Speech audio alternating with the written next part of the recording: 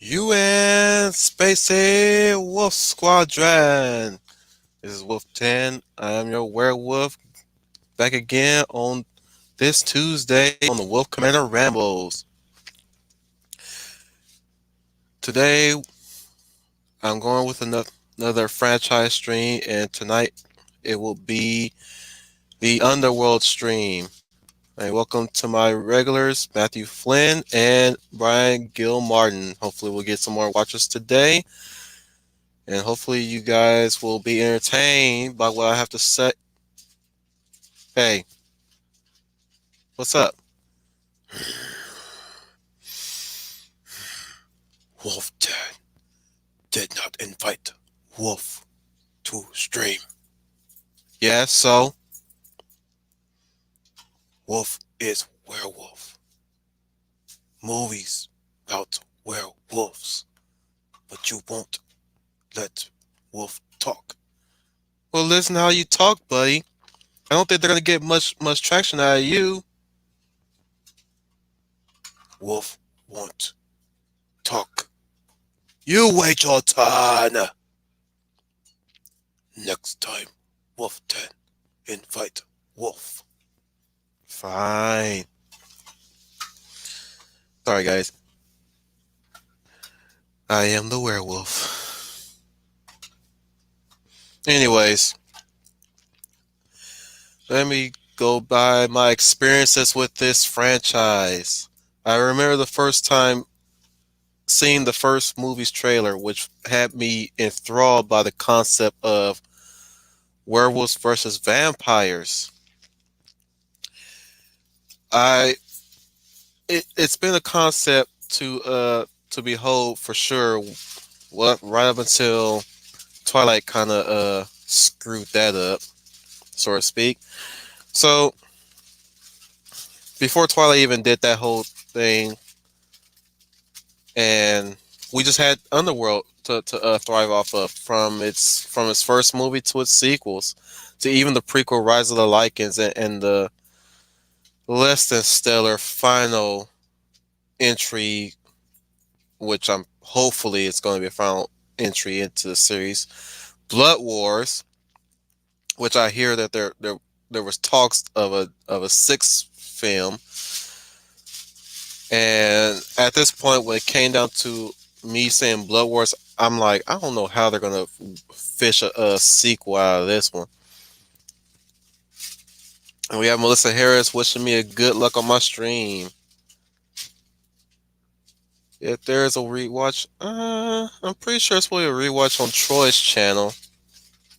You guys want to know what the sound is in the background? My wife is moving stuff, so it's cool. It's cool. Anyways, thank you, Melissa Harris. And it's nice to see you again, Matthew Flynn. So again, like I didn't see any of the Underworld films in the theaters except for Blood Wars, which is the only one I saw uh officially in the theaters. Everything else I ended up watching on DVD, which was sad because the first three are technically my favorites. Although Awakening is kind of like my least favorite, and Blood Wars is my most hated of the films. I also heard that there's actually an animated series. Well, not necessarily a series, but animated short video that was made before I believe Awakening came about.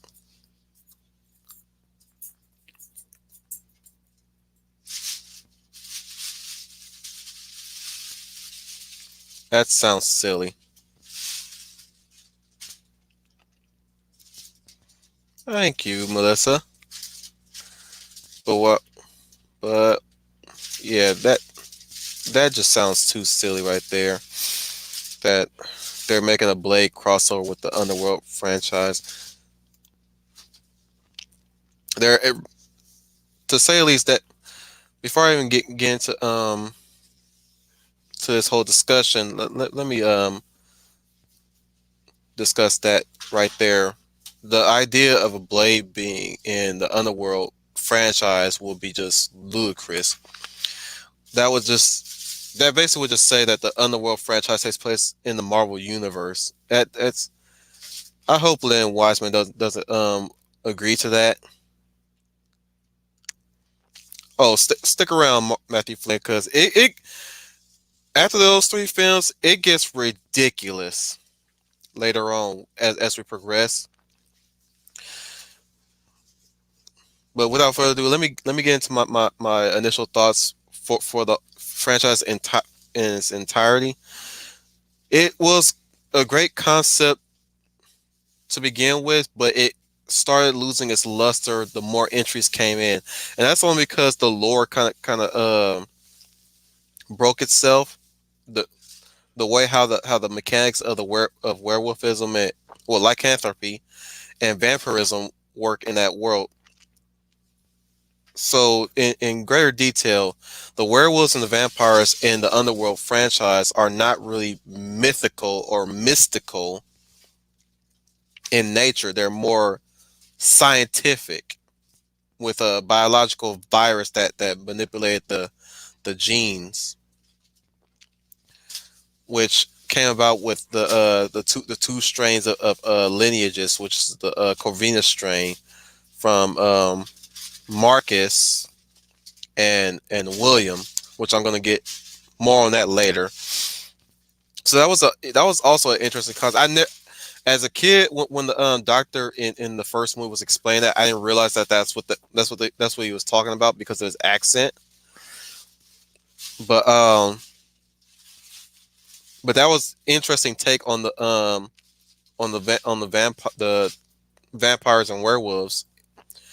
The fact that it was all biological and not mystical. Now there's some sort of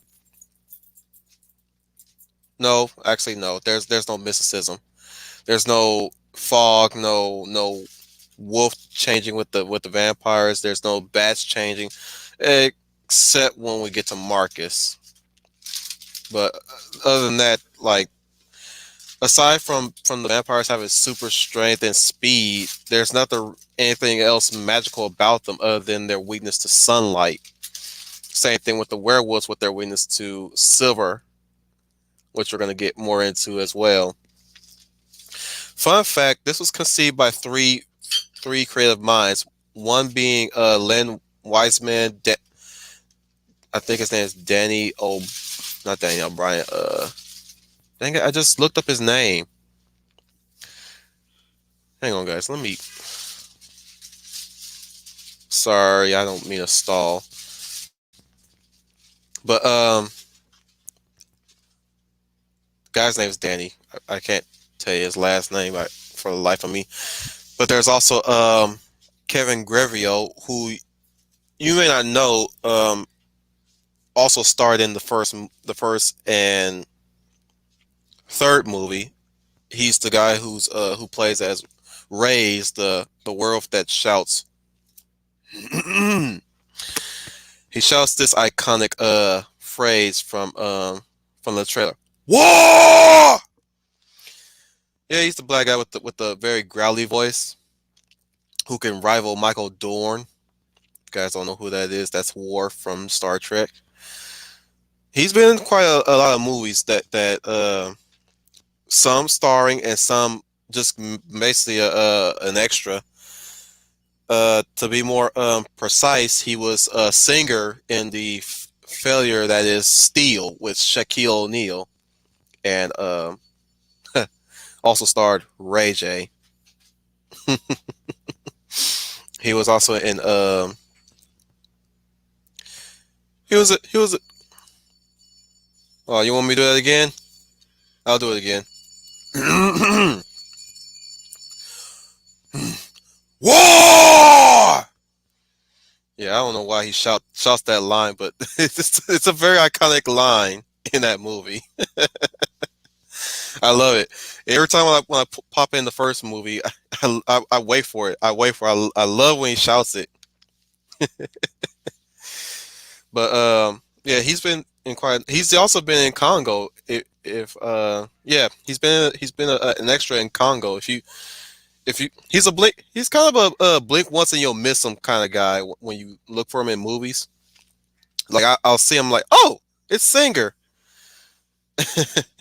But if you guys want clarification on where he shows up in Congo, so you know when they meet Daryl Lindo in Congo, so like before they meet him, no, this is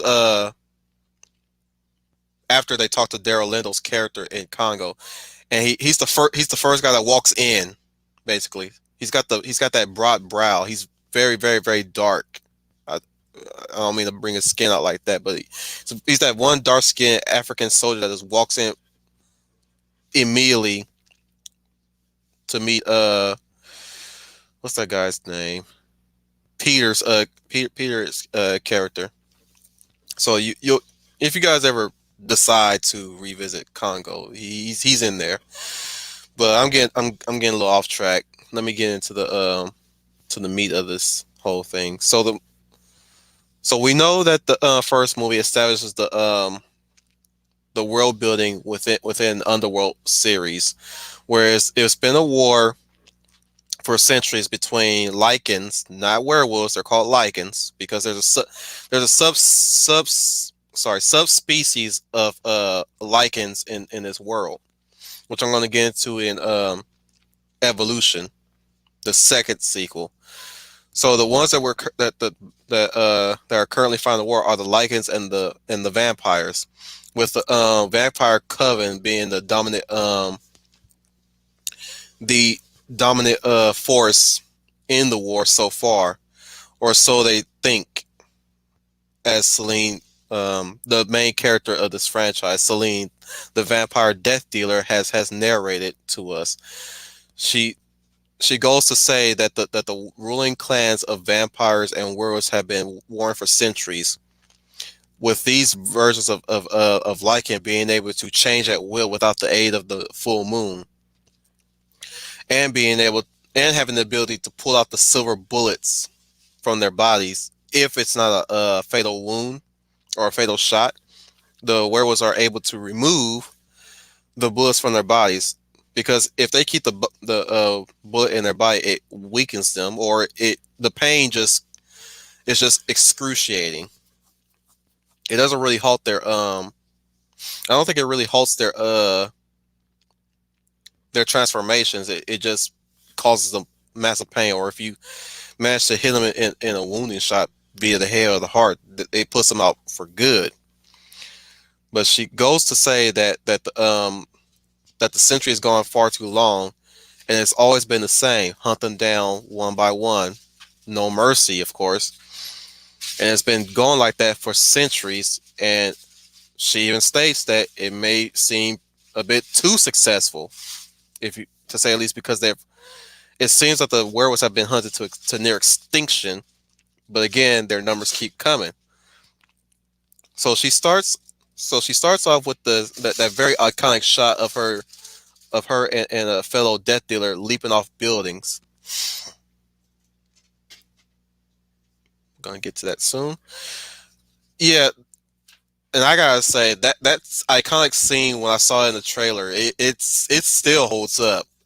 I mean, it's shot with it's shot in CGI, if I recall, when she leaps off that building, and the camera just tracks her falling before she lands. It's a beautifully done shot. And again, I revisited this movie a few times, and that shot still gets me. It's so anime-esque, but it's a very iconic shot. So she lands.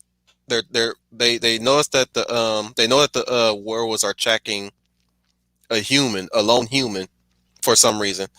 So you get a little insight to how their war tends to spill out, even among normal bystanders. And the fight takes place in a it takes place in a railway, if you will. Also, also the fight's being fight with guns and bullets flying everywhere.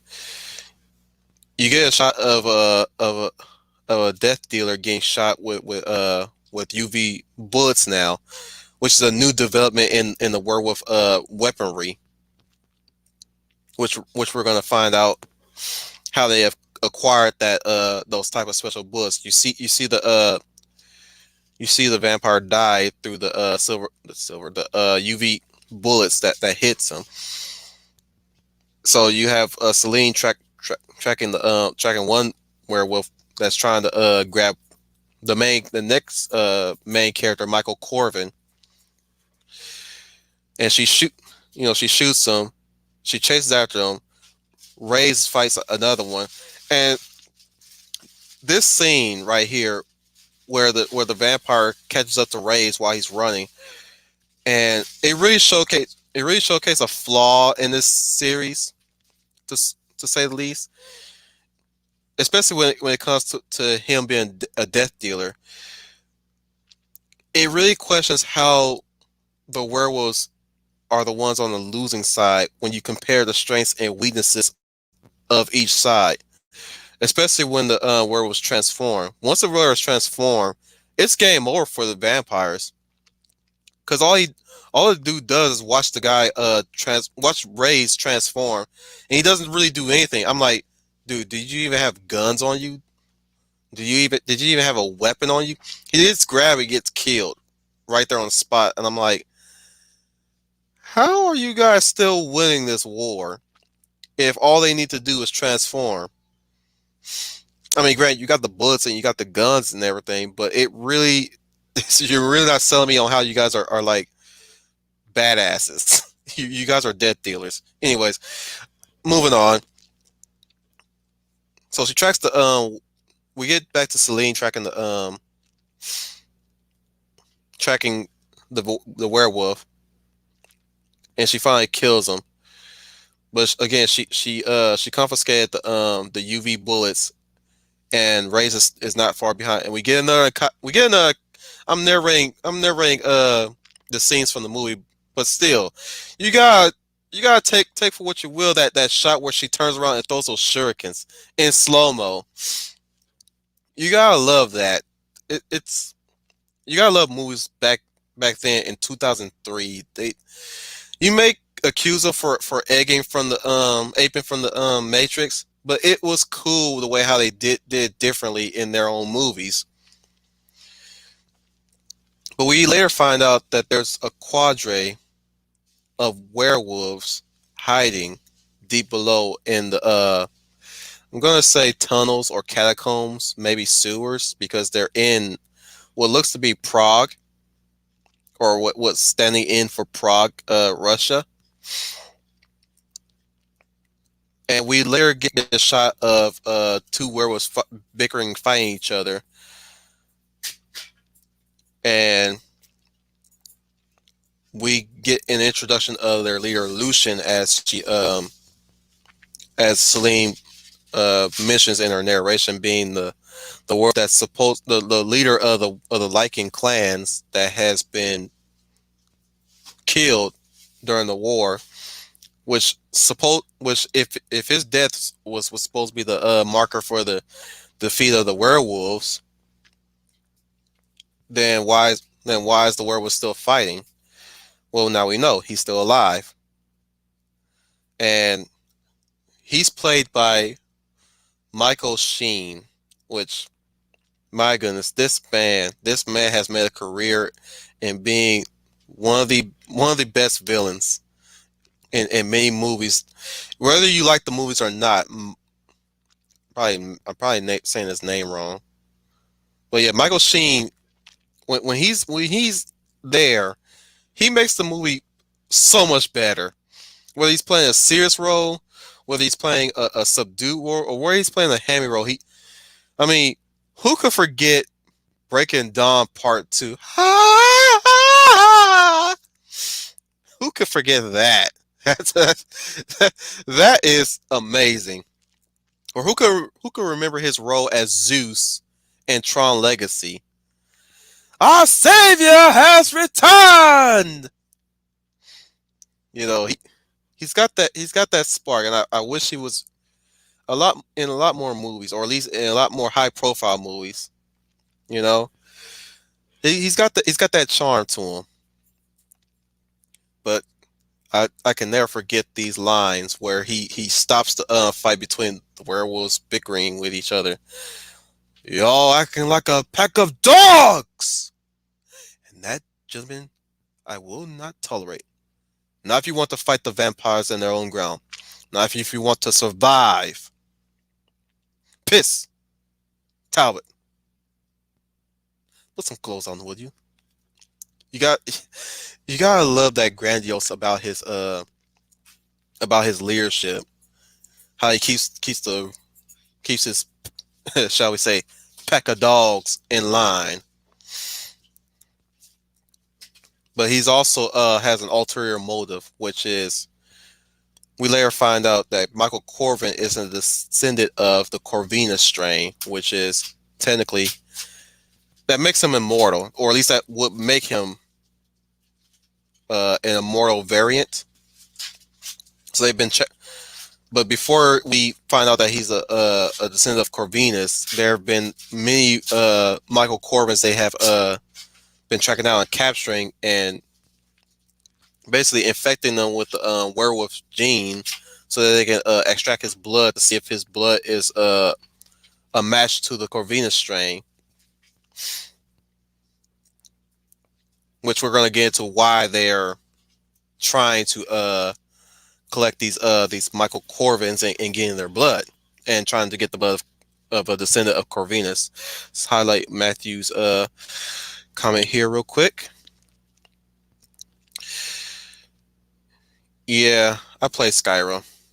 I didn't get that far into the vampires, but I had become a werewolf every time I played Skyrim. It's only because it's so cool.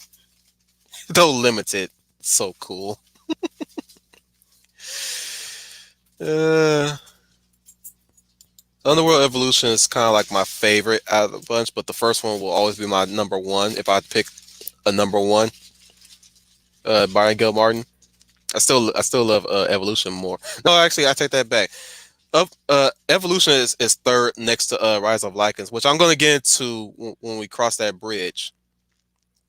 I'm gonna explain why Rise of Lycans is my favorite amongst the sequels. I mean, we all know the first ones will always be my top favorite, but as far as the sequel's concerned, Rise, well, it being a prequel, still, but it's still one of my favorites of the franchise. So we also get an established shot of how the coven is operating, or at least we get more later on. We get more in depth to how the covens are run, with the three elders being Amelia, Victor, and of course Marcus. And Victor is supposed to be the third in waiting, whereas Marcus is supposed to be the second to be reawakened by Amelia. So they're talking about the awakening of Marcus is underway while this whole conspiracy is going on. With we're also introduced to Craven, which is, let's just say, he's a star scream in these movies. He wants power. He's power hungry, obviously. He's only his only weakness is that he's so obsessed with Celine, who is committed to the job, being a death dealer. But you also have this side piece, as I like to call her, really just obsessing over him. Which of course she's not gonna win any favor being with Craven, who's obsessed with Celine. I forgot her name. I think her name was Veronica. It might be Veronica. I forgot. But yeah, so you get a little insight to the vampires basically just screwing themselves over by trying to grab power every chance they get. Typical vampire coven ethics, but it's there. So you got the conspiracy, you got the infighting, you have the preparations for a new leader to take over for another think they go for 2 centuries, which is 2,000 years, and then they switch it up. I think that's how they work with their ascensions. Oh, another feature. It, okay, okay. I was saying there's no mysticism with it with these character with these species. No, actually, there is some mysticism.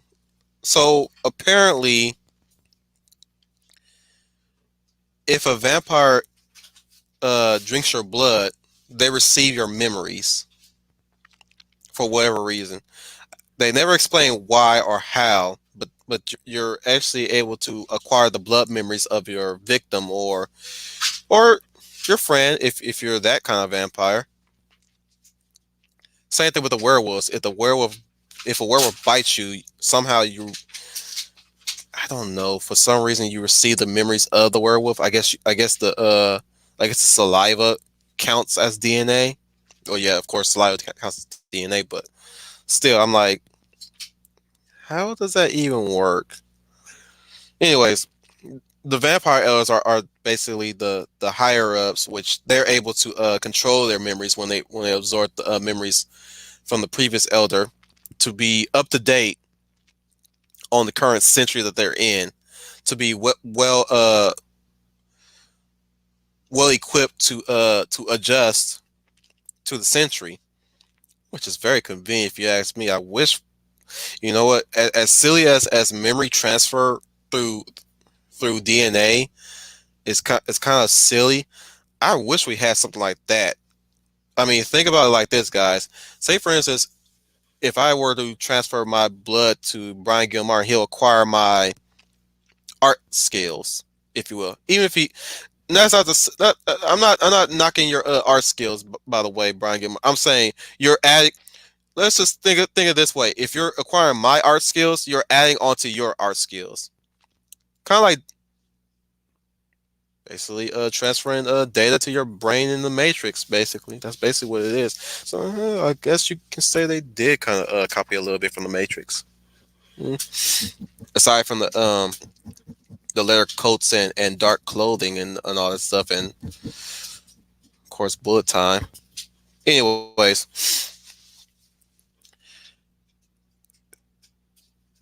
sorry, I'm collecting my thoughts real quick. So Craven is trying to we also know. I'm glad you agree, Brian. I'm glad you agree.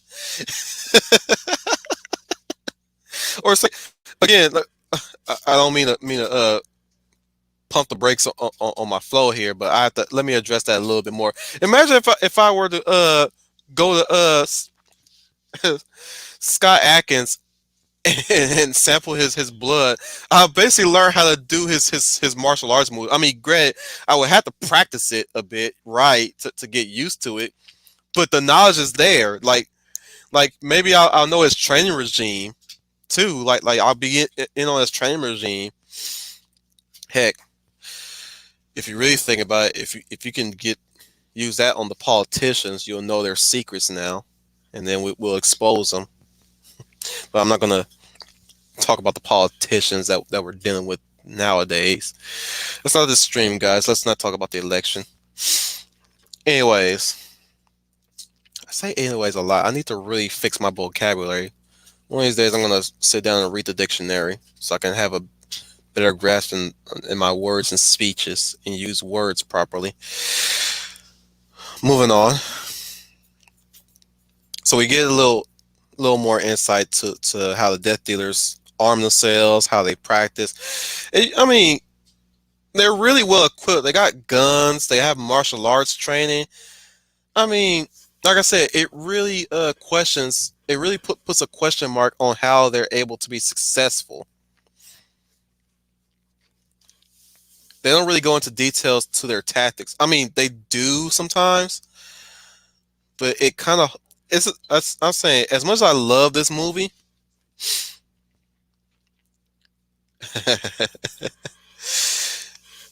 as much as I love the first movie, it does have a lot of holes. That that one being my biggest concern. It's like How is the Death Dealer so successful in killing werewolves when you really put the power set when you set the power sets between the two species? There should be no reason why they, especially when we get into to the third movie, it really is head tilting. I'm sorry to repeat myself, but that's one thing that it's always one thing that really bugs me within this franchise. Excuse me, got a little caught there, but I'm gonna speed this along and get into the really good stuff. Oh, and let me before you know what, I'm stalling, but let me clarify. There's been a lot of people that tend, especially journalists, that tend to compare this franchise to Romeo and Juliet, and I really cannot stand when people throw in Romeo and Juliet to every movie, especially when it concerns two lovers on both sides. Underworld is not Romeo and Juliet. Underworld is an action, at times horror movie. It just happens to have two lovers in it. It has nothing to do with Romeo and Juliet. I'm gonna tell you right now what what movie. If you want to throw that in, you have to meet my criteria. And I ask these questions a lot when every time somebody brings that up.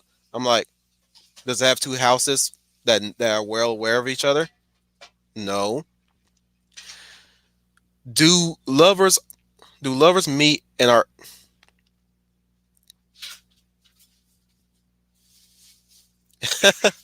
welcome everybody to Leia Plus Size.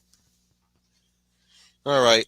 Since you said that, I might as well do the iconic howl. Ow! If you were if you were here earlier, the wolf kind of interjected for a cool. I'm still here, Wolf 10. Go away, Wolf. No, I want to say hello to Leia Plus Size. Fine, say hello and go away. Hello, Leia Plus Size. I am Wolf. I be going now. No more interruptions. I will hold you to that. You're supposed to be a noble wolf, remember? Yes, I am noble. Thanks to Wolf Ten's new friends in Professor Geek's group. Okay, he's gone now.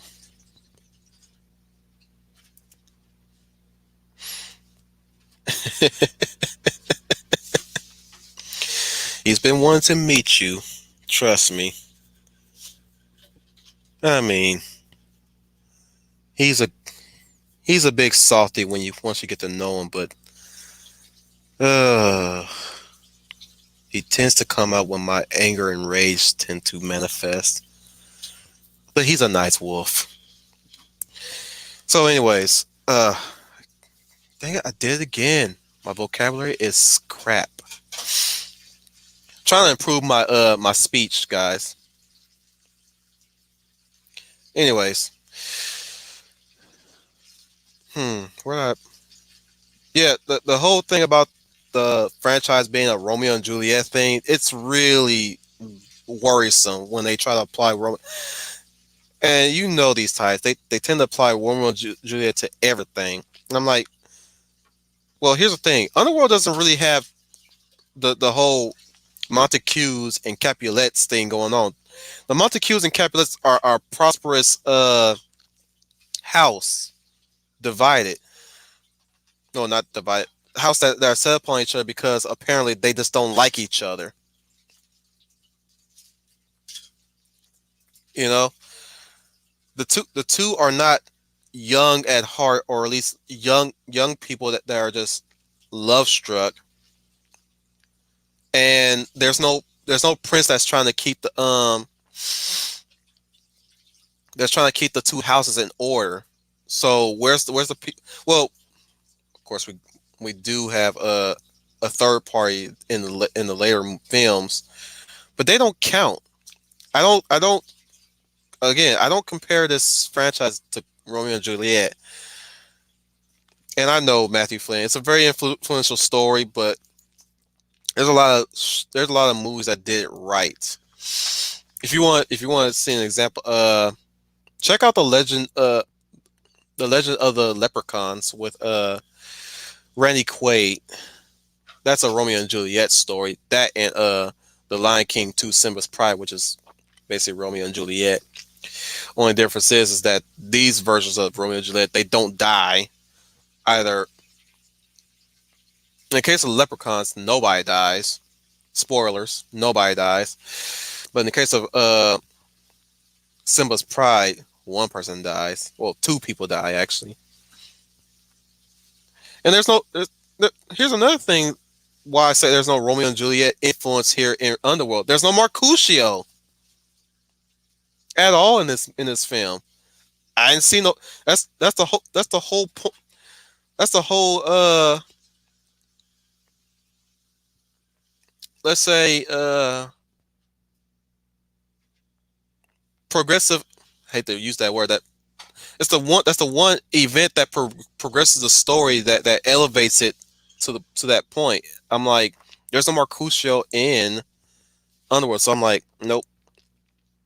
If it doesn't have a Mercutio um, XP in the movie or the story, then it's not a Romeo and Juliet esque story. Sorry, you gotta have you. That's the key ingredient.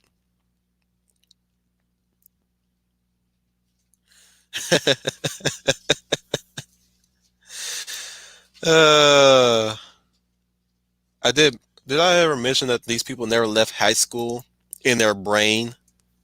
If that's all the thing that they read, because growing up, the only two Shakespeare stories I read, or at least I was taught in English of all classes, was Othello and Romeo and Juliet. We never got to Midsummer's Dream or say Macbeth, or at least I didn't get that far into to my school, or maybe I don't know. We were very urban kind of urban school, public school that was really like hungry for money. If you saw our textbooks, man, it was that bad, guys. It was that bad. Just a little personal information about me in my school days. Now I will say high school was a lot better than elementary and junior high. Didn't have to deal with enough bullies. In fact, the bullies became my friends in high school, which is weird if you ask me. Very, very weird. Anyways, that's enough about me. Let me move on. So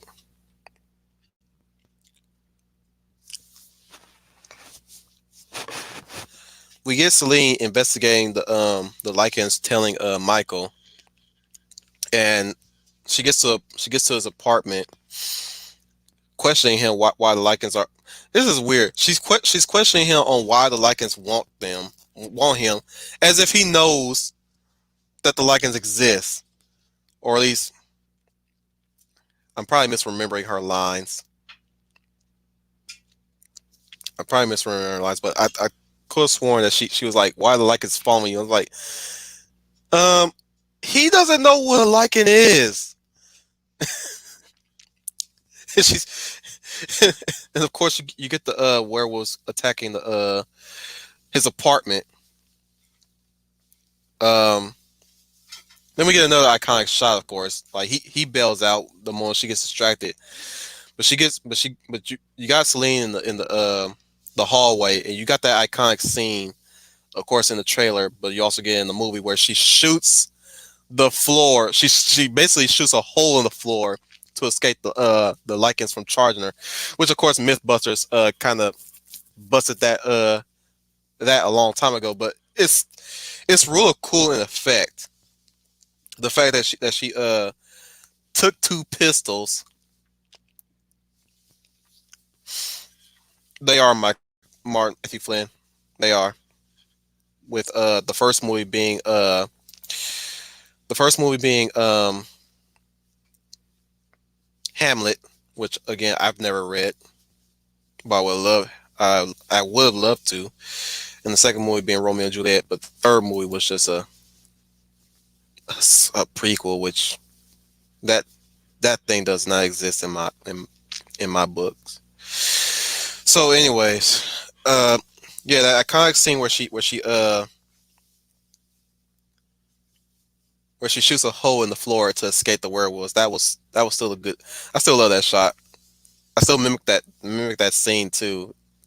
It's a badass scene. I gotta admit, it's a badass scene. Then there's the shot where another highlight of an iconic shot where Michael gets out of the elevator and there's Lucian waiting right there. Hello, Michael. He she catches up to him somehow, or at least one could assume that Michael was getting to the first floor to escape, but she gets there and she shoots him, and he bites Michael where she's able to pull him off and and take Michael to the car to get out of there, and then you get Lucian, which another I got to highlight another iconic scene where he where s- where some werewolves are pulling out their bullets. He literally pushes out the bullets from his body. That was a beautifully shot scene, especially the one bullet that exits out of his head. Yeah, he took a bullet to the head, guys, and he's still alive. Granted, we all know that even though this is why we employ the double tap to the headshot, just to make sure the person is dead this time. People can't survive headshot wounds. Granted, there's still damage and everything, but I mean that shot still, it doesn't even creep me out. It's just it really hypes me up because the music behind it, of course, but like just him just pushing those bullets out, just it really showcases how powerful Lucian is as a werewolf, especially when he runs after them in a car, no less. Like he's in his human form and he catches up to the car, and you got another shot where it's almost like the one. Anybody remember the one with Jet Li and Daryl Lindo, of course, and Jason Statham? Anybody remember that? I'm pretty sure you will. But like he's like, you see the car um swings by the camera, and you see Lucian just catching up real fast. I'm like, whoa, that's crazy. Of course, you get the scene where he pulls out the blade and he's like he's basically stabbing the rooftop, and Celine's not doing a thing about it at all, you know, and she's just driving, and I'm like, dude, again, I question how you guys are this good at killing werewolves, because she gets stabbed in the shoulder. Of course, she finally pumps the brakes and make him fall off, and then of course you get another iconic scene that was also in the trailer where she hits him with the car, and he does that twist flip, and he lands right back on his feet, and I was like, what did that solve? I mean, great, he finally stopped chasing them, but still, like, of course, another thing is, well, no, actually, I'm answering my own question if I do ask this question, but yeah, one would ask why he still chase after him when he already got the blood. He collects the blood once he bites into Michael, but like, but I think he's supposed to capture Michael as well. But he has what he wants, so mission accomplished, I guess. So of course Celine gets passes out from blood loss, crashes to the water. Michael has to save her behind, perform CPR because in this movie he's a nurse working at a hospital. So of course he fancy that one, guys. A human, now turned lichen, is performing CPR on a vampire, which again, they're not undead. They're not the undead. They're just they're just people with extraordinary abilities. When you break it down to it, like I said earlier, they're a lot of people call them virus vampires and virus werewolves because again the lycanthropy and vampirism comes from a virus from that was passed down to immortals, which we're gonna get into later on. So let me speed this along. Since of course no one would believe Celine, she has to go to her she has to go to her father figure, Victor, the one who started the covens and the idea of switching vampire elders, played by Bill Nye. You guys know this guy. You guys know this guy. You guys, at least you guys should know this guy. This guy's been in a lot of movies, mostly villain roles. Specifically, Do You Feel Death? Cuss you, Jack Sparrow! Or my favorite line, You are neither dead or dying. What business do you have here? Jack Sparrow sends me to send you his regards. Who? Jack Sparrow sends me to send you his regards. Or my favorite Davy Jones line to Bootstraps.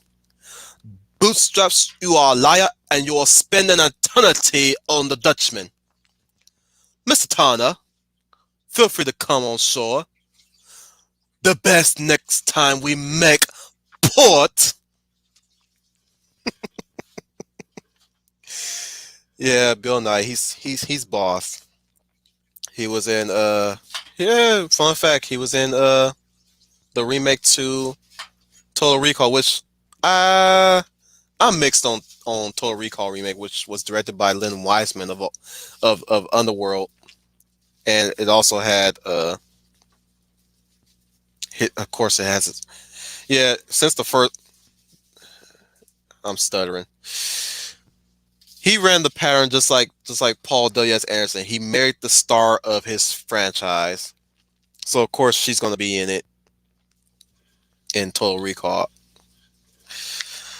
But Bill Nye brings such, again, like I said about Lucian. When it came to Victor, you know very little about him, and we have my wingman Owen Lister, listening while he working. How's the bathrooms? Hope people clean up behind themselves. Or how's the workstation? We've been in the same field, so I can understand, man. I can understand. It's tough cleaning up behind people sometimes, but you gotta do it. You get paid doing it anyways. But anyways, welcome my wingman Owen Lister, the Guyver Patriot. I'm glad he's here, and it's good to hear, to know that your work is doing all right. Anyways, anyways, I'm a broken record, guys, but you love me for that. So I love Victor's first line when she tells Craven, now that Victor is awake, let's see what he has to say about all this. Because of course Craven's still trying to beat around the bush about the whole liking conspiracy, and I love. Oh no! His reaction came after again. I think her name is Veronica. I'm not sure, but she tells him that Michael Corbin's a lichen now after discovering his bite, and she yeets herself out of the situation. But she says he's a lichen. He's like, what? and and then you hear Victor's voice. What is this ruckus? Like he wakes up like he's waking up in a Sunday afternoon. He's like a grumpy old man. We have much to talk, Celine and I. You will summon Marcus. But it's Marcus's turn to rule. You've been awakened. You've been waking a century early. And that really ticks off Victor at the fact that somebody is breaking the rules, especially when Celine has awakened him using her blood, trying to communicate to him with the memories of hers, uh, with the accusation that Craven could be working with Lucian, and that Lucian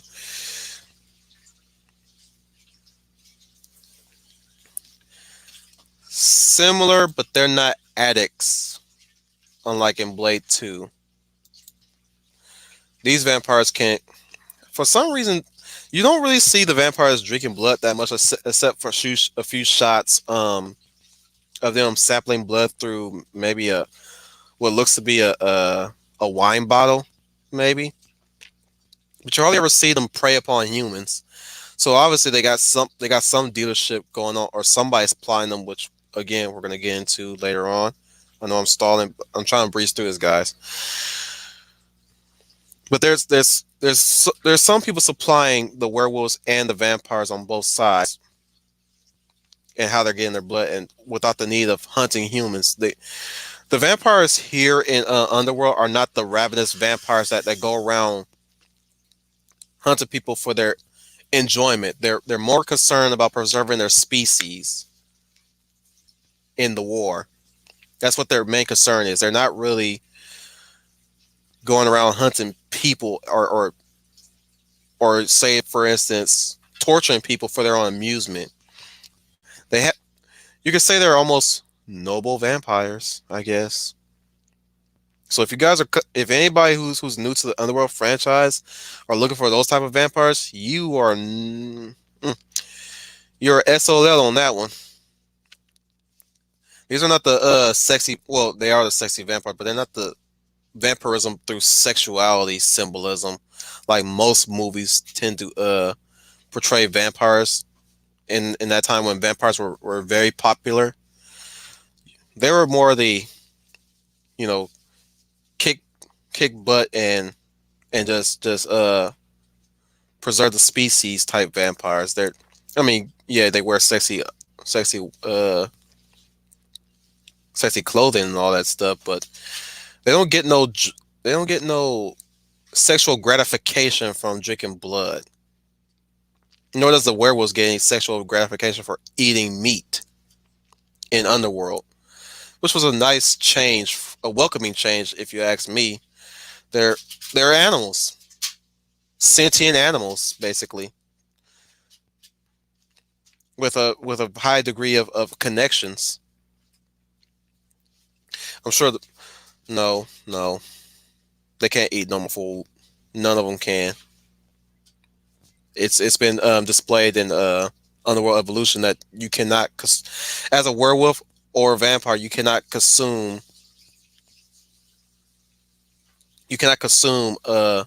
human food, regular food. You'll puke it up if you even try to stomach it. We also learned through Celine, of course, rewinding back a bit, but there's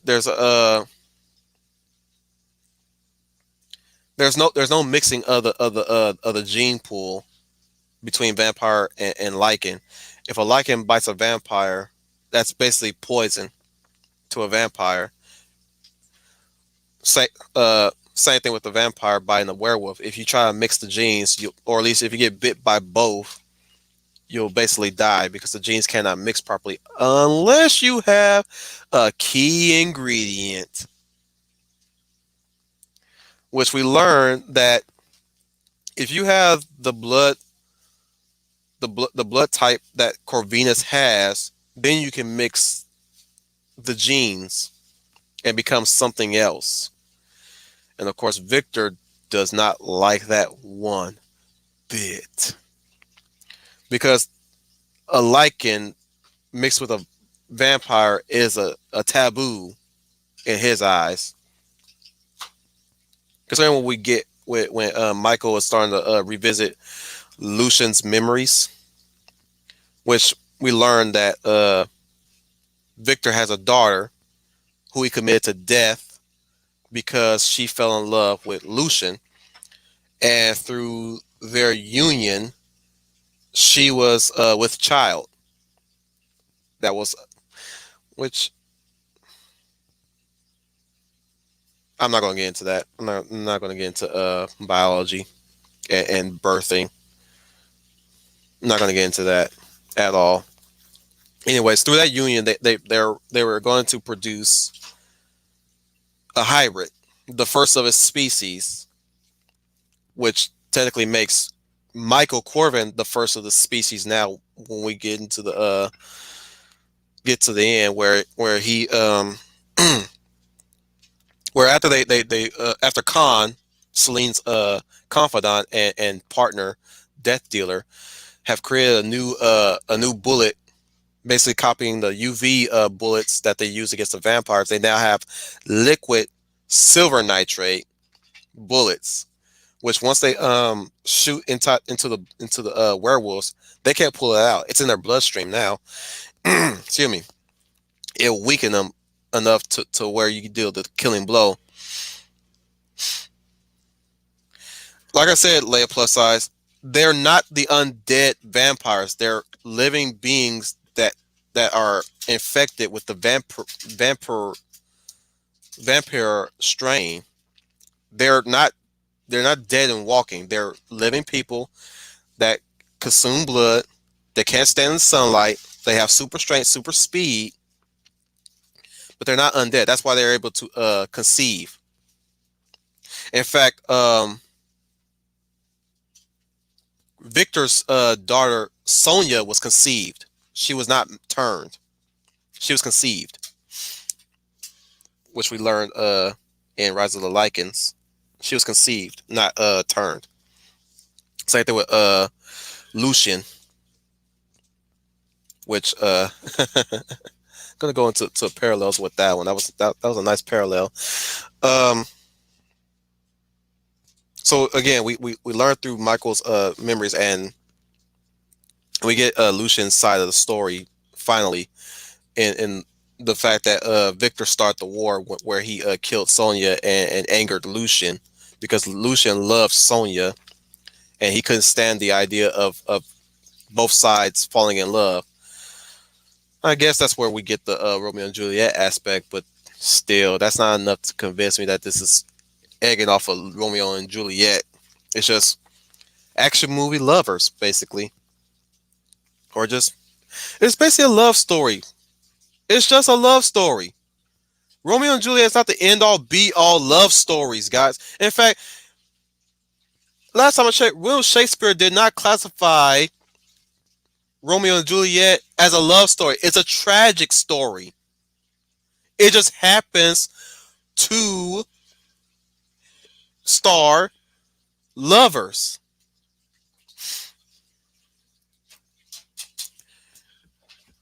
Sorry, I don't mean to go into that mini rant right there. Again, it really irks me how people compare, how they try to apply Romeo and Juliet to everything that has a the only werewolf vampire movie that actually has a that has a Romeo and Juliet as story is Twilight. Twilight's the only one. It is not Underworld. I'm sorry, guys, but sorry. I don't mean to go into a rant. I don't mean to, but that was irks me so much.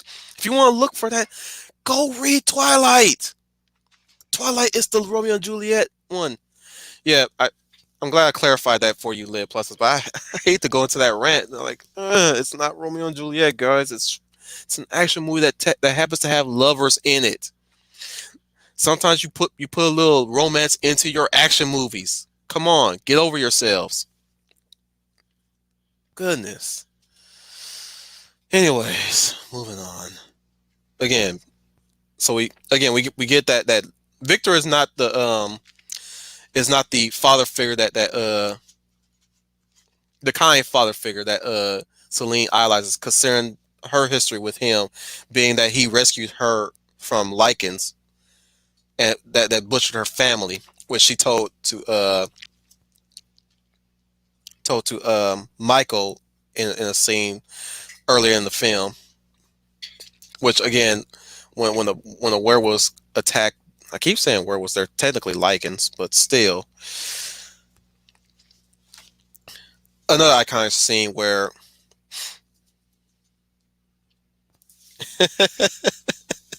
I have to, Owen. Sorry, I have to. It in a way, it does check out the criteria. I have to throw it in there. It's even referenced. It's even referenced in Twilight. Twilight references it. So it's Romeo. I hate to say it. It's Romeo and Juliet esque. You got two families. They know each other. They know each other. They don't like each other. Grant, they don't fight each other, but they do. There's two sides, and of course, you know, it's there. It's there. But yeah, and there's a Mercutio in it too, somewhere. Somewhere there's a Mercutio. Anyways, where was I? Yeah, we get that iconic scene where Michael escapes from the window, and he busts that massive front flip. And oh my goodness, I could watch that scene all day. Just the fact that now he's a werewolf, and he just leaps off. He yeets himself off that window, and he does this little soaring front flip, and he lands right on his feet. And he's just surprised. And you also got that other scene.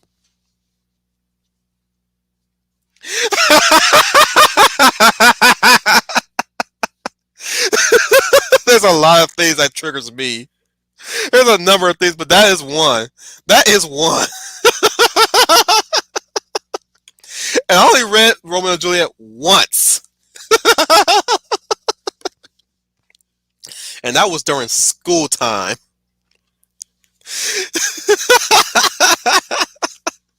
Yeah, there's a lot of things that could trigger me, but that's one of them. That is one of them. I cannot stand when somebody try to insert Romeo and Juliet to something that's not Romeo, that has nothing to do with Romeo and Juliet. I'm guys, I'm like Ishii when it comes to cyberpunk. If you tell me something is Romeo and Juliet, I look at it and it's not tickling my criteria of what makes a Romeo and Juliet story, I'm gonna tell you right in your face, that's not Romeo and Juliet. It's not. It is not. Heck, Dune is almost close to being Romeo and Juliet than anything else. I'm saying that right now. Dune is almost close to that, and that's not even about Romeo and Juliet. But where I was going? Oh, another scene that I like to highlight: the werewolf transformation. It is painful to behold. The way how they go into well, not necessarily X-ray, they go in the inside of Michael's body. Grant, it's dead CGI, but man, oh man, when you see those ribs pop up, that is painful to watch. Especially when you see his face morphing into the wolf face slowly. Oh my goodness! Especially when he looks at the thermal. Oh, fun fact about their biology: for some reason, the vampire's eyes turn blue, whereas the werewolf's eyes turn blue, but they go pitch dark when they transform to full werewolf. Fancy that one. There's no reason why we of course we know why the werewolf's eyes go pitch dark because they transform. But there's no explanation why the vampire's eyes turn blue. Is it anguish? Is it showing that their aggression? Maybe. Maybe it's a gargoyles thing. You know when the gargoyles when they get mad or they get aggressive, their eyes glow. Remember gargoyles, Disney's gargoyles?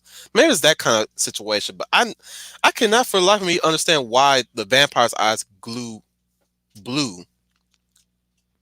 It doesn't even give them a power upgrade at all. Unlike the werewolves. or at least you know when the werewolves I like blue eyes. Wolf, thought you were gone. Yes, but I must point out, blue eyes look good in light. Good choice on director and creators. Also, when I transform, I'm sorry that I hurt you when I transform. Oh, thank you, Wolf. That's nice of you to. Well, you don't really have to apologize. I mean, you're with me for life, buddy.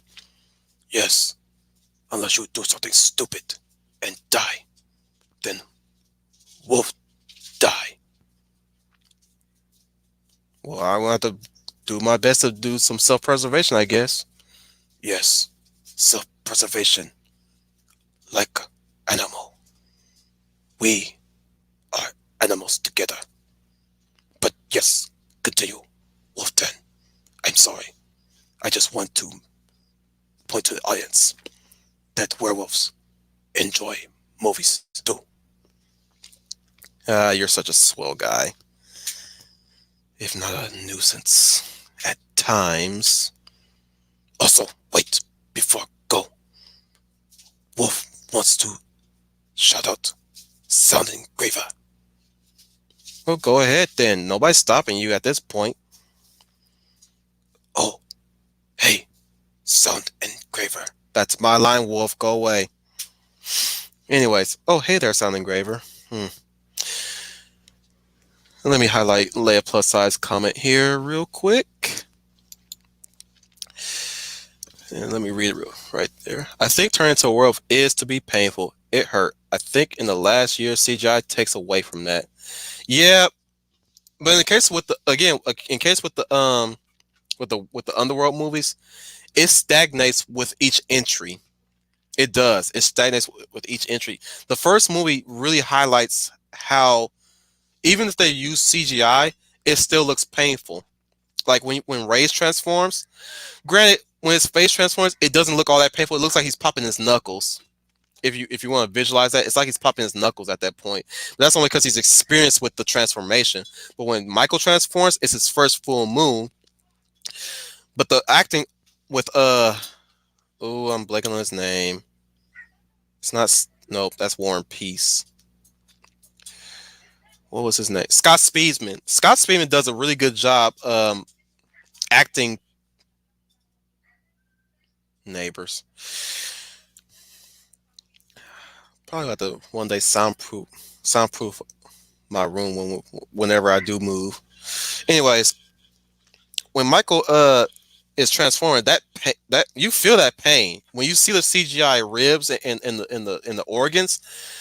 You see how painful that is. I mean, again, it convinced me enough to see how painful it is. Granted, the outside shot.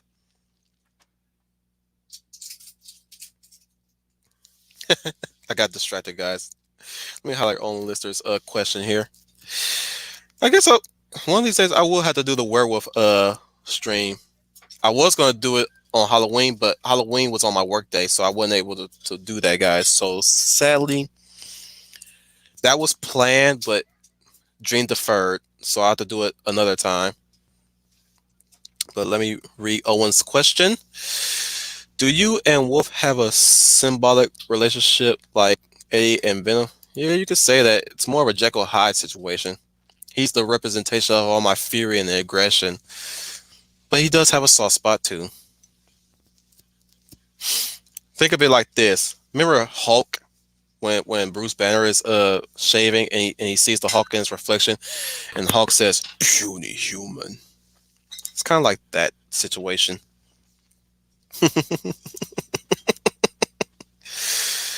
But yeah, actually, you know what? Let me stop for a while and talk about the werewolf designs.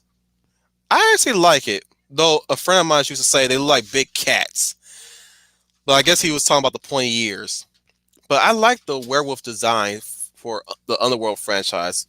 They, especially the later werewolf designs, but like the current werewolf designs, the category for this werewolf species is lichen, so to speak. They're lichen, which is they're 8 foot tall. They have manes, but almost everything below is kind of lacking in hair, like the body, the arms. The arms have few hairs on the forearms. The neck has the mane. Um,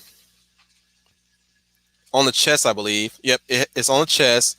The rib cage is a bit more. Well, no, the muscle mass is a bit more pronounced.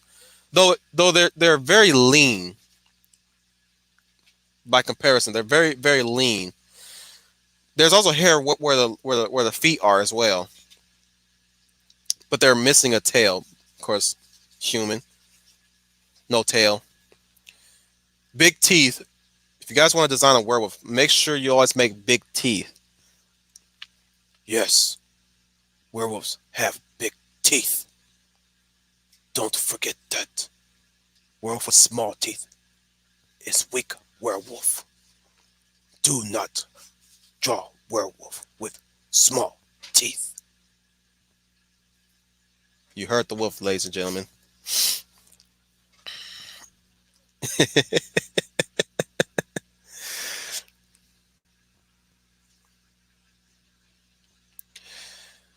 What is sonoids? Another time, wolf. That will take all the stream to explain. Anyways, yeah, I like the werewolf designs in the movies, especially as they progress. Though there are some designs I could do without. Yeah, I explained that earlier in the stream that they can change at will. They don't need the full moon. Say for Michael. Michael was the when you are a newborn lichen in the Underworld universe, you're relying on the moon more, at least until I guess the third moon. Then you're able to control it at will. That's their weapon against the vampires now, because they're able to change at will without the use of the full moon, and that's where their power really stems from. Is their transformation. So we get a little insight to the Corvinus strain, which is told by the Lycan doctor after Celine captures him. Which I don't understand why would Lucian send the doctor to also capture Michael. He's a valuable asset. I mean, he's a geneticist to be sure, but why would you send him out there? Again, plot hole. Love this movie, but it does have some questionable choices. But who can also forget when he explains the Corvinus strain, which is Corvinus was an immortal that survived a plague in his village. He's the only survivor because he's immortal and nothing kills him, let alone a plague. Gave birth to two sons. Well, not well. He, of course, he didn't give birth to two sons. He gave, of course, through copulation, he gave birth. He sired two sons, Marcus and William. Marcus being the one. Marcus being the one that's named, but not William until the second movie. But Marcus is one that's still asleep, and like how they came about is that they're both immortal, both Marcus and William, and Marcus became a vampire through being bitten by a bat, a single bat, and of course William, being the first lichen, was bitten by a wolf. So that's the story of the convenience. One bit by bat, one bit by wolf. In the words of Victor, that's the most ridiculous thing I've ever heard. Or his retort. There's a descendant of Corvinus sitting there, not 5 feet from you. Of course, there's that one line where he says Lucian is dead, but but he also says, but the doctor retorts, according to whom? Of course, we got the scene where Craven leaves, but before that happens, Amelia is supposed to show up, but as any of you guys have seen the first movie, that did not happen, did it? The Death Dealers basically go there to witness the ambush of the elder Amelia. She gets killed. Of course, they take her vampire elder blood so that they can use it for Lucian. Well, now that we know the plan, not might as well tell you the plan Lucian has. Lucian intends to make himself into a vampire werewolf hybrid, so he can be able to combat Victor on his own equal footing. Nice comparison, Owen. Nice comparison. But that's the plan the Lycans have at that moment. That's the trump card against the vampires. At this point, they've murdered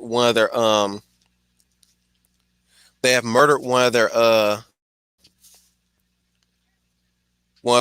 elders, taken her blood, killed everybody else, and now they have to just get it back to Lucian. And of course, you could tell there's some favoritism between Victor. There's a like it. You could kind of see that Victor favors Amelia more than Marcus, which again we're gonna. I know I'm trying to speed this guys. I'm trying to speed this up so we can get into why he has such a favoritism towards Amelia, uh, unlike Marcus. But yeah, you could tell he grieves for her when he hears that she dies. You know, and also there's this line to him and Celine. Greatness will be awarded to you the moment you kill this lichen, this Michael. You know, that's where we get into the whole war between. We get to see the war a bit more between the lichens and the vampires once we get to the end of the movie. So we've already have Michael chained up. I know I'm glossing over a few details, which I'm pretty sure I'm going to go back to them when I get into more into the other sequels. But we get to the final act into the movie. You get to see how it really plays out, how it's always played out in the centuries as of now, where you got the werewolves completely outgunned at this point, especially when the Death Dealer shows up. They drop a grenade, blows them up. You get Celine doing that death drop again, like she did in the beginning of the movie, which again, love it. She's got that bow corset going on in the leather suit and everything, and you see them just mowing down werewolf after werewolf after werewolf, just going down. You got the music blaring and stuff. Um, Craven's there with Lucian, of course, and of course we all know that now beforehand we know now that Lucian cut off his branded skin to give the Craven to make it seem like Craven was the one that killed Lucian, and that was his proof. Of course, now that skin has been in the book, the history book, we now know the case that Craven is really a pussy. He's a slimy Starscream character. He has no reason to be grabbing power the way he does if he's not willing to obtain it himself. This is why I tend to call villains weak people, because they want to take, they don't want to obtain. And he's in that category right there. Now don't get me wrong. There are some villains that actually obtain rather than take, but these type of villains are weak villains in my eyes. Not weak in story wise. I'm talking about like weak as a character, as if I had to describe him as I knew him in real life, weak man. But he's not a weak character. He's decently written. Craven's decently written. Don't get me wrong. He's decently written, but he's a weak person, if I had to meet him, if I had to socialize with the guy in real life, which I probably shouldn't, probably would not want to socialize with him because I would like to keep my life. You know, pretty sure he would kill me for far less. Probably drink my blood. Anyways, uh, so he betrays Lucian by shooting him with the nitrate bullet. So we have Lucian weakened at this point. Craven's trying to get up out of there. He's got his own squad of vampires escorting him. Again, you have Celine rescuing Michael, which she actually catch up to them, and he shoots Michael with the bullets, of course, and she's still on the Victor is my daddy train for a while until Craven tells her the truth, which is Victor was the one that killed her family, not the Lycans. He even adds that he actually drank their blood while he was at it.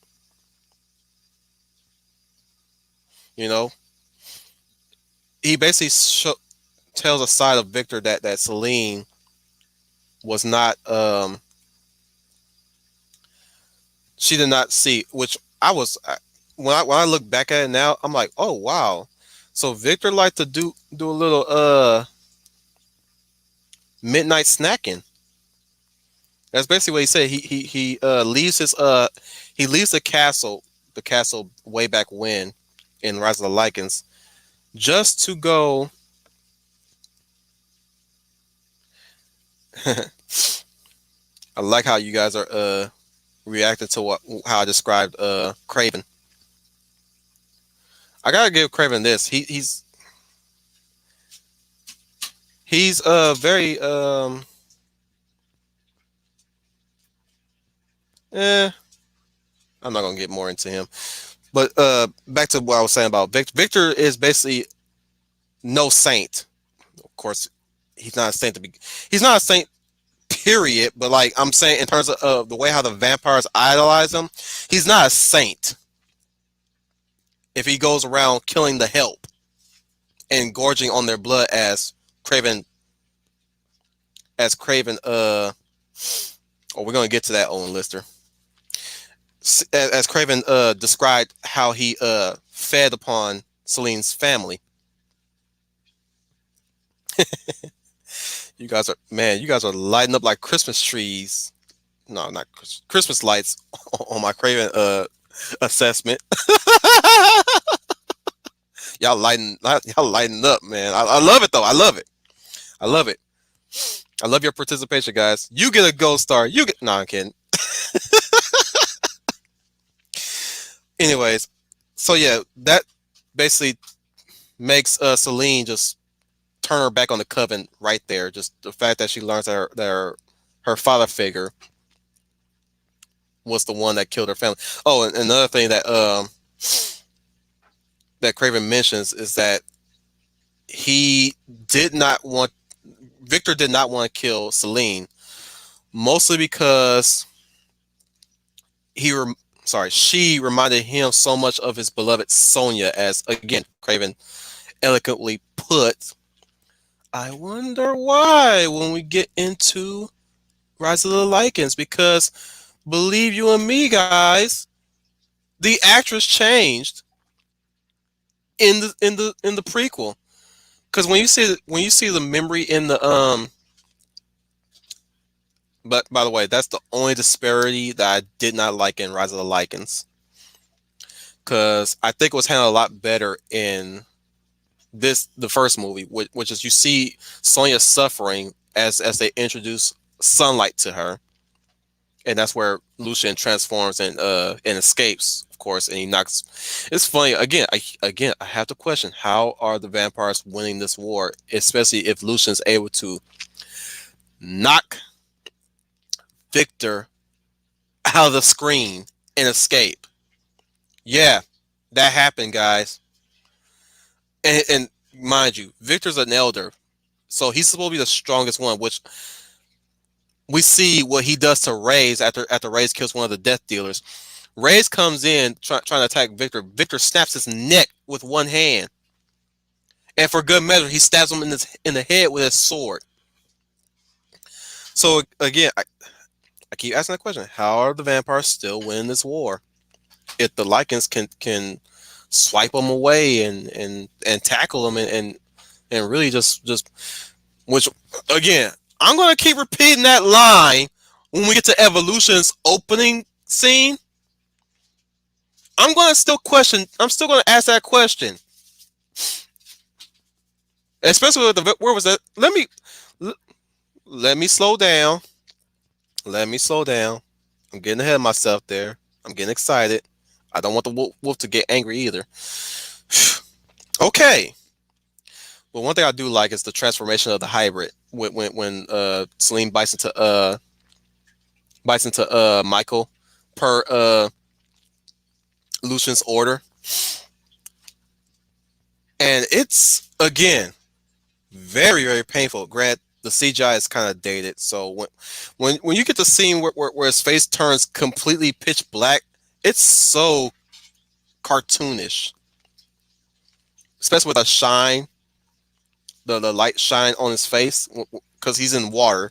He was thrown into water when he transformed. Victor threw him into the water when he lands into the water. But once he's finished completing his transformation, that you get the maul first, and then it disintegrates back into a regular face. He's got the pitch dark eyes. The design of the hybrid is actually not bad. It's grayish. He's got the talons like the lichens. He's got super speed, which when he fights Victor, when he's about to kill when he's about to finish off Michael, you see Michael pops up. Oh my goodness! Fun fact, guys. When I saw the trailer, I thought Michael was a special kind of lichen, considering he was a descendant of Corvinus. Which later on I'm gonna get into what I would have done with this franchise had I was writing the story. No disrespect to Kevin Grebbio for his writing, but I was going if if they're talking about reboot, they better sign me up for it because I'll be writer. I want to write this reboot. I tell you right now, it won't go. It kind of will go with the same beat, but it'll go a different direction. Let's say that. Anyways, sorry, collect myself real quick. I like the design of the Lycan vampire hybrid with Michael Corvin. The again, it's a unique design, and it's the first of its design too. There has never been really anything like it up until Underworld introduced that idea, the vampire werewolf hybrid. You guys can correct me in the chats if you like. If you found anything that predates Underworld with a vampire werewolf hybrid, you guys can correct me if I'm wrong. But I will maintain that this was the first time. Yeah, he did kind of look like Nightcrawler, moved like Nightcrawler because when when he pushed Victor into the to basically what counts as the battle scene, he's right behind him where he lands. Victor gets back up, and Michael's right behind him again. So I gotta say that was a cool camera technique that the director did. That was a really good camera technique. Like one cut, he's right there behind Victor. Victor gets up, thinking that he's right there, but then you get another cut, and well, actually no, you get the panning shot, and he's right there behind Victor again, and that's when you get to the fight. But of course, Victor has the upper hand because he's an elder, and Michael's not really a seasoned fighter. Granted, you know that if it was Lucian would wipe the floor with him, with Victor. He would mop the floor with him.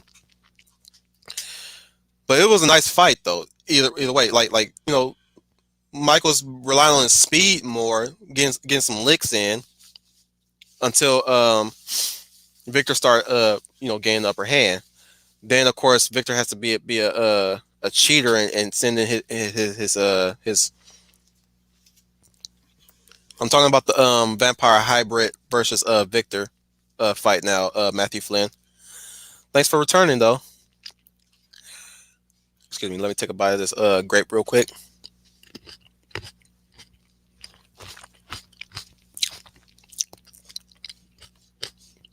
Excuse me. I don't mean to eat it. I don't mean to eat on stream.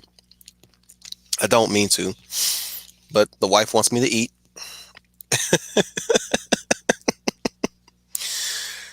I love my wife. She cares for me.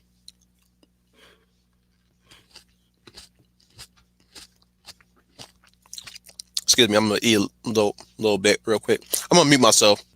How about that? I'll mute myself real quick. I don't want to hear y'all. I don't want y'all to hear me chew.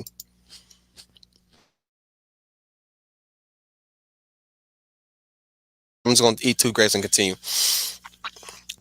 But Victor has to be a cheater and send in his little death squad to start finishing them off. Grant, considering that Victor came in there with a sword, that's kind of weird. How again, Celine transferred her memories to Victor, and yet he still uses a sword, which makes me question again. I'm head tilting here. How long has it been since Victor been asleep for him to keep using swords? Or maybe that's just maybe that's more familiar to him. Then again, if he didn't use that sword, we wouldn't have that. We wouldn't have that another iconic scene where Celine jumps and slices his head off, half his head off, which I'm already spoiling there. Might as well cover that. Like that again. Love that scene. Love that scene where she just soars, cuts his face, and then lands gracefully. Really shows. I mentioned favoritism in this stream, didn't I? Really shows the favoritism the director has for his wife. Really foreshadows that. Of course, you get that shot, which again, it's very. Let's just say I wouldn't go ahead and call it anime esque, but I would throw that in there as well. But it's very Japanese swordsman ish, where he turns around, pulls out his knives, and you get that scene where she pulls up her sword, pulls up the sword, and the blood is like trickling down the blade, and he looks like, huh? He does that little head tilt, and then his head slides right off, and he falls. I'm like, oh, that's so Zotachi, man. That is so Zotachi. That was sick. Again, that's never been done in an American movie. Never. I don't think I. I don't think I've ever seen anything like that in an American movie like that. I'm pretty sure there's plenty of movies out there like that does, but that's the first I ever seen something that was so Japanese like in an American movie like that with a European sword no less. So I admire that with Lynn Wiseman's creativity there when he shoots his action. Of course, you get the iconic song, the ending song, and of course you have Michael's. He's normal now, and now they're on the run. Of course, and of course you have Celine's ending note where she says, I for now on, we will be the hunted." Because her killing at this point, two elders have been killed, one by her hand, as she says,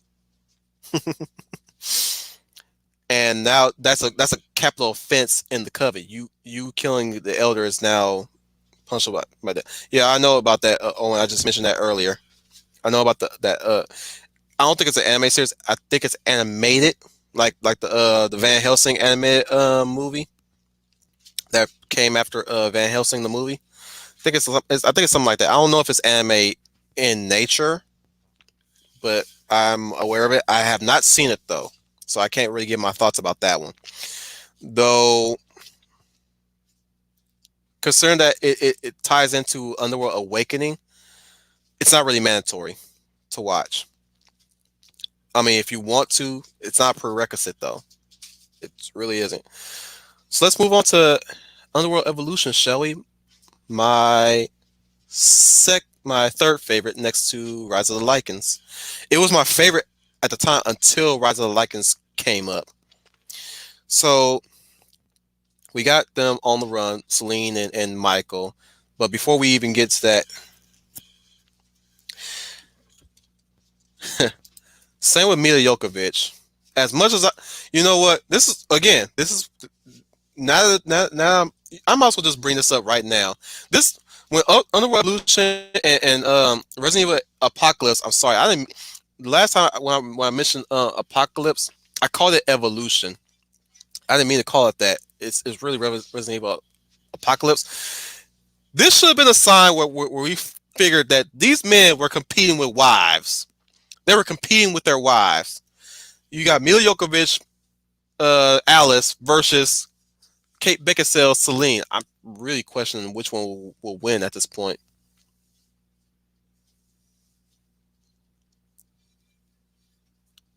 Ah, okay.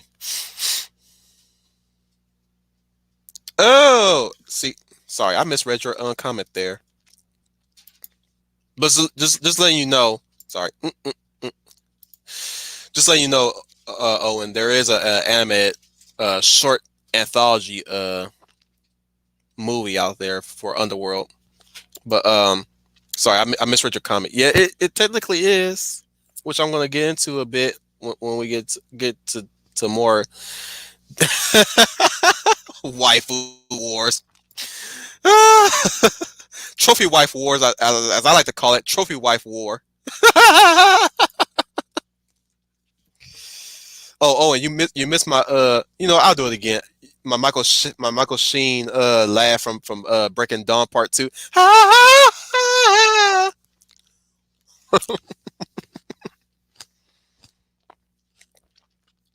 I swear when I did that in front of my friend,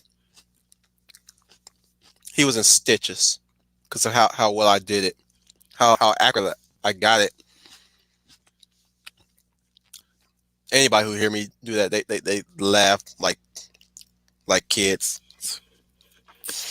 Anyways, uh, they're on the run. But before we get to details of them being on the run, we get we get an opening story with Michael, no, Michael, Marcus. We get a little insight of Marcus, played by. I'm going to do this, guys. I'm going to IMDb on this one. Give me a sec, guys. Fun fact: this actor who plays Marcus, he's Daytak Tar from Defiance. If you guys know what Defiance is, it's that sci-fi series where Earth is terraformed and there's a whole manner of race of aliens and humans trying to survive. But he plays one of the I'm blanking. Castan. Nope, that's Terra Online. They're called uh, they're the Cardassians of that series, basically. If you guys want details, those are the albino looking alien guys with the yellow eyes, which they also have. Going back to Romeo and Juliet, they have a Romeo and Juliet thing going on in that series too. But sorry, let me look up Marcus Covins actor. But again, if he's been in a lot of stuff, plenty of stuff. Give me his name. He put on some weight too over the years. Tony Karan. That's his name. Tony Karan. He was again only movie I was able to recognize him, or at least I wasn't able to recognize him because all that makeup, which was really cool. if you can hide the actor in the makeup, he was Detective Tar. Again, repeating that Detective Tar from Defiance. Look him up if you like. Look him up. I'm not gonna do the screen. I'm not gonna do the screen share because that gives me so much. That gave me so much problem with the last stream. You guys remember that? But so we this also oh, he was also Vincent Van Gogh in Doctor Who. Sorry guys, I gotta use the bathroom real quick. I don't mean to dip out on you guys. Usually I tough it out.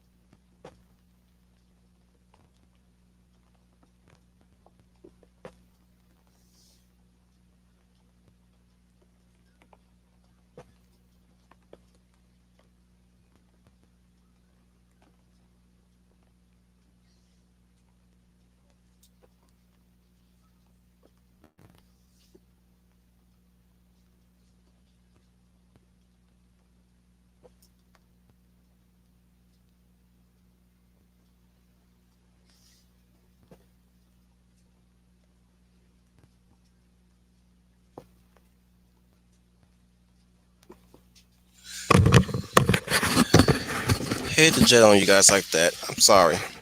I'm sorry. I'm apologizing too much on things that everybody's cool with. Well, I mean, me leaving to the bathroom is not probably not something that you want visually in your minds. So, anyways, so we get into the elders a bit more. We get a scene of Amelia being a kick ass woman. She uses a crossbow for a weapon for her choice of weapon. We also see a bit of animosity between Marcus and Victor, though Victor was under the belief that if Marcus died, all of vamp all vampire kind dies with him with his lineage. That was the or at the very least, Victor convinced himself that since Marcus is the progenitor, we later find out that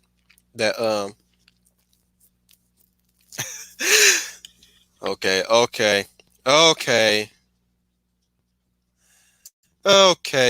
you Brian Gilmore. Hey, when you gotta go, you gotta go. Okay, that's my best Jeff Goldblum impression.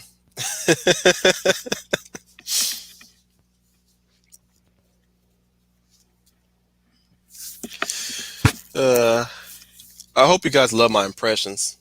Or at least you guys can help me improve my impressions. So yeah, Victor is led to believe that if Marcus goes, every vampire will go. So he has Marcus stay behind while their vampires search for Victor in this in a ruined village. Here we learn that anybody who dies by Victor Williams' hand becomes a mindless rabbit werewolf. This is a different breed of werewolf, by the way. We learned that there's two breeds of werewolves. There's the Lycans, which is Lucian's generation, and then there's William's generation, which is they have a different design. They're more. I hate to use this term. They're a bit more furry than your typical standard, which is the standard Lycan design now.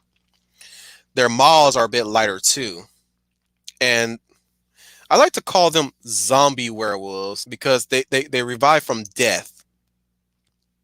That's as close as undead you can get in this franchise. I don't know how that works, but it just do. Let's just go with that. It just happens. You get killed by William. You become a mindless werewolf that consumes flesh. They're basically the Reapers of from Blade 2, if you in werewolf form, of course. So they go about trying to burn the bodies. The bodies turn. They get attacked. You see how these werewolves act ravenously. I mean, there's a cool shot where a werewolf jumps on the horse and grabs it by the reins and pulls it down to dismount the knight that rides it. And you see some trying to you see one bites into one's neck or in their face at least. So it's a really horrendous sight to behold. And Amelia is in there leading the charge as well. But they finally capture William, which again, brilliant design on William. He's an albino werewolf with blue eyes, long snout too, white hair, white fur. I mean, so it adds what part two does. It hits my criteria of what makes a good sequel, which I'm going to cover next week for next week's topic. What makes a good sequel, or at least what a sequel should do, at least add on to the lore established by the first movie.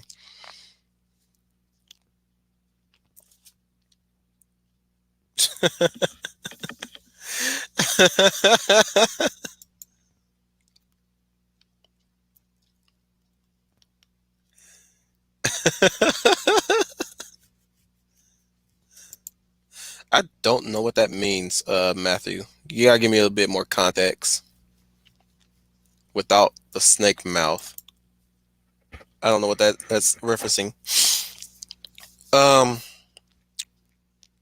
I like the exchange between Victor and Marcus sometimes, especially when Marcus goes about trying to stop him from hurting him because that's his brother, regardless of Victor not Victor. I keep saying Victor. William not having any control of his own will anymore. He's now just a rabid dog that is still his brother. So there's a moment where he attack attack one of the death dealers, and they shove him aside, and they finally bring Victor to heel. Oh, another thing, another detail I like. I guess I'm going to call this as a callback to the first movie, but there's a scene where when Amelia shoots a werewolf in the head, and she has that scowl that Celine has in the first movie when she finished off that first werewolf that she chases in the beginning of the movie. She has that same scowl. I think that was either a callback, or that could be just a layer to how much disdain she has for werewolves, like every other vampire. Which, I mean, granted, you could say it's not really necessary to show that, but I think that was you can say it's a little insight to her character, which sadly they ruined in Blood Wars. Oh, Blood Wars. I'm gonna try to speed it up just to get to you, cause I've been saving up a rant for you. Full discourse, guys. Blood Wars broke me, just the same way as Last Night and Transformers broke me, but not for the reason for Transformers. Not the same reason Transformers did, but oh man, when we get there, oh goodness. If you guys are still here, I mean, if you guys want to watch it in the back watch, I'm pretty sure you guys have other things to do, and I'm pretty sure we got other streams to attend to.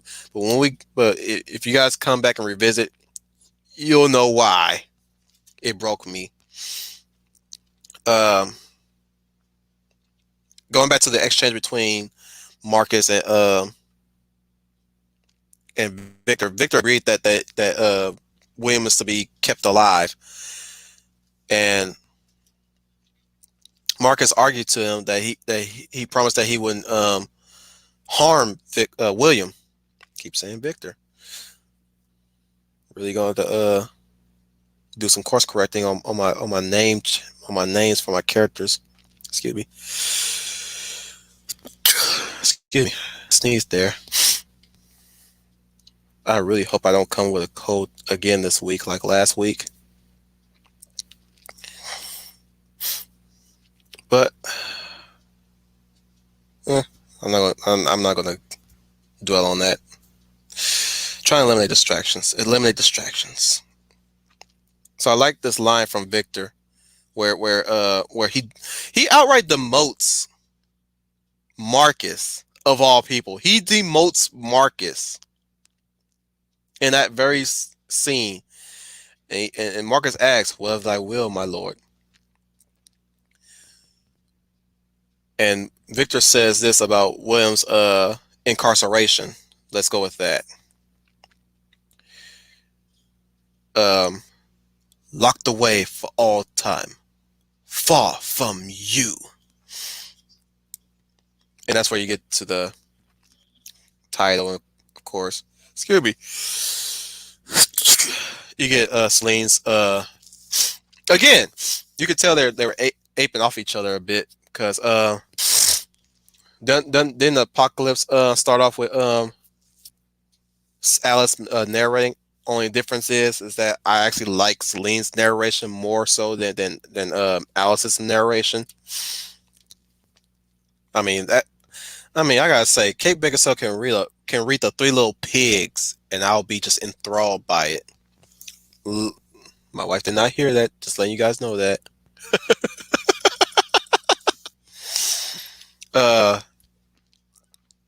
so again, we get now we can talk about how Celine and Michael are now on the run, and let me get into the disparity I have with this franchise as of now. Even though I love these movies, there's a problem I have with them. They made a big deal about Michael being the first hybrid. We do get some scenes where he fights Marcus as a hybrid as well, and again, you can make the comparison that Marcus is a bit more experienced in combat than Michael. But at this point, Michael should be a bit more experienced as well. He's able to control parts of himself to transform. There's a scene where they run into a dead werewolf and she shoots it, and you see his hands in claws and his eyes are pitch dark. So he in ways can control parts of his body to create, well, not necessarily create, but he can retract his claws like Lady Deathstrike. Let's go with that. In a way, so he can fight without the need to transform entirely. Is what I'm saying. There's also a scene where she tells him that he will have to drink blood. We don't really they don't really know how he's going to eat, how he's going to feed. But this was a stupid way to introduce drama, because she gives him a blood bag, but he won't drink it, and she tells him you have to drink it, otherwise you're going to get hungry and you're going to attack people, and you don't want that on your conscience. And this idiot won't drink the blood bag. Dude, she just she just told you what will happen if you don't. This is that's a rant. That's a rant. That's cool, Matthew. That is a, oh my goodness. Excuse me. My nose is runny. Uh, Let me grab something real quick so I can blow my nose. Sorry.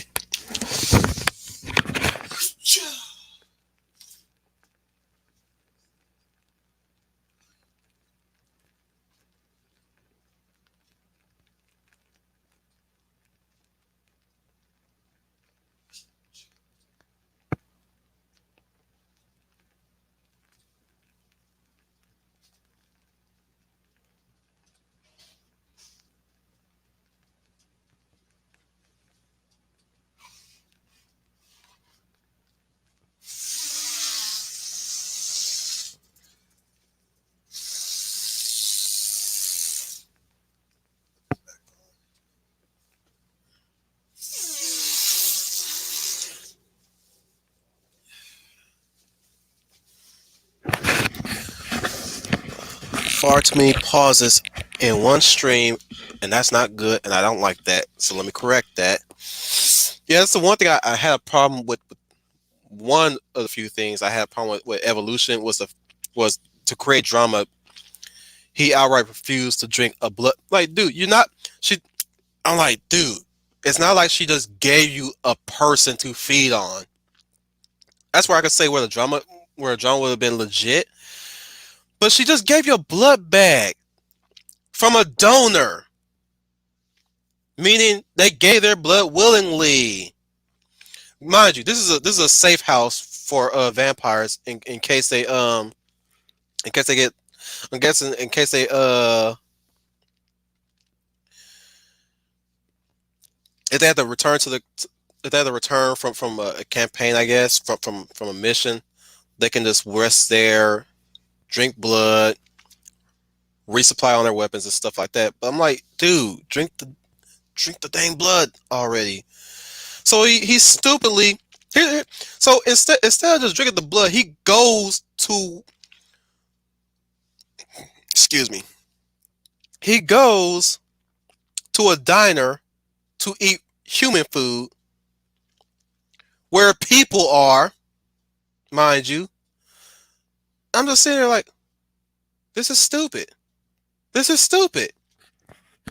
This is this is dumb. He's going to jeopardize their location, knowing full well that people are looking for them, knowing full well that they're being hunted, and knowing full well that he is on the run and he is a wanted man. I don't understand why he's a wanted man. I really don't.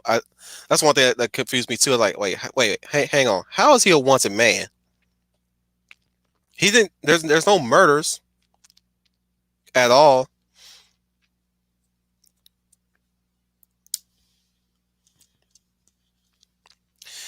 Yeah, Owen, you're kind of a go with the flow guy, just like me. But man, oh man, there's some stuff like that that really irks me. I mean, I'm like, I'm thinking now. I'm thinking like Lynn. You're trying to tell me there's no better way you could write this drama better. There's no way you could have. I'm just saying, man. Like there's I could have written. I could have told him like, dude, you should make him smarter than this. At least like have him like try it and not feel comfortable drinking it, and then go to the like. I could see that like at least he tried to drink the blood, but it made him feel a bit uncomfortable, and then he goes to he's got the blood in him. He did drink the blood, but like he didn't feel comfortable with it, like the taste and whatever. So he think about it like this: he went to go and try human food to see if he still eats human food. Then I could say like, yeah, okay, he did try the human blood. Now he's going to try human food to see if he can still eat human food. Which of course he tries it, of course, and and you can see his discomfort trying to eat the human food, and apparently that triggers his hunger, and he pukes it up and stuff. And you got the police officer obviously knowing who he is, being a wanted man. Again, I don't know how he's a wanted man. He's a victim. He is a victim. He didn't really he did not commit any crimes in the last movie. If anything, the way how they paint his picture in the news, it looks like he was a wanted man and not a missing person, so to speak. Especially when you have the Lycans proposed as police officers looking for him, they don't really say that he like. I don't think they ever rated in. Um, like I said, when you really break it down, it really is not. It really doesn't make sense. That's what I'm saying. It really doesn't make sense why he's a wanted man. Because even when I first watched it, I'm like, how is he a wanted man? He's a victim. He's a victim on somebody's like. If the police are looking for him, they're at least they're looking for him to protect him, to recover him. If family is like, we also see that he has family in pictures because he's a foreign exchange student, I guess. I'm gonna add more details here. He's a working nurse in Prague, I believe. What looks to be Prague in the first movie, and I think I'm figuring he might be a student that transferred over to work there. Is what I'm saying. So moving on. I'm wasting a little bit. I'm wasting too much time on it. Moving on. So we get the scene where he runs from the police again. You guys are these guys are not playing up how powerful he is as a hybrid. So apparently, normal bullets can hurt Michael to the point where he's almost dying. Where Celine has to use her blood to again. That's weird. How she uses her blood to heal him. Of course, it really it really boils my blood. I say I love these movies. Yeah, I know. I say I love these movies, but when I think about it, it's really the prop up how powerful Celine is, because she could take a apparently she could take a regular bullet at point blank. She can take buckshot to the chest and cave in a guy's chest with the butt of the shotgun.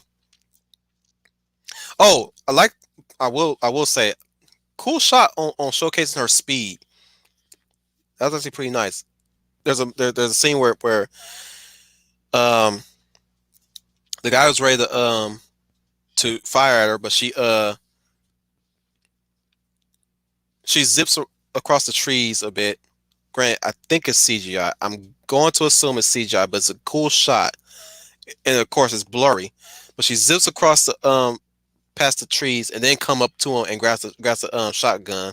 That's where we get the scene where that's where we get the shot where he shoots her and then she flips it over and knocks him over. Of course, we also get a shot where they have like I tell you, I love the death drop she does in the first movie,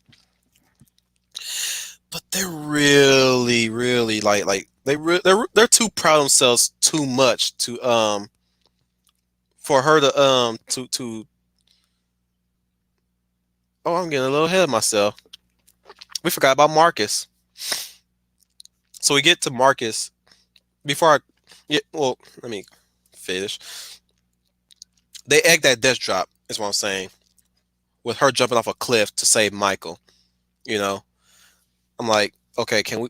It sounds like I hate this movie, but I'm like, in the back of my mind, I'm like, okay, can we not? That's a good shot. Okay, stop oversaturating it. Thank you. But let's go into Marcus again. He's now awakened thanks to the blood of the world doctors blood seeping into his coffin in the first movie. I gotta say I didn't mention the coffins that much. I like the design of vampire coffins in Underworld. They're like you can almost say that they look like they could be in a museum display almost with a mummy where they go into a mummified state, if you will, and they're being fed intravenously through a tube, which I like. But in the case of Marcus, it seeped in somehow into his coffin, and that got into his blood. I mean, that got into his mouth, and now he's awakened. Now he is a vampire werewolf hybrid, but he's a different variety than Michael. Since he's a vampire, mm, since he's a vampire first, the vampire comes out more than the werewolf, which is weird. I mean, he's almost got the same gray skin color like Michael does, but Michael's a bit more darker. Better way to tell them apart, I guess.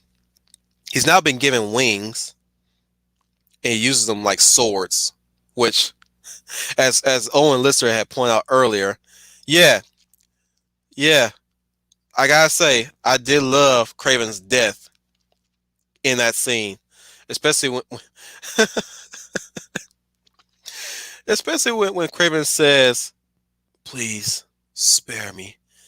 I could be use I could be useful to you." And Marcus, I love Marcus's line to Craven.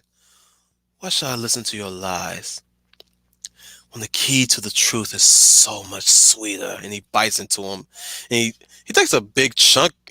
Takes a big bite into it because there's a lot of blood just gushing out of Craven's neck. I'm surprised he survived that one. No, actually, no. I take that back. He says, "I have information that could be useful to you." He's like, why should I listen? Yeah, why should I listen to your lies when the truth, when the key to, when the path to the truth is so much sweeter? And that's when he says, I could be useful for you. And he says, "Oh, you already have." And he just rips off the top of his head. You gotta say, guys, there's a pattern here I'm glad that they didn't continue forward in the later films. But they seem to love to rip off the top of a person's head, not the whole head. First Victor, and now Craven. Only thing that's left is neck and jaw. Once Marcus swipes his head away, it's only neck. It's only neck and jaw after that. And again, it's beautifully gory. But I'm like, yeah, there's a pattern there, guys. Come on. Especially with Michael's penchant for ripping off jaws in his movies. There's a scene where he rips off the jaw, the lower jaw of a lichen. I'm like, man, there's a lot of jaw ripping off here. Methinks they have a fetish for this kind of stuff. Anyways, I'm gonna speed this on along, guys. So now we learn that there's a key. Sonya's locket that Lucian kept with him that he gave to Celine, or at least I think he gave to Michael, maybe. Somebody acquired it somehow. I forgot. Granted, I've seen this movie so many times and yet I forgot. We later find out that Sonya's little necklace that she wears is a key to opening William's sarcophagus. And we also learn that we now learn that in this sequel there's a sweeper team, a sweeper class that cleans up after the werewolves and vampires and cover up the war between them. That's why people have never knew of their existence. That's why the war has been a silent war, if you will, and nobody's never known of their existence. There's been it's you can imagine what it. Of course, this team is led by Alexander Corvinus, the original immortal, and he's been keeping tabs on the werewolves and vampires. Which is interesting because Victor should have should him and his coven should be on their P's and Q's when it comes to Corvinus like that, being the sweeper and all. You would think Corvinus would just wage a campaign against all of them, just wipe them all out when you really think about it. But no, he just hangs back and just let it all play out and just cleans up after them. I guess he loves his role. I guess. But you got that going on.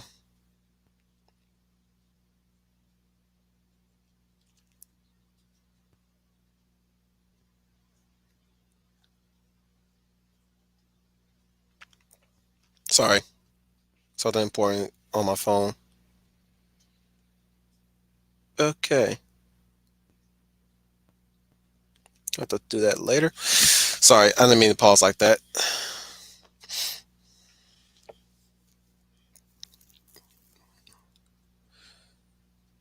Yeah. Corvinus. And he's aware of his sons being monsters, but he let them. Yeah, that's the reason why he's hanging in the background because his sons are the ones that create both species. Granted, Marcus is a bit more level-headed with his creation of the species, unlike William. So you have that.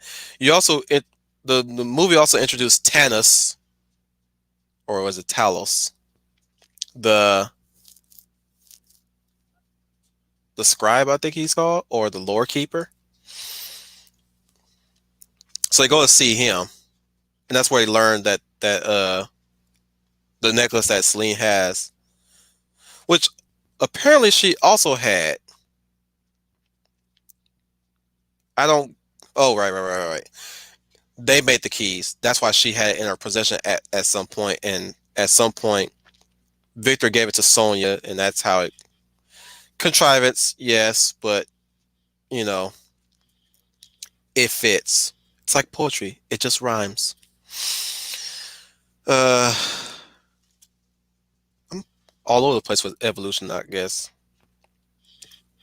But yeah, we have Thanos. He's basically been working with Lucian the whole time. That's where we learned that the werewolves get the UV rounds that they used in the first movie. That's how they're being supplied.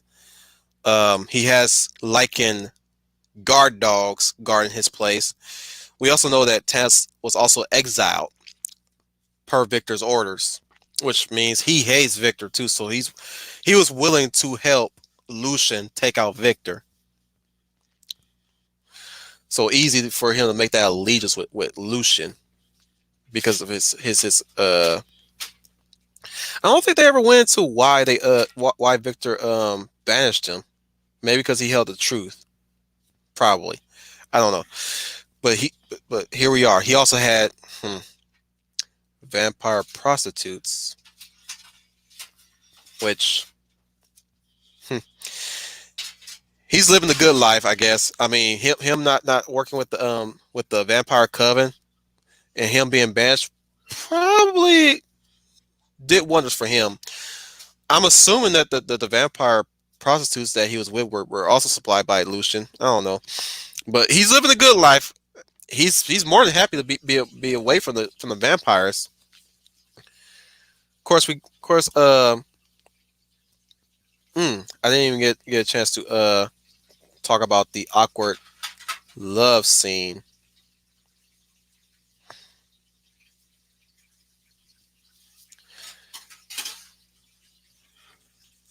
In Awaken, she was well, no, she was captured then frozen. Matthew, her and Michael were captured, and then and then to keep them preserved, they put them in cryostasis.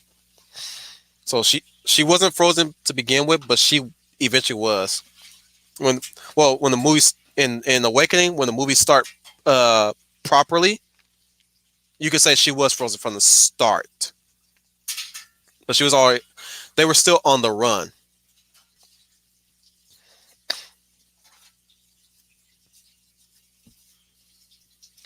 I still need to see that movie. I still need to see that movie.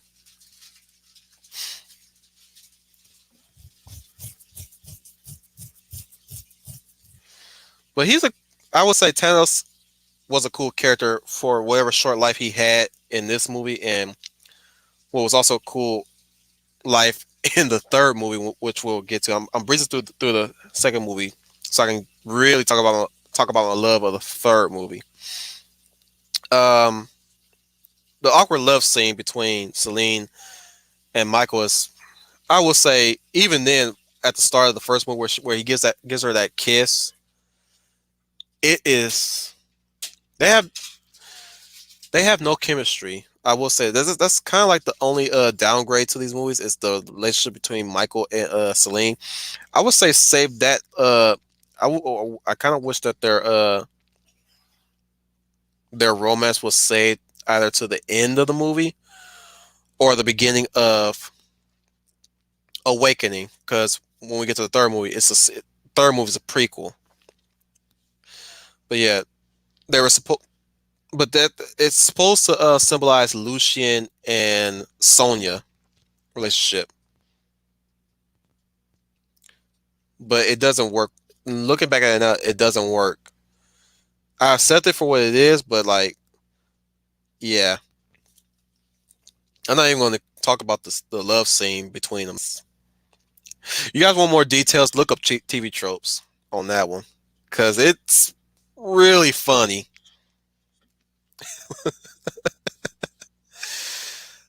Oh, pretty awkward that got into the film, considering that now Kate Beckinsale is married to the director of that movie. But again, I'm not gonna I'm not gonna go into that one. I'm leaving that one alone. So yeah, we also um again they ape off another thing from the first movie, the car chase. This time a truck chase, and once again it's Michael to the rescue to save her out of that situation. Oh, and they work well together if they're like battle partners. But I'm saying that the whole lead up to their romance needed more meat, needed a bit more meat because majority of the time she was antagonizing him in the first movie, and now they just have that love scene just like out of the blue. Is what I'm saying. Again, get into how I would have written it better when we get there. When we get there. Um, but if it worked for you, Owen, if it worked for you, that's fine. No, no, no, no, no, no, no, no, Matthew. I'm saying the crowd stasis happened after they were captured. That's what I'm saying. I led you astray there. In the beginning of Awakening, she was with Michael. They got separated. The movie led us to believe that they were separated, but they were both captured, and then they were put into crowd stasis. Of course, go into more detail when we get there, because I do have some problems with that movie too. And this is where the series star loses luster because again, Michael's importance deteriorates over time in this franchise. Let me tell you that right now. That's the only problem I have with this franchise is that Michael's importance deteriorates over time because they prop him up to being this powerful Lycan, but over time, powerful hybrid. I mean, but once Celine becomes a hybrid herself, his importance just deteriorates completely. And I didn't like that. They propped him up to being like this special case, and they don't do anything with him. And I'm not calling shenanigans on SJW propaganda and all that stuff. I'm not calling that kind of shenanigans. It's just a guy who loves his wife so much.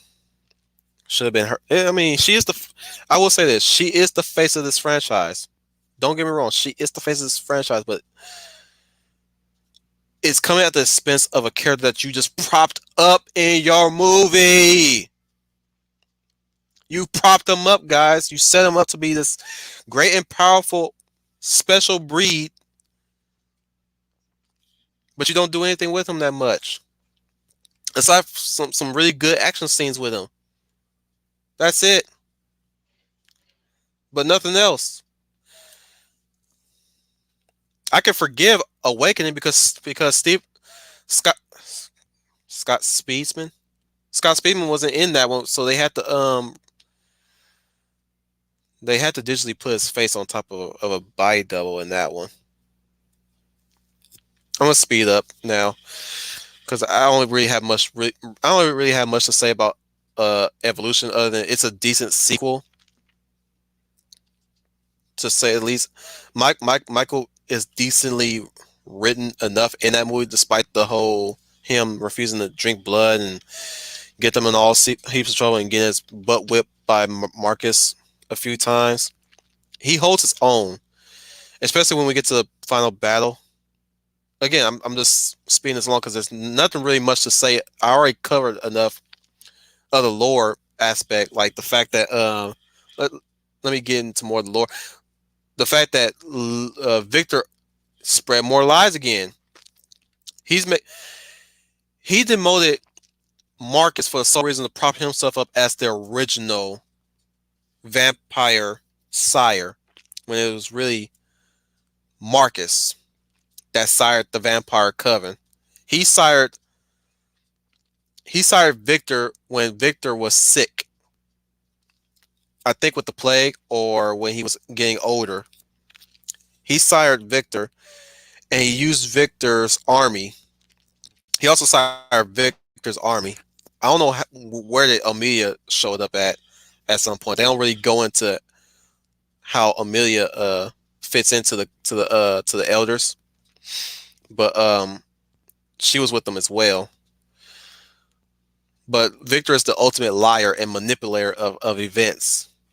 Him being trying to prop himself up as the end all be all sire of the Vampire Coven when it was really Marcus.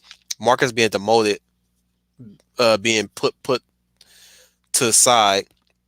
And again, this is where you get to the whole Amelia favoritism. Let's not forget that too. Um, hmm. He favored them both in Rise of the Lycans, though. So I mean, I don't think he outright hated Marcus. I just think he just wanted power, to say the least, because he does owe Marcus his life, and he owes Marcus the power that he was given to him. So if there's any respect between him and Marcus, there is something there. Victor doesn't bring it out as much as what I'm saying, which is interesting. But yeah, they get to meet Corvinus, the original immortal. Marcus ends up taking the keys that will unlock William's prison. Kills his own father. He wants to. His plan. What can I say about his plan, which is create a legion of hybrids?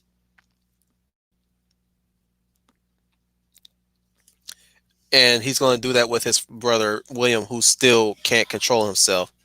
Which, as Corvinus plainly pointed out, he'll be swimming in an ocean of lichens if he does that. Also, Corvinus is played by.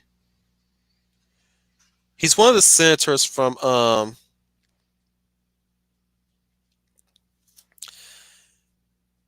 think it's. Uh, was it no Proximo was the, I'm talking about Gladiator. He's the senator that asks who will help me carry him. That's who he's played by. He's played by that guy. I forgot the name of his character, and I forgot the actor's name, but that's a little fun fact for you guys. He's played by somebody from Gladiator. He does a really good job playing a very mysterious and wise person that's lived throughout the centuries. There's even a moment where Celine calls him out on his BS, and he calls her back on her BS too. Like, you're no different than me. I like that line where he says you're more you are no noble than Marcus, and your savagery rivals Williams. I'm paraphrasing, but that was a good line he throws. He delivers that line really well, and I'm like, whenever time I hear that line, and I'm so quick to be on Celine's side because she makes a good point. She makes a good point. How could you stand idly by while your sons are monsters that they create monsters? But when he points that out, I'm like, I draw up. I was like, he has a point. But still, man, come on. You had to stop. You can't just be okay with your sons being monsters, man. But I agree with you, man. I'm sorry, Celine. He won that one.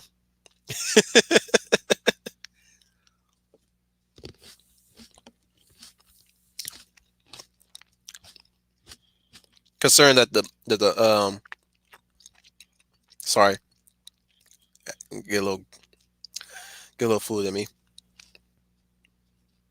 Concerned that the vampires suck at their job at eliminating likings at this point. Again, I mentioned that the lichens in the past Williams' generation mopped the floor with these guys, and I keep questioning how are they so successful in their campaign against the Lycans? Again, against that disparity when I get to Rise of the Lycans, man. Oh man. So fast forward, long story short, Tannis is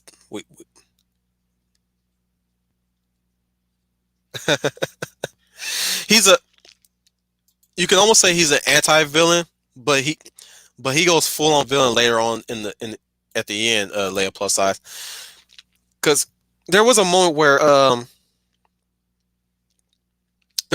he offered Celine to join them, but Celine refused to give him the key, and that's where the problems that's where the fight between them happened. And here's the thing: Marcus could continue to egg on Celine the hope that they can join forces and work together. There was no, I'm like, there's no reason why he should be fighting her. Until now that we know why she's fighting him now, because if she gives him the keys, he'll unleash Armageddon. But like, I mean, there was a way that could have just, I don't know, different topic, different discussion. So they fight. First of all, that turns into a horror movie when they go looking for Marcus. They have UV rounds ready to fight Marcus, which these guys, they're human, but they're so dumb. They came there with the hopes of catching Marcus before he released William, but you didn't think far ahead that William might be already loose by that point. And this is what kills me about this movie, though. As much as I love this movie, this was kills. I'm poking fun with, mind you guys. I'm poking fun with this movie. I'm not hating it. I'm poking fun. She fights William with nothing but what looks. I'm guessing she has just nothing but UV rounds in her pistols. But she show, she did make mention that she said they tell her that they only have UV rounds. Like, yeah, but those things are not gonna kill him. Yeah, but they will slow him down. In what universe? Because every time she keeps shooting him, he's moving. So I mean, is she lying, or is the writing telling something different here? Because I don't see him slowing down, and he hasn't fed in centuries. That guy's, I mean, William's moving, man. William jumping from one cliff to another cliff. She's shooting him. She throws the I mean, she has the explosive silver shurikens. That should have affected him somehow. But I'm like, movie, you're not being truthful about what you're saying. You're not showing me that he's slowing down at least once.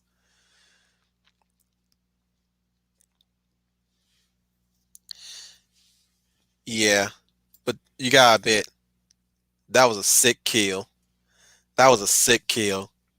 You gotta admit, she rips off part of his wing, stabs him in the skull, and just shoves him into a propeller for good measure.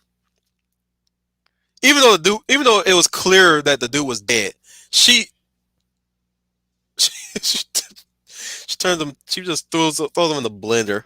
That was beautiful. Oh, let's not forget Michael killing off William. Man, oh man, that was a good kill too. And again, I gotta harken back to picture for ripping off heads, half the head, not the whole head. He rips the top of William's head off. That was beautiful.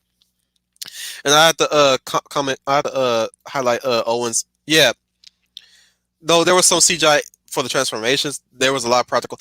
And fun fact, I had the DVD and I did look at the behind the scenes. The Lycans in Underworld Evolution have a different design to some degree. The only new change that they did with the Lycans is that they gave them stilts foot stilts. So if you ever saw their feet are way different than the ones in the first movie. The first movie had the springy stilts, the springy stilts that they use for digigrade feet. Whereas this one, they're more foot stilts. They're a lot longer to really punctuate how tall these things get when they grow up when they transform. So fancy that one. That was actually a nice detail. But oh, I didn't mention that Celine also taken Corvinus's blood. So I don't know what to call her. Immortal vampire? They don't really set rules for what happens when you become a hybrid that much in this franchise. Cause the only benefit she gets is that she can walk in the sun now, as she states at the end of the movie in her voiceover. I can stand in the sun now. At this point, she's basically invincible. Once we get into Awakening and her power set in Awakening, it's ridiculous in Awakening. Very much so. And it gets way more ridiculous when we get to Blood Wars. Oh, trust me. Um, Rise of the Lycans prequel. This time not directed by actually the later films up to that up to Evolution. Only the two Underworld movies directed by Len Wiseman. Later Underworld films are different directors. Len Wiseman is a producer in all of them. Same with Kevin Grebbio and Danny. I should know his name. They're producers at this point. Sometimes they write the stories. Sometimes somebody else writes the stories, but they're different directors in the later movies. So Rise of the Lycans is actually directed by the concept and special effects makeup designer of the movies, Patrick Tatopoulos. He is responsible for Zilla from Godzilla 1998. And he's also responsible for a lot of other designs too. And he was a host, no, not a host, a judge on the sci-fi series, which I love, reality series, Face Off. Yep, I agree.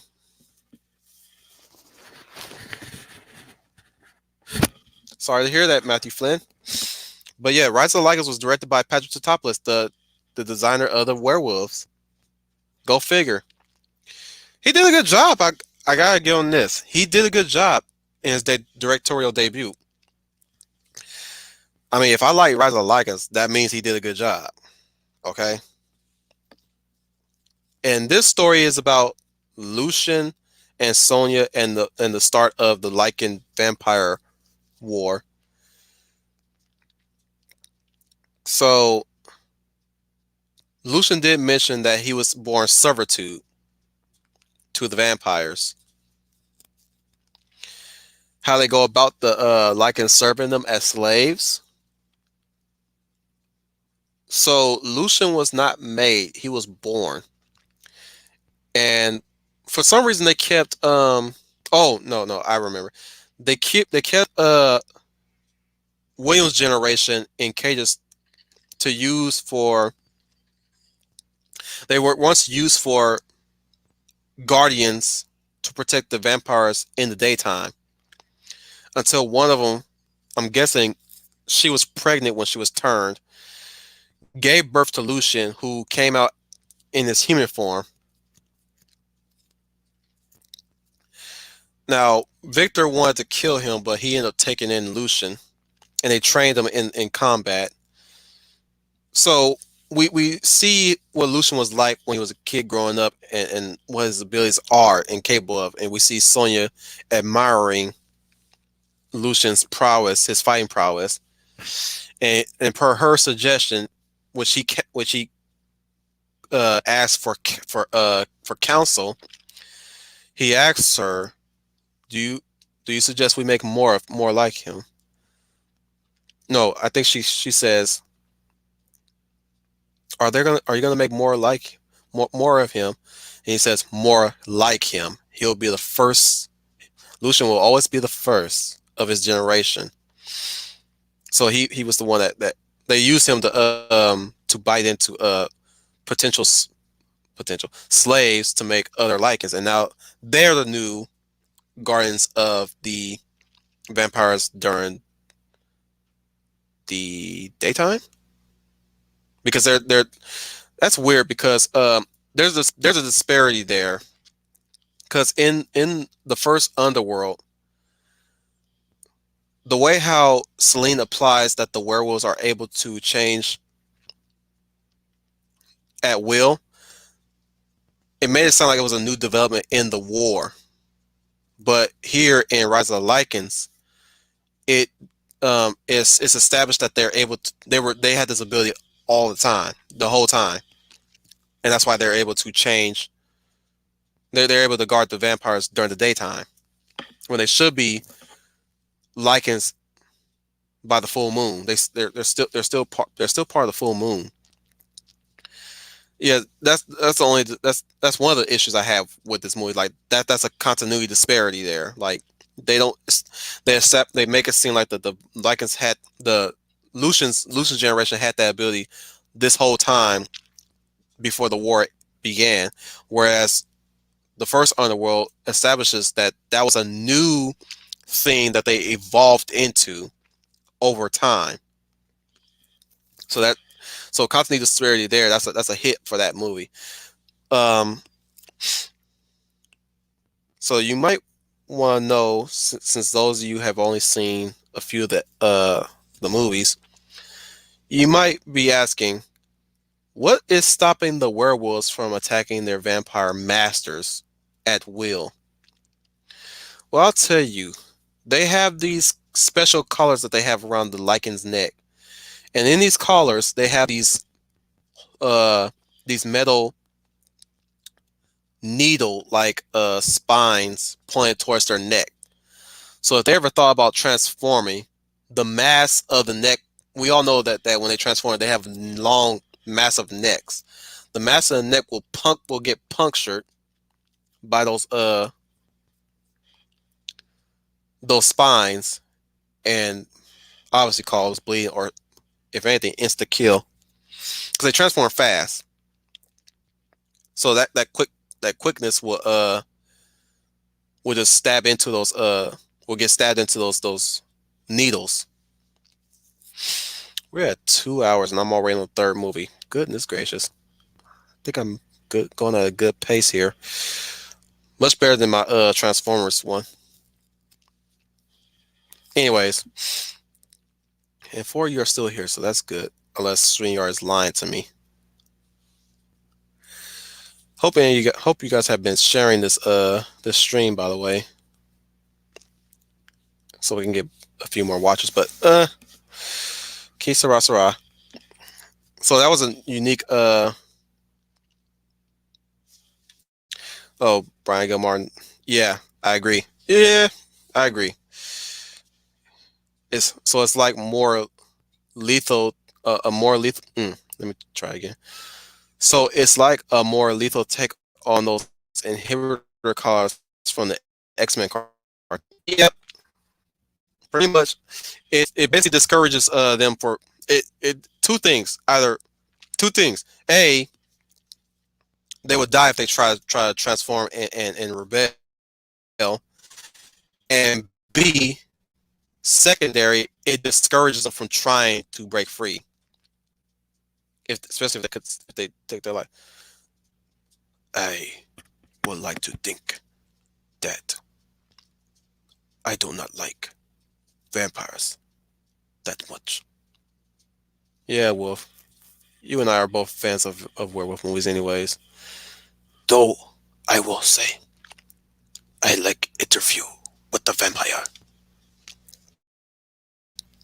I like Tom Cruise character. Think about descendants scares the wolf. That's funny. I didn't think you scare easily. Yes, but evil child scares me very much. But wolf will tell you. Much respect to Ma Pacelli. Ma Pacelli. Nice to wolf. Wolf like Ma Pacelli. We all do, wolf. Especially when Ma Pacelli pets wolf. Wolf likes that. Okay, wolf. I'll let her know next time. Thank you. I will leave now. No promises though. Yeah, we're gonna have to work on your time, buddy. Anyways, so I went into details about the collar sting. I also went. I also.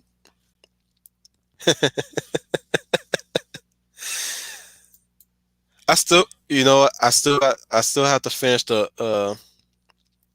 I still have to finish my copy. I got the first book. I still need to finish that. I've literally lost track of where I was originally. I don't think I even got to Claudia yet in that book. I thought I did, but I don't think I'm there with Claudia yet. Anyways, so Lucian is a special case though, because he gets to move about everywhere he goes. The werewolves are mostly labor force, but Lucian's a blacksmith in this one. He's made a blacksmith. He can force the weapons. He can force the armor. You can say he's a very well educated slave. Drawing parallels there by comparison. He's not a house slave. No, he's not a house slave. He is he's a special case.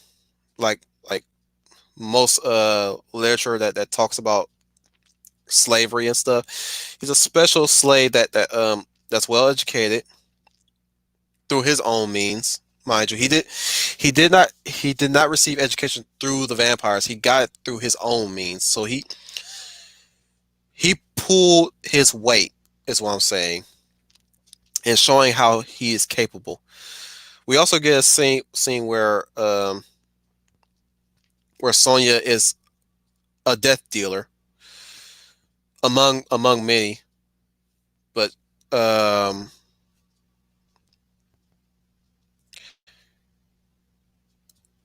she's the best at what she is. But she a lot of people complain that she always needs saving from Lucian throughout this film, which I'm like, has any of you guys ever watched any of the films? These vampires are weak compared to the werewolves. Dude, seriously, get over yourselves. Vampires are not. Did you forget that one male vampire was taken out by a fully transformed werewolf? Get over yourselves. Just because she ain't doing nothing significant like Celine does. Like, say for instance, Celine in her fighting strategies tend to be a bit more third person shooter, basically. Shoot them till they die. Whereas Sonya, she's more incapable. She's killed her fair share of werewolves. You don't really need to see her always. You only. I will say this: you don't always need to see a woman getting out of situations all the time. I'm not saying that it has to be. No, Owen. No, no, no. Lucian's not Django. No, Django. Here's the thing. Django's a whole different breed of hero. Mm, I mean, he's a slave, but like I would like to say that Quentin Tarantino was just he just like making heroes, like the bride. Oh well, no, I wouldn't call the bride a hero. She's a renegade. She's a renegade. Um, he does a good job making renegades, and Django's like one of the best renegades out there. I mean, granted, you can call him a hero because he goes out to save. He does rescue slaves here and there when given the chance, but you know his goal is Hildy. He wants to get Hildy back, you know. But he's not really out to save anybody. I still maintain that Django's a renegade.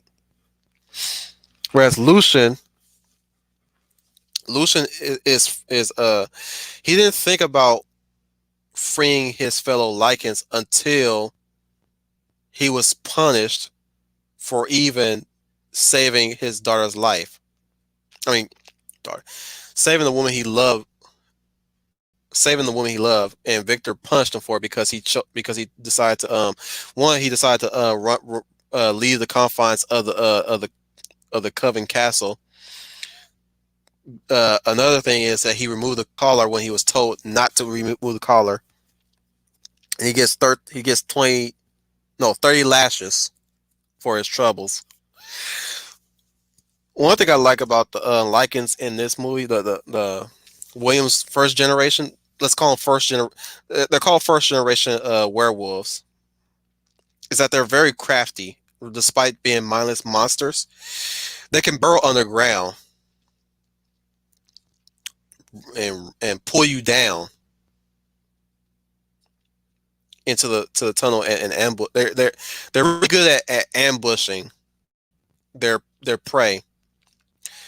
And the reason why this happens is because the death dealers, the vampires, are in cahoots with the nobles, and the nobles pay in protection money through silver to the vampires, and the vampires are an army that protects their merchandise, and again they're rewarded for it for their protection. So that's why they have the nobles. The scene where they're escorting the nobles and new slaves, and this is where we get Ray's.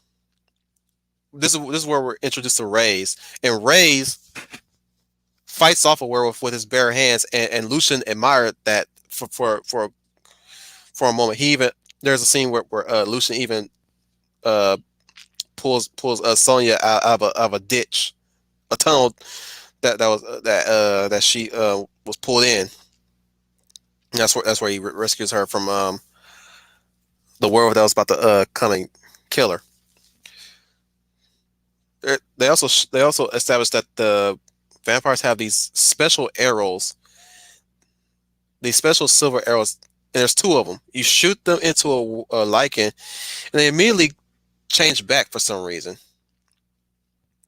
I don't know what the purpose is for. You could probably hit them with anything that's silver based, and they revert back to their human form, anyways. But it's always that for some reason they always hit Lucian in that lower part near his spine, and he changes back to a lichen, no, a human for some reason. But you never see that in any case with any other lichen. It's always Lucian.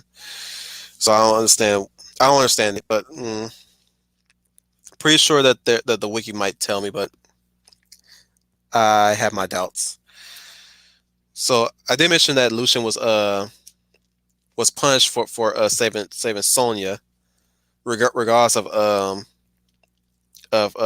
Victor respecting Lucian to some extent, like a father to a son.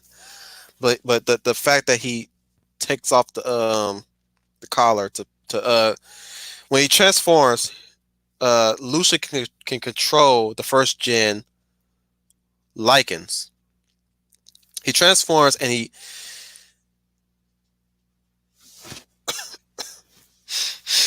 you can say that as well, but also he cares for his lichen brothers.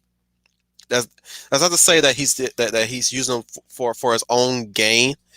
He does want them to survive, which I'm going to get into his speeches in the later on in the film. Matthew, is that to say he doesn't care for his lichen brothers? He It's a meat rescuing them is was top priority. Top priority. 101. So that's not to say he's treating them as expendable meat shields or meat puppets. He gives you know what? Let me give you an example. When him and most of his Lycan brothers escape from the castle, he gives them a choice: stay with me, fight. Most likely you will die, but you will be dying to free the rest of our brothers. He said most of us didn't. He's like a lot of us was released, but most of us did not. It's like most of us got free, but the rest of us did not. And I'm going back to free them. You can you can leave now at this moment and go and embrace your freedom. But if you want true freedom, come with me, and we will. That's why I say it's somewhat motivated, but that's not the end all be all. So he gives them a choice to leave and be by themselves. He's not forcing them to fight for his cause. You know, and even then, like we rewind back. This is where Ray's get. This is where Ray's got his lycanthropy. He was bitten by one of the werewolves. He's like, and Victor, like he fights. Oh, oh my goodness, I failed to mention this. So the nobles pay them in silver and slaves for their Lycan guardians, which leads me to think that they have one too many Lycan guardians, far too many, if you ask me. But that's what they pay them in. Um, we also get we also get. I'm gonna go back to Rays a bit, but I'm gonna point this out as well. We also get the disparity in or the despair in the noble houses when they point out that the strength of the vampire military is waning, that they're having trouble trying to protect their nobles, and this angers Victor to some degree, to a point where the guy who sealed his own, signed his own death warrant, basically mocks Victor's ability to protect the nobles, where he grabs he's like they're not able to protect themselves from the monsters that plague us, and Victor says, oh, I assure you that the monsters are closer than you think. And he says, release me as you wish. And he just chucks the guy into a pillar and just splat his head against the pillar. And I gotta love Victor's line after he does that. Would anybody have does anybody else have any more complaints? I'm like, bruh. Yeah, I before you showed up, Owen, I did this his trademark line from the trailer. War. But one thing again, it's one thing I love about this movie. It gives more. It gives us one. It gives us more Lucian because everybody loves Lucian, and it gives us more Rays. Which, granted, Rays did do a lot in the first movie, but we got more of Rays, and we got a look. We get how we get why Rays is such a bro, if you will. He's a bro to Lucian because um at this point Lucian's already recovering from his whipping, and I believe this is no, I think it's before Ray's got the curse. He was him and his cadre of slaves were put into a cell next to Lucian, and Lucian asks him, "Are you afraid of me?"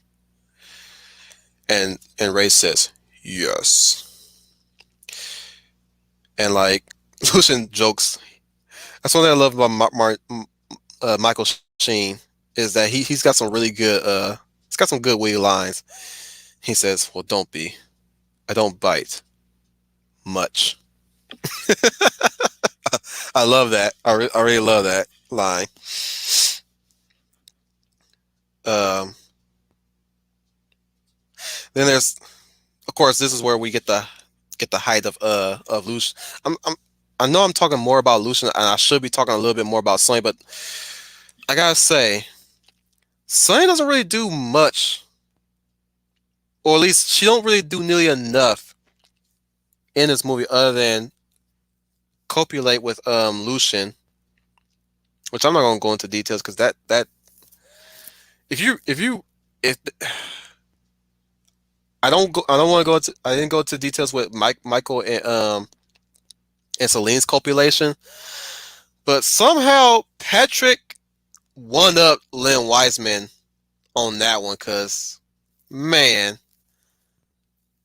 again I'm not gonna go into detail, but yeah, I forgot to mention that on some nights her and Lucian sneak off in a you know hanky panky, which is how they were able to conceive a child. That's how they.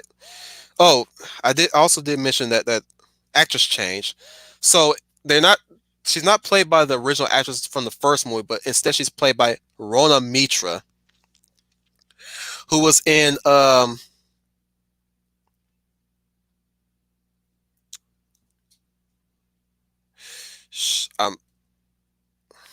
mm, at the risk of being wrong, I would say no, she was definitely in Hollow Man. She was the woman that Kevin Bacon attacked. She was in Hollow Man. Um, I think she was in that movie Doomsday. Yeah, she was actually. She was in the. I like that movie, by the way. I like that movie. She. I like Doomsday. I want to get that on Blu-ray if I ever come across it. It's an interesting. It's not perfect. I will say this, but it's a fun ride. Check it out if you will. Doomsday. And she was. Mm, was she also? No, she was not. Actually, she was not. Anyways, I know why they picked her though. I know why they cast Rona Mitra because they wanted her to look just like Celine. Actually, Lynn Watson made a point to say that they wanted Sonya to be more proactive. And I've watched this movie and she's not really that proactive. She's reactive, yes. She does things, but like she barely does. Again, she barely does anything of significance for me to say, unlike Lucian does. Like most of the time, she stays in the castle, except for that one moment where she goes out. Uh, we have Ma Pacelli. Ma Pacelli. Wolf, like Ma. Wolf, calm down. She's here. Everybody be on their best behavior now. Otherwise, she'll wag her finger, and you will not like that. Wolf wouldn't like that either. Ma Pacelli nice to Wolf. Ma Pacelli. Oh, and we have Carton, the Klingon cleric. Quapla.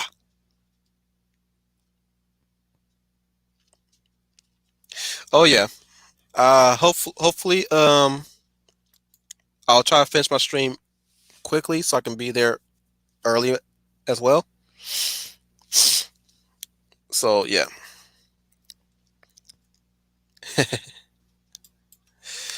it's nice to have you guys here. I mean, we have 7 people watching.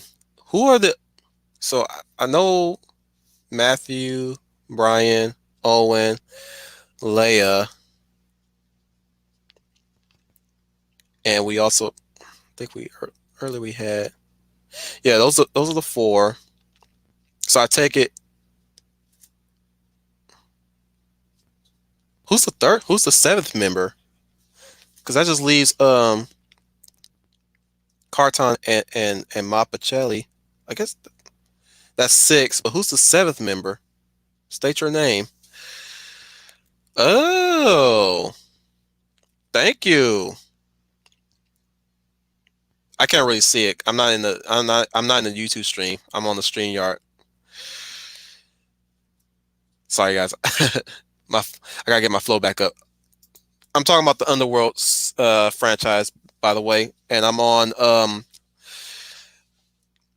just to recap. I'm on Rise of the Lycans, so you guys can check all the beginnings in the Backwatch, guys.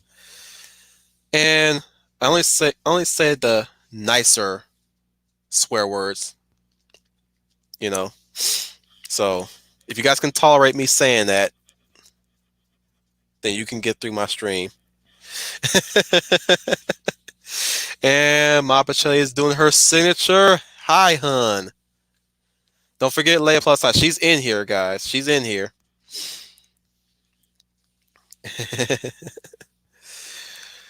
But yeah, I love you guys. Where was I? Sonya not doing enough to really make me talk much about her, other than she was just, like I said, the only thing she does of note was,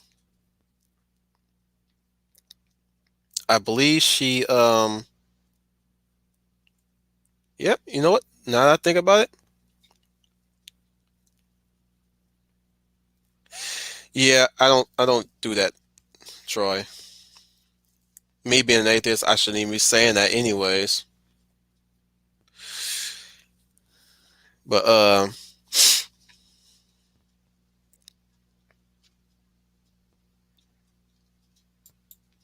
yeah, I almost said the F word in the last stream though. I actually cost. Yeah, that's something we don't do here at all. Mapacelli. I did say the F word in the last stream, but I caught myself. That man, I was quick to catch myself. I didn't even complete. I didn't even complete the CK.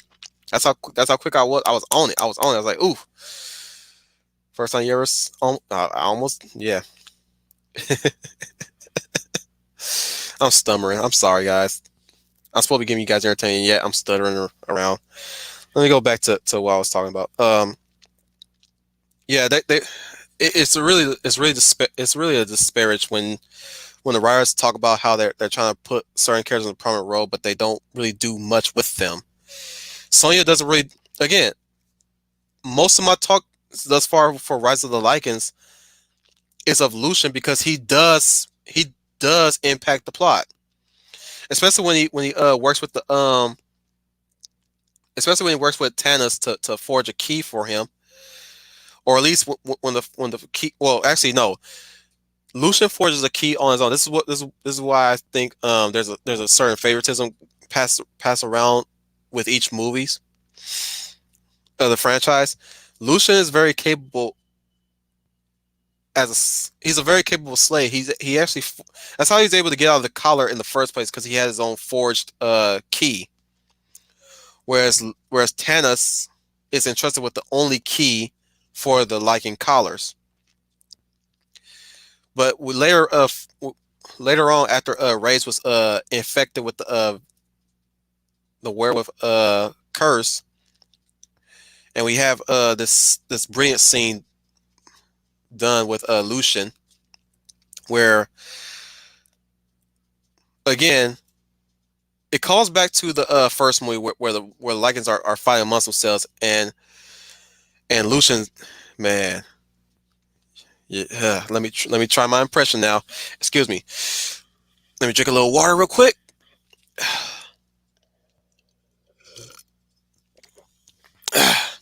Enough. Is this what you yeah? Is this what you? Excuse me. I messed up the line. I might have to look on IMDb to get the line right. I'll try this. I'll try it again. This time with no line read.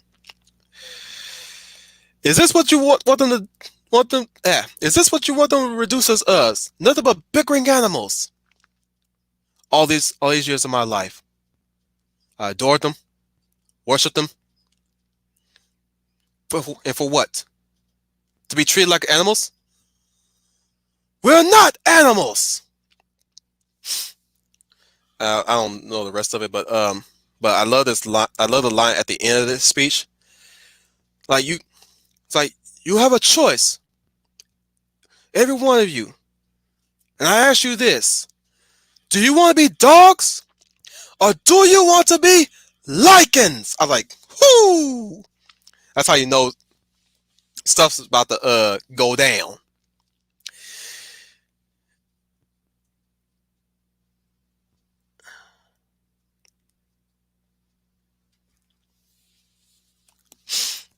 Sorry, I had to pause real quick. This is something that I also took into consideration too, and this is from Carton. Would it be alright if I read that in the Michael Dorn voice, Troy? Oh, I'm sorry, Carton. I'll try my Worf voice. Actually, everyone is concerned about Netter's network and Sound Engraver's sensibilities, but you up and comers need to think about the future. Monetization and ad friendliness. How's that for my Worf voice? From one Klingon to another. I thought we were werewolves. Yes, we are, Wolf, but we can also be Klingons too. I like Klingons. He's a man of a few words. I'm sorry. He's a wolf of a few words. What was quote? Liking Guyvers, hybrid Guyvers, or vampire Guyvers, which one would be more terrifying? I'd say all of them. I'd say all. I'll leave that. Well, no, well, here's the thing, Carton. Who do you think is my favorite character in Next Gen? For me to get that impression right, that tells you what right there. Especially Jordy's voice. Oh no, no, oh no, my voice is not ready.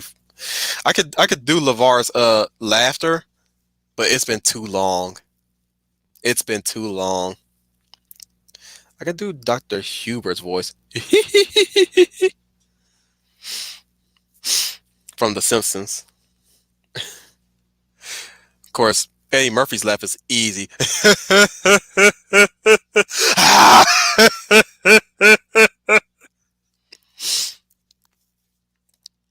That's easy. Captain, we're being helmed. Sorry that I'm getting a little ahead of myself. I'm showing off now. I'm showing off now. Let me continue, guys. Let me continue. I'm showing off. So yeah, we got that speech, that brilliant speech done by Michael Sheen, which I butchered and gutted.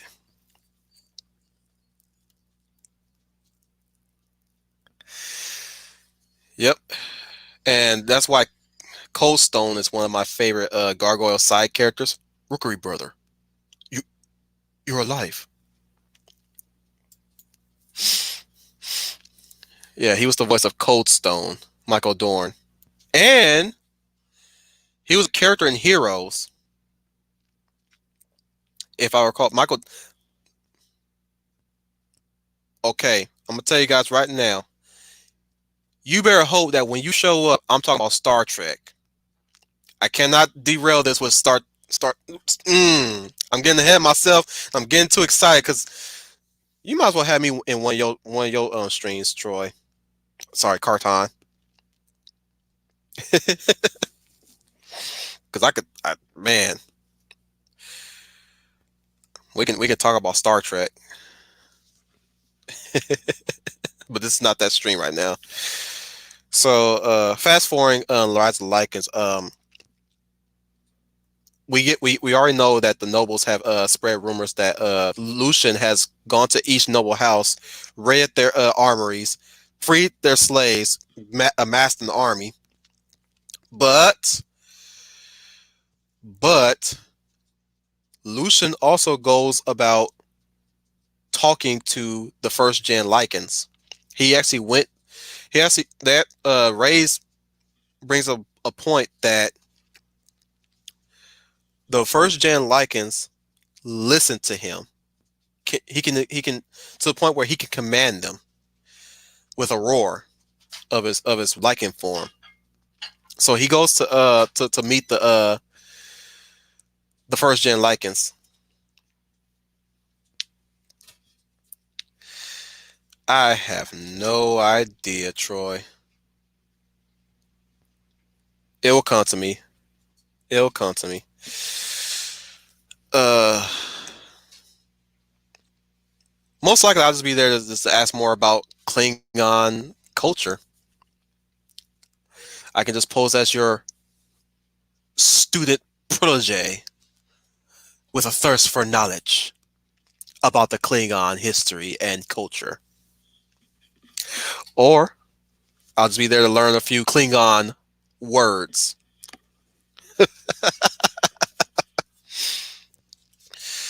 Really, only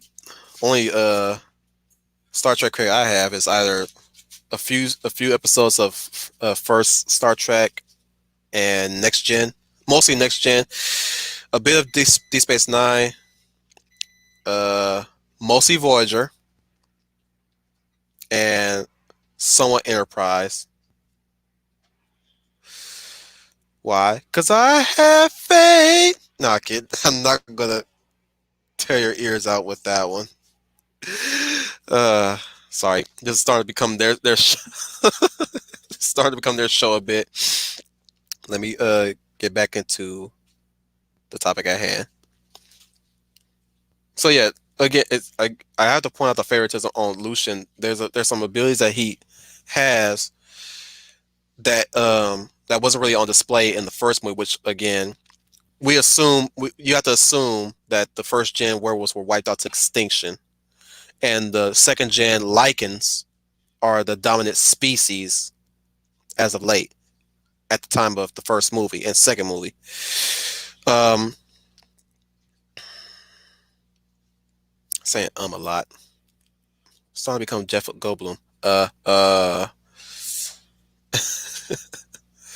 but so they have amassed the army. Um, Lucian goes to rescue Sonya, Prince to rescue his princess, and that goes horribly wrong. And that's only because at that point Victor knows that, or at least he was under the impression that Thanos was in collusion with Lucian, but it was through Sonya's blood memories that he siphoned from her neck. He is led to believe that his daughter was in collusion with Lucian when all she did was love him. She wasn't really there to free the Lycans. That was all Lucian's idea, and Thanos was helping him. But the fact that his daughter was copulating with a Lycan hilariously set him off, which gives us this gem. Ah! A Lycan with my daughter? You co you co you cohabitate with a Lycan, and you got you got Sonya defending herself, you know, saying that she loves him with a Lycan. I loved you more than ever.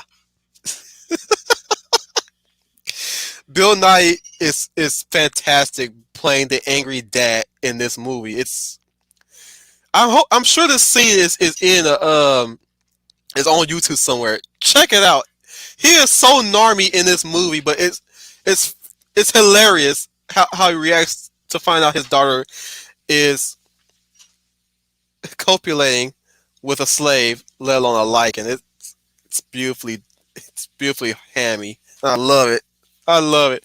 I watched this movie just solely for that scene because man, Bill Nye, He's the king. He's one of the kings of ham. But man, I would say this is his hammiest, but to date, that was his hammiest. I love it though. I just love it. I guess you guys will want to. I guess you guys are asking, where is Craven in all this? Well, what about Craven? What do? Why do we need Craven in this movie? You know.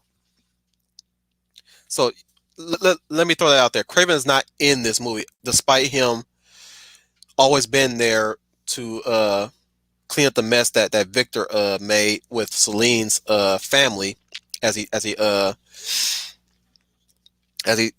pointed out in the first movie. But I don't think we needed him. Plus, it also established the time period established that the elders have already did the whole switch around through centuries, basically, or at least what Victor has pointed out in the first movie, leapfrog over the centuries, in his words.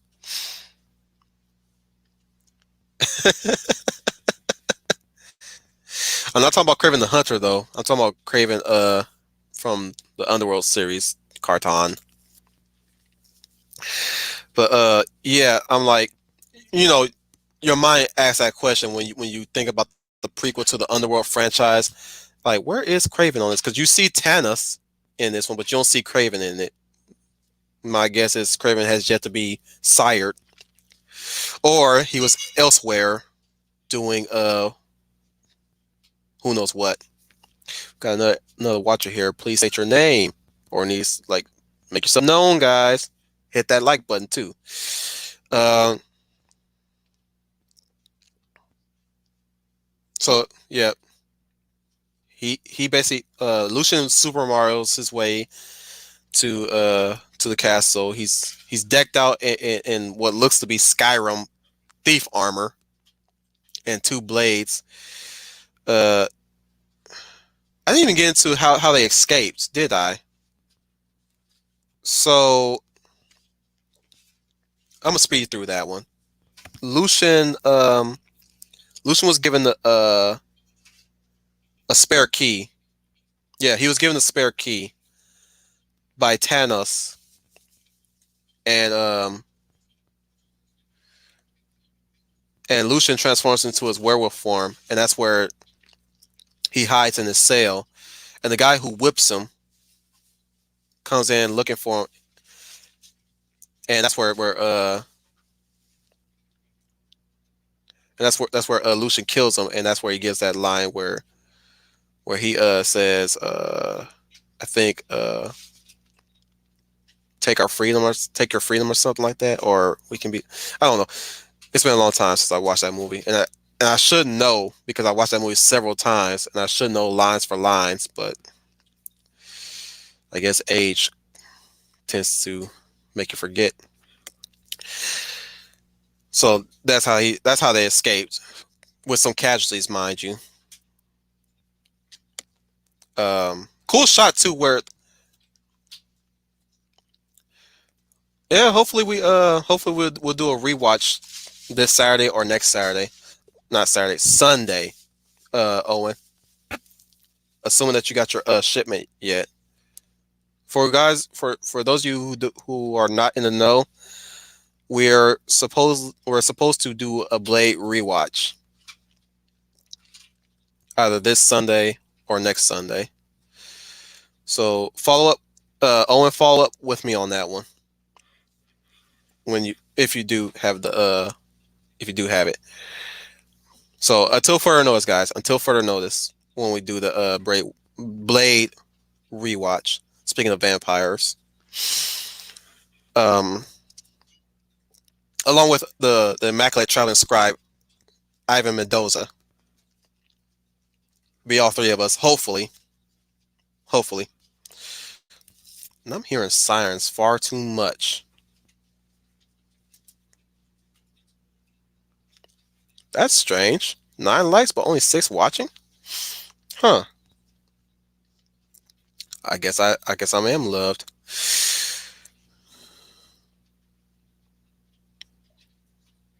Oh yeah. Here's another line I like from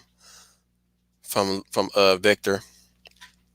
Fast forwarding back to the rescue, which fails miserably again because since I'm guessing since he siphoned her memories, he knows where she is, where Sonya is when they try to escape through the tunnels, and they lit them on fire to smoke them out. Yeah, I agree. Carton, they filter in that.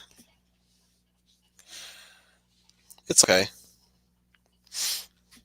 I mean, if I get a big audience, I get a big audience. If I don't, I'm cool with the people who do attend. I love you guys. Nothing but love here. So I love you when you don't attend, and I love you when you do. Especially if you're here for a shout out too, like Melissa Harris earlier. Um, mm, yeah. Again, they don't they play fast and loose with the vampire abilities in this franchise because again I know they have super strength to some extent compared to the werewolves. They have super speed, but apparently they can also sense each other once they sample each other's blood. I don't know. Uh, they fight it out for a while, but eventually they're being subdued. Sonya somehow lets her father subdue her, but Victor asks, "You will attack your own father?" She's like, "I wouldn't have." She's like, I wouldn't fight you for the life of me, but stay your weapon for the sake of your unborn child. I mean, your unborn grandchild." And that's where she puts his hand upon her womb, and he was like, "I cursed the day your mother." Sorry, I cursed the day your mother gave her life to bring you into this world. Do you realize what you have done?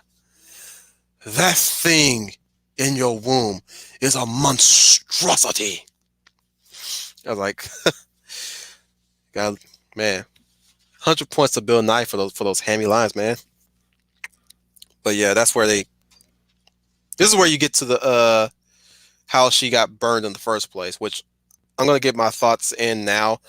That I don't like this change for a simple reason why is because the original version, which is the first movie, really hammers home the pain and loss of Sonya. How they do it in this version? Well, it plays out exactly like the first movie. The difference is that Sonya does not scream. And I'm not this is not me taking pleasure in one's pain. What I'm saying is it's supposed to be dramatic. It's supposed to be the most dramatic thing that happened in Lucian's life, and only Lucian is the one that's hurt by it. But granted, Ron Mitra is not a good actress. I'm sorry, she is not a good actress.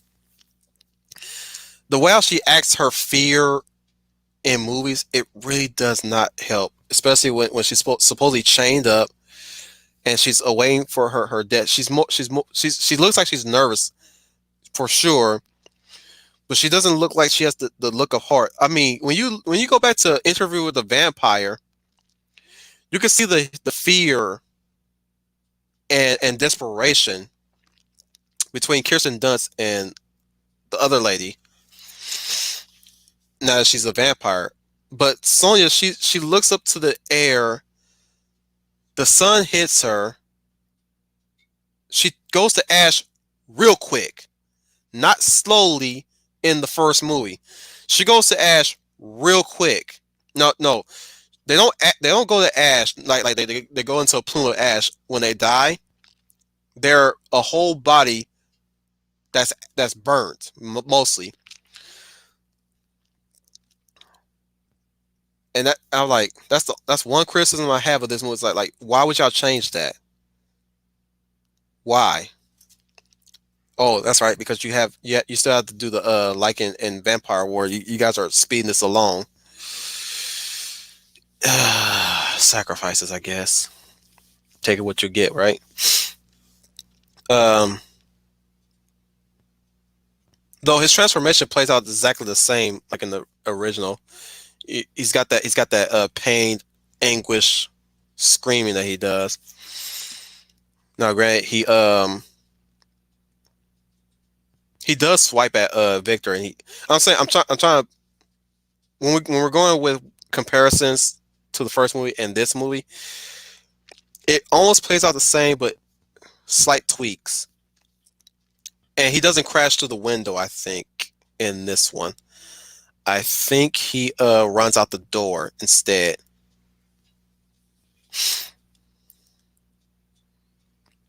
Yeah, that's exactly a plus size. This like she wouldn't know what she wouldn't know what the sun would do to her. She's never been exposed to the sun. Not like Victor when he lets the sun burn him a bit when he looks at Victor at Lucian before the before his men had to pull him back in. She wouldn't know like the fear of the sun of sunlight hitting you should be in should be right there in you, but she takes it like a warrior is what I'm saying. When she shouldn't be. She should be scared out of her mind. Especially when Lucian's telling me, Sonya, look at me. Look like Michael Sheen is acting his butt off in that scene. You can see the desperation in his eyes. Like, look at me, Sonya, look at me, look at me. You know, and Sonya's Rona Mitra is just like, okay, okay. No, she should be at best. What I would like to see, what I would love to see Rona Mitra doing is like fighting the shackles. You know, trying to break free of the shackles or whimpering or hyperventilating to sell Lucian telling her to look at him to calm her down, you know? She's just mildly just wiggling the shackles. She's not really trying to escape, you know? Like the like being burned alive by the sun should be new for a vampire and something a vampire should fear. And I didn't see that. Like the original actress in the first movie, she was scared out of her mind. You know, you can see it in her face, especially when they open the lid and she screamed her butt off. You know, I'm like, dude, I don't, I cannot take anybody seriously that would think that that was a good or at least a very tragic death scene. I'm like, sadly, I'm not convinced. Not like in the first one. So again, you get that you get Lucian escaping, and yet again they're hitting him with with those special arrows again, as always. But he calls for his world army, and man, is it quite the shot! Especially once Lucian passes out. But the scene where a whole stampede of the first gen werewolves run out, but then you get the Lycans, the second gen running now, and it's man, it's no Helm's Deep, mind you, but man,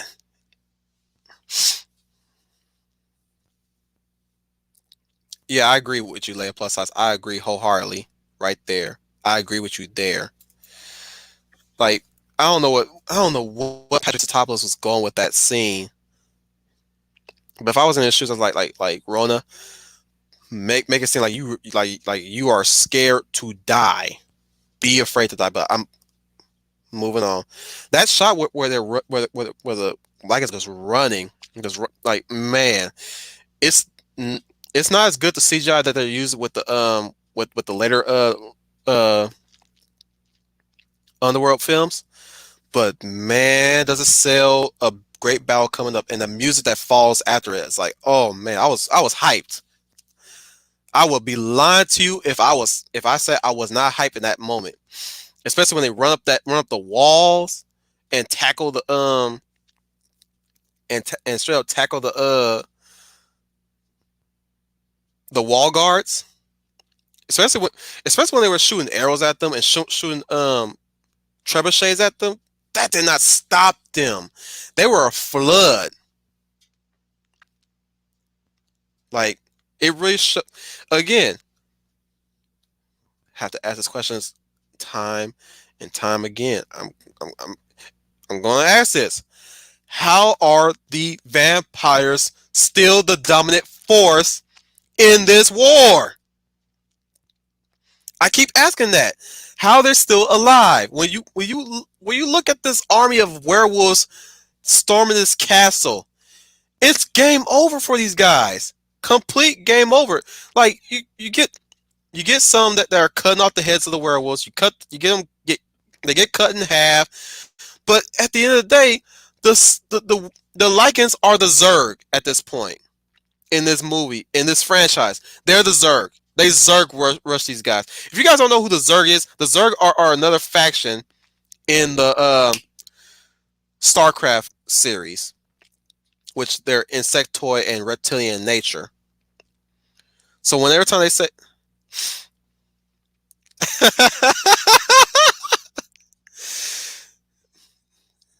if you get the if you watch in the backwatch carton, you'll hear me repeat this line. But again, like I said, it baffles me how the vampires are still surviving at this point. The werewolves are Zerg in this moment. So like you again, you got raised in he uh he rescues Lucian, basically removing the arrows out of him so that Lucian can recover strength, get back into the fight. It's chaos basically in this castle. And you got the early versions of the death dealers marked by their helmets being skulls. You got Victor's posse going in. Again, they ape that death drop from the first movie. You got Victor doing it this time, dropping in with his group in dramatic fashion. He's got to make a big interest, but they're fighting and fighting, and Victor knows that this fight is a lost cause. You got some of the councilmen already been annihilated. There's a scene where they're running about and they get trapped by the by the Lycans, and that's you also get they die right then and there. You got Ray's releasing all the other trapped Lycans that they weren't able to free them. He's like, go for your freedom. Sorry, go for your freedom. That's not good either, but you get the point. So they even transform for good measure and start whooping some vampire booty. And of course, it boils down to Victor versus Lucian. And again, lovely lines from both sides. You defiled my daughter. I loved her. You killed her. They bickering they're bickering. How would you classify that kind of bickering, guys? You guys don't give me married couple. That's not married couple bickering. That must be father-in-law and son-in-law bicker right there. That again, the lines that they pick for these movies it's amazing. Long story short, Lucian wins this fight. The war is not over, by the way. Thanos has gotten Marcus and Amelia on a ship, and though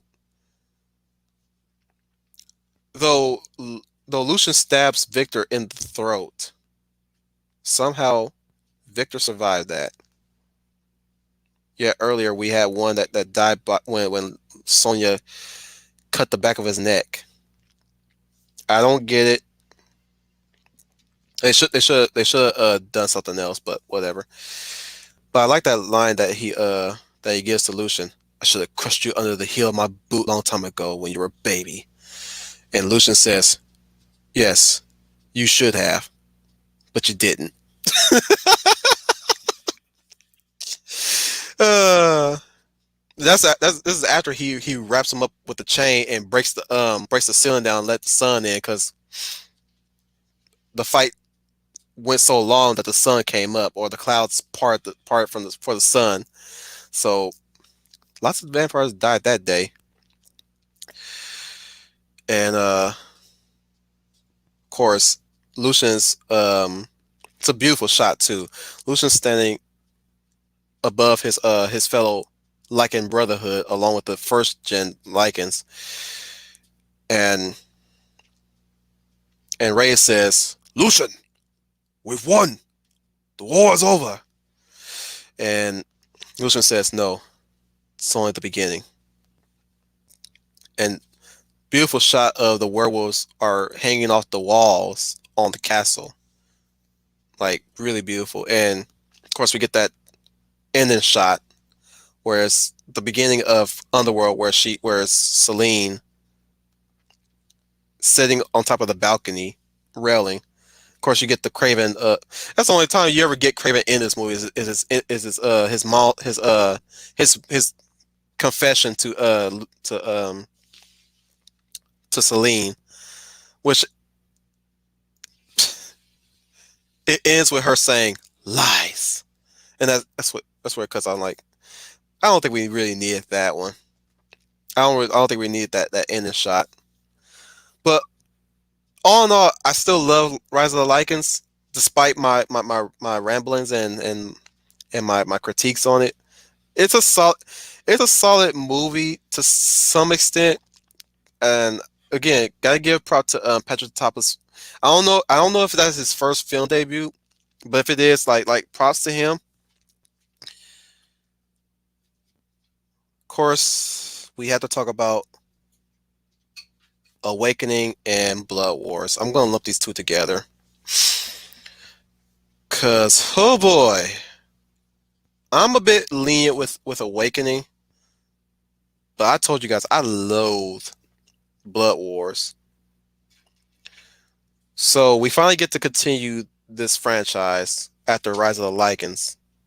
Well, it takes place several years after Evolution, and now that Corvinus and his group has been wiped out, there's nobody there to clean up the mess of the Lycans and the vampires.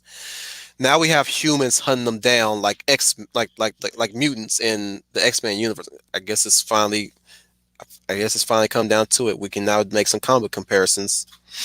So they're hunting down vampires and Lycans. Uh,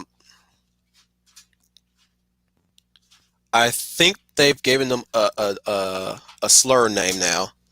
I think they're called no, they're not called that. They're called infected. Generic. I know. I was gonna say hemophages, but no, that's ultraviolet. That's what they're called in ultraviolet. But yeah. So they were hunted down systematically. You get shots of vampires running away. Some getting shot with UV rounds. Some getting pulled out into the sunlight, burned up in the sunlight.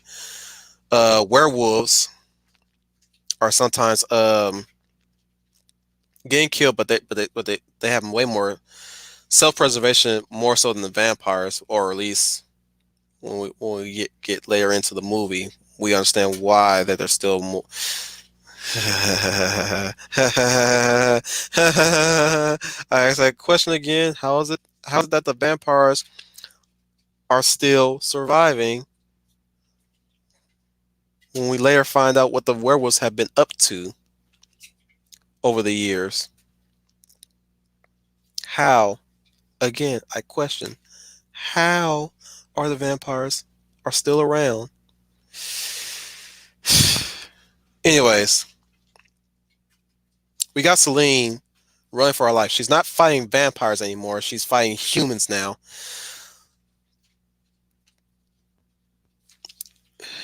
Yeah, Matthew. I don't call him the Hulk sized Lycan. I call him the Uber Lycan. Played by Dyson from Lost Girl. If you guys ever heard of that show Lost Girl, It's the one with Bo, the succubus, and in that show it had Dyson. So yeah, Dyson's the Uber lichen, which we're gonna get into big time. I have my issues with the Uber lichen for sure, but it's at this point Celine just don't give. She doesn't give no flip about everyone else anymore. She's is at this point where I remember reading this on IMDb where somebody made up a thread saying, "Do we even count them as the good guys at this point?" And I call that into question too. Like should we call? Are we really are we really trying to sympathize with Celine here when she? I mean, grant the humans are trying to kill her too, or rather, they're trying to capture her because she's a special breed now. Now she can walk in the sun, but she makes no she makes no qualms. She has no qualms killing them, let alone feed on them later on in the movie. Um, as I was telling Matthew Flint earlier, Scott Speedman is no longer in this movie, so we have a double with his face digitally mapped onto it, yeah, onto him. And this is where the Celine favoritism kicks up to 11. So Michael is taken out of the picture for the majority of the movie, and this is mostly Celine and our new daughter Eve, generic name, a brand new hybrid through artificial assimilation. I think that's that's how Eve was conceived. I don't think she was conceived naturally. I think she was artificially assimilated, which we're gonna get into how and if, or you know what? I'm gonna breeze through this. It's my least favorite. I can breeze through this. We've later find out that Michael's also been kept in ice storage elsewhere in the building as well. A building that's ran by lichens of all people and super lichens as I call them because it takes a lot of silver to take these guys out. They're been experimenting on themselves to be more immune to silver, and that's where we got the creation of the Uber lichen, which he can heal instantly any wound, grievous or not. He's basically yeah, he's basically the Hulk with high with the regeneration yeah with the regenerating abilities of Wolverine and Deadpool combined.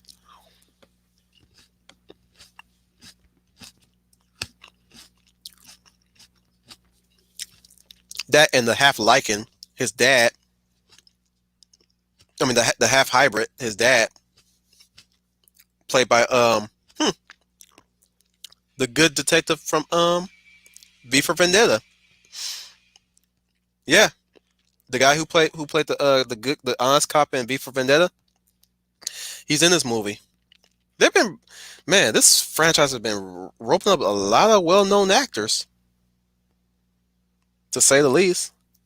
Gotta give him props for that. Um,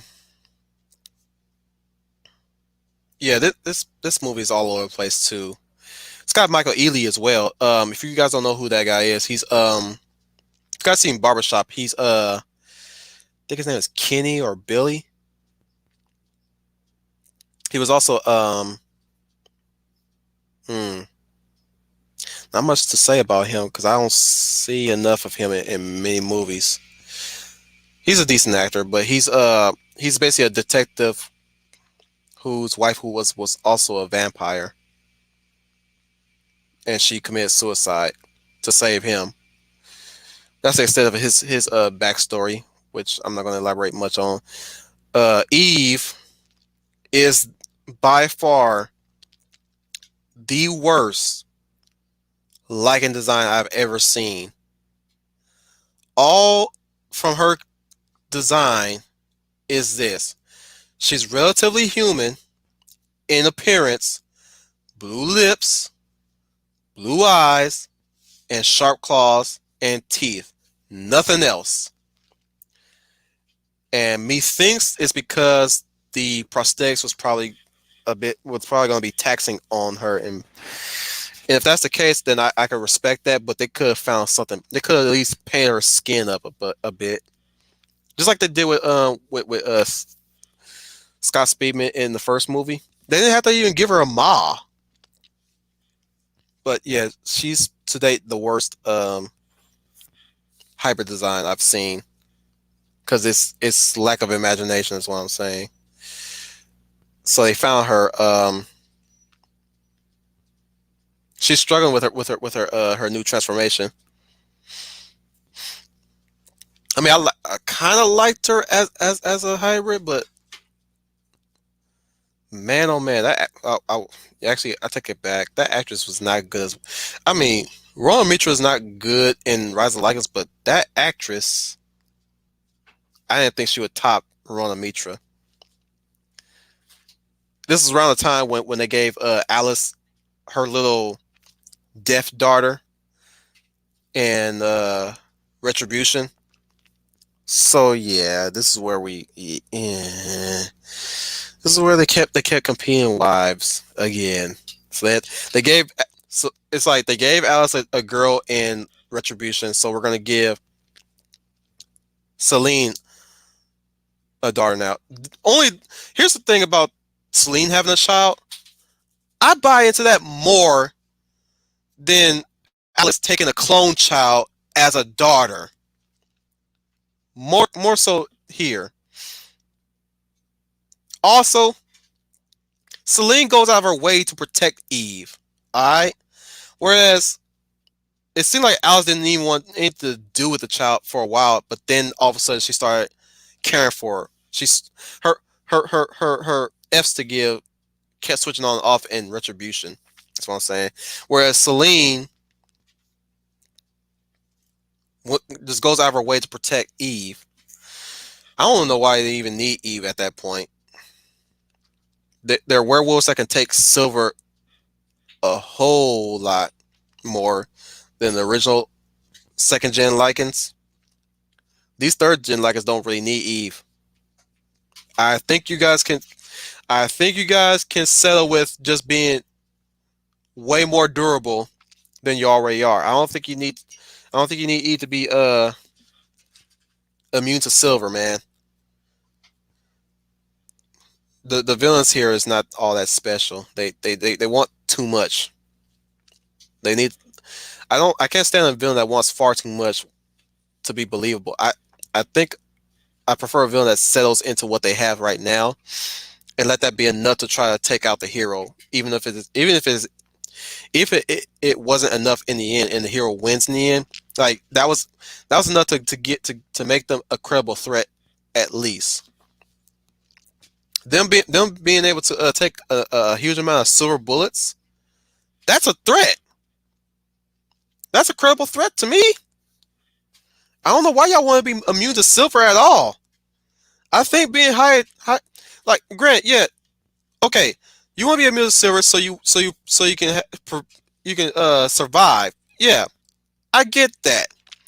But boy, oh boy, you're doing really fine, blended in with humanity. I don't think you need the immune to silver thing if you can blend really well amongst humanity, especially when the vampires can't go out in the sunlight. You guys are fine. Trust me. But we have to have a conflict. We have to have stakes. We got Charles Dance in this one. For those who don't know, Charles Dance is Tywin Lannister from Game of Thrones, and he was also in The Golden Child as the demon guy, and so many more stuff. Especially that terrible Ghostbusters movie in 2016. But yeah, we have Charles Dance as a new Coven leader, and boy, oh boy, why are they why are they directing him to act like Victor? Because Bill Nye does one thing I love about Bill Nye is when he plays upset, he does these eye twitches and his head twitches, and they made Charles Dance do that when we know Charles Dance can command anger, can display anger without the need of of eye twitches and head movements and stuff. He's got the lean action, but Charles Anson's in it. Love him. Happy that he's in it. We also got Theo James as for those who don't know who Theo James is, he's four from the Divergent trilogy. I say trilogy because they were going to do the fourth one, but that never got off the ground. So, Ki Sara Sara. I'm just gonna call him Four Vampire because I don't remember his name in the movie. But he was following Celine right after she escaped, and that's where he helped her with these decadent and disease-ridden lichens to protect Eve. He's the one that's willing to join Celine to fight for the cause. His dad is on the opposing side. They should be hiding, self-preservation, all that stuff. And he's Theo James, bless his heart. Every time he throws a declaration of fighting and standing and fight and taking a fight to the enemy, I can't help but like, dude, that's four. You're not being somebody else. You're four in this movie. But bless your heart, you're fun to watch. You're cool. I I really don't. I don't know what people's problem with Theo James is, other than he's not really that great of an actor. But like when Theo James pops in, like, oh, Theo James is in this one. Okay, okay. He makes his movie bearable now. Because when every time when he does the declaration of fighting, it makes me crack up because he's got this stare, and I wish the camera did not focus straight at him, but he has this stare that makes me like it makes me crack up because he's staring into your soul when he says, "No, we stand and we fight," and like, dude, don't do. Note to any filmmakers, don't do that, especially when it's a wide-eyed young cat, up and coming actor or actress. Do not make them do that because I don't believe them. I buy it more into more seasoned actors. Like if Charles Dance were saying that, I like, yeah. But when Theo James, I'm like, yeah, sure, yeah, you're gonna fight an army, all right, buddy. I buy that more with Henry Cavill in Immortals when he says, "Fight, fight for your souls, fight for your women, fight for your children." You got you got Stephen Dwarf just pounding his shield, and they're pounding. I gotta watch Immortals again. I don't care what anybody say about Immortals. I love Immortals. I really do. I love that movie. Like you could say whatever you want about Immortals, and I will agree with you. But I will love it to death. And that's only because Henry Cavill did that hustle.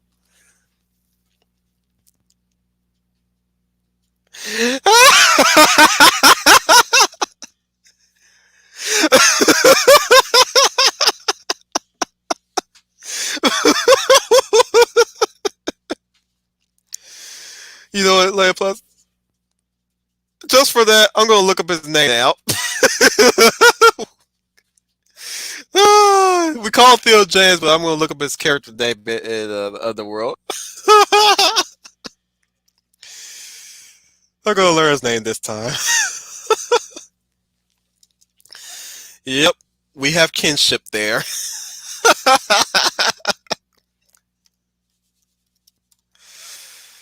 I'm looking at the name right now. Oh boy. Uh,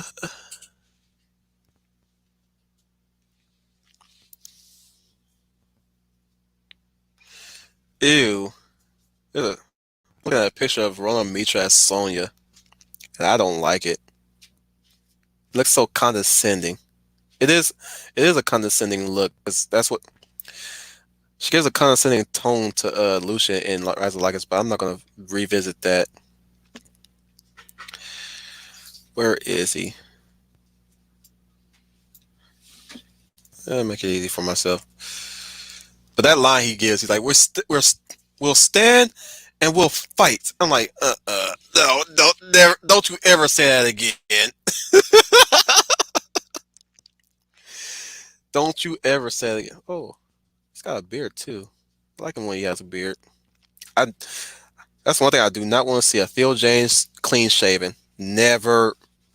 Nope. Also, note to filmmakers: when you have Theo James in your movie, do not have him clean shaven. Looks better with the beard.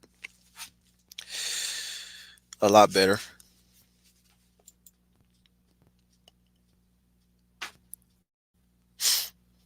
By the way, Blood Wars took my since when pet peeve. Just letting you guys know. I'm gonna get to that soon. What I'm looking for is name. I'll keep talking. So Theo, I'm gonna say his real name, but Theo takes her to the last, what looks to be the last coven of the vampires, ran by Charles Dance, of course, and of course he's the one that's against keeping Eve in their coven. So, oh, by the way, one thing I forgot to mention, Celine Celine's blood. I did mention Celine's blood can heal any injury when fed intravenously to another being. After Once she received the blood of Venus, her blood can bring the dead back to life. How much you want to bet she's going to use that blood more often, or at least she has the ability to restart somebody by reaching her hand into somebody's chest and just starting their heart again somehow. Somehow. Again, again. Sorry. Mm. How much you want to bet she's gonna? How much? How much? Yeah. How much you want to bet she uses that as often as she can? Or at least how much you want to bet that she knows that that could be a what's his name, David? I think it was.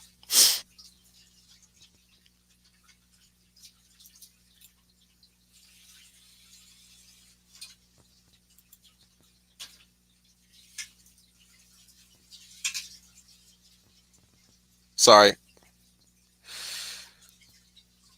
could have been. Huh. Sorry, I know I'm stalling, but I think his name was David.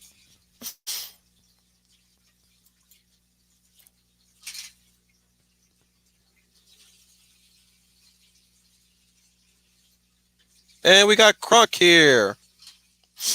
Yeah, Matthew Flynn. Oh, Neil did that in the Matrix. Yeah, he did. But like again, when she did that, her blood.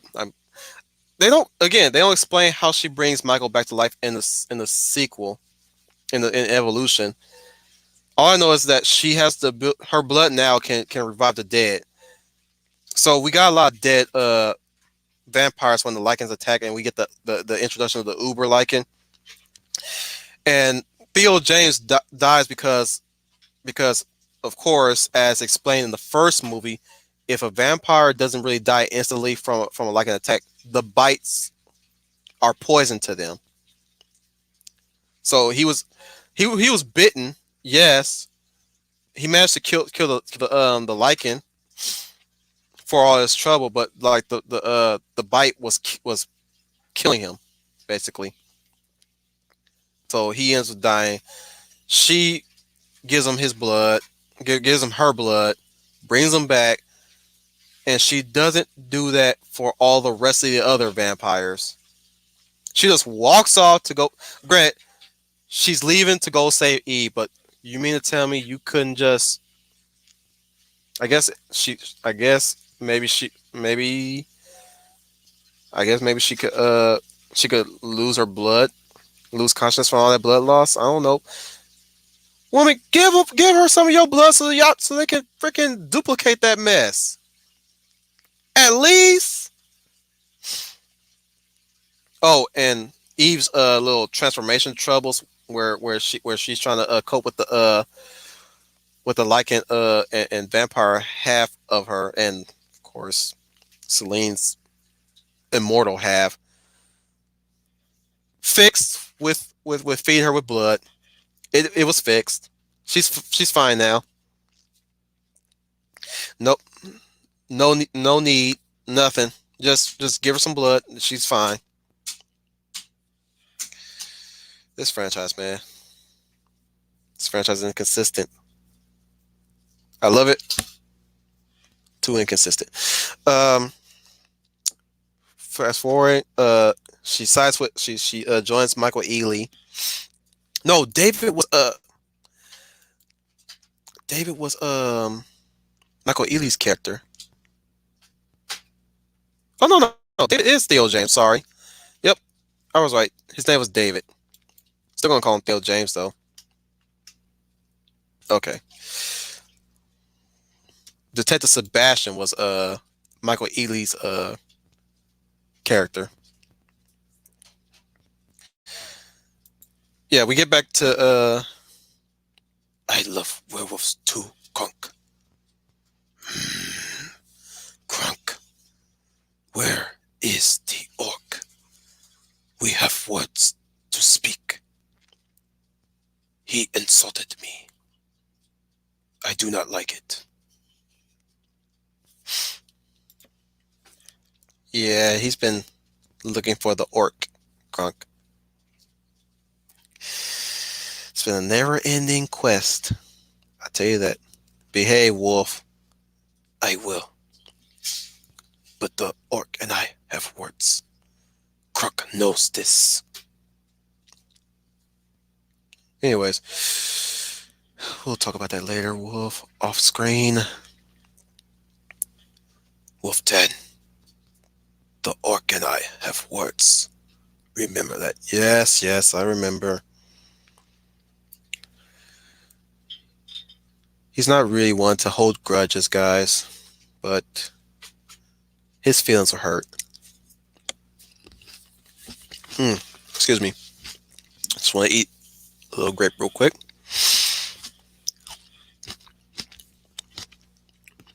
I know I'm stalling a little bit, guys. I'm gonna speed through this. Blood Wars should be easy. It should be. Don't humor him, Crunk. Don't. You're gonna bring him. Where is the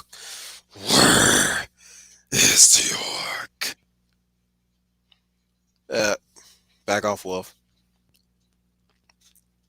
Sorry, he's been in and out in the stream all ever since I started this. You guys got the werewolf. I guess you guys got the werewolf stream that Crunk's been asking about recently. Sort of, kind of.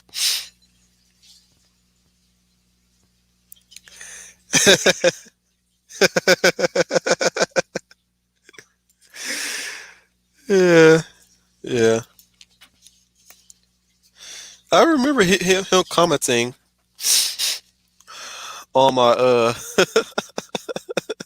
on my Twitter. Yes, and that's why Wolf will have words. He also insulted Wolf 10. The wolf don't like that. Wolf may not like Wolf 10 all the time, but Wolf 10, good person in heart and mind.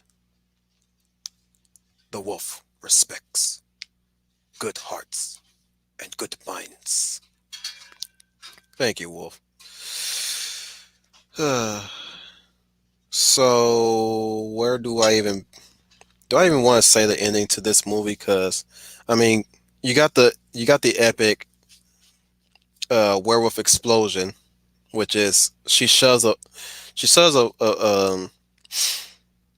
I would say, excuse me, Underworld is not without its iconic scenes. I like Kate Beckinsale T-boning a van with her body. That was a good scene. I like that. That was fun. I also like that David was a proactive member. He wasn't really that useless, unlike other side characters in this franchise. Eve, formidable. Though, actually, no. They used her sparingly. She wasn't as she wasn't good in a fight like her father should have been at this point in this movie. But they killed all the Lycans in that department, and including the son and the father. I call them the son. I don't know their names. I'm sorry, guys. I don't know their names.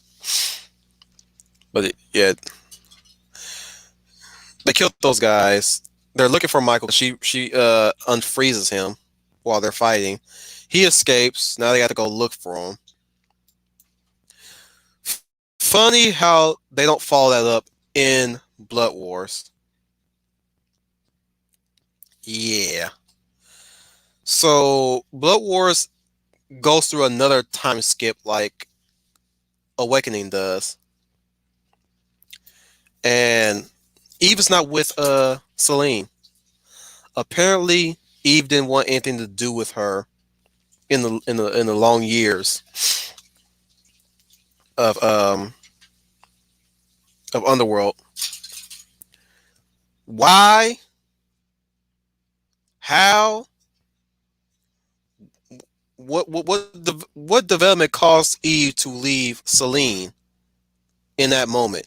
Considering all the things, all the she basically Ellen Ripley'd her way into that building to save her in the last movie.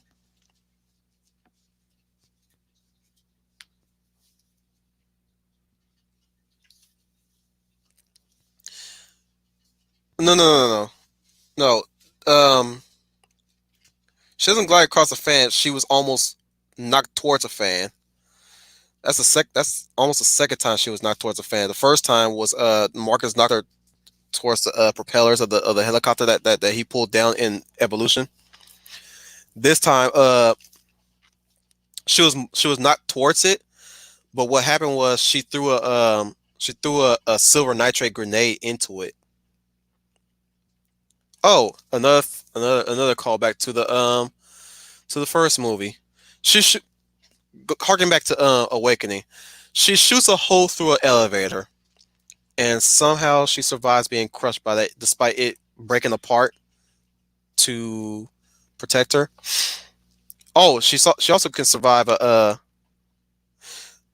yeah. Well, yeah, she T-bones a van. She doesn't really glide across a fan. They were in a parking lot, or at least a parking area, and they were about to escape with Eve, and she runs right into it just to stop it. Which again, badass. I also remember Lynn Weissman's commentary on that scene. They were discussing that scene like what we're gonna do in this shot is like, oh well, why don't we have Kate T-bone the van? I was like, oh, that's nice. Also, actually, I think Lynn. I know the director was not Lynn in this one, but I know Lynn probably was doing the camera work. But there was also a line where where he mentions that Kate questions him about the scene with the air vent, and she's like, "Why do I have to climb? Why do I have to crawl through an air vent?" And he says, "I gave her this look," and she says, "Lynn, you cheeky boy." I was like, "It's nice to know that their marriage is actually functional."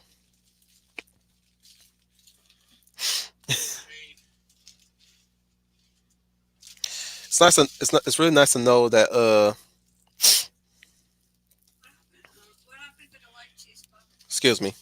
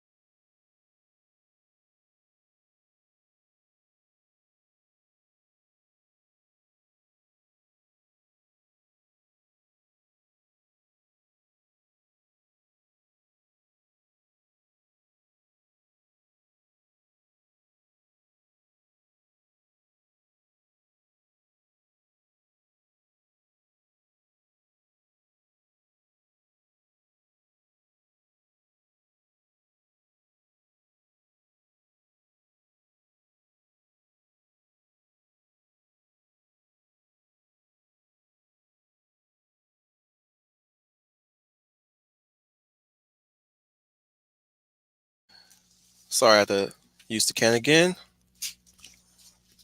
I didn't want white noise to catch. Uh, where was I? Let's talk about Blood Wars, the movie that broke me. I know I said what I had to say about Awakening,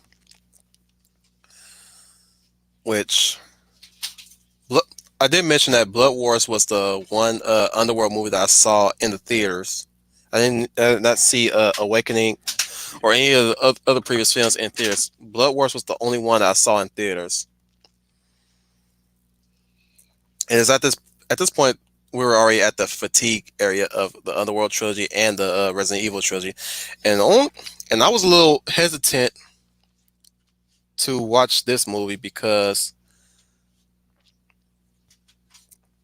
simply because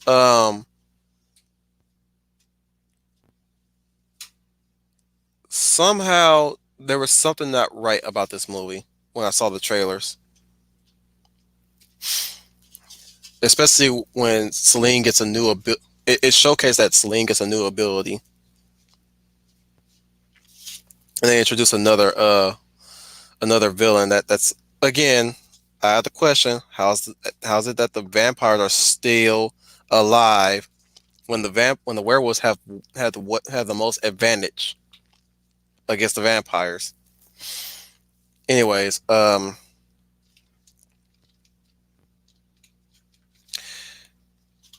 saw this instead of Final Chapter because I knew what Resident Evil was in store for me after seeing Retribution.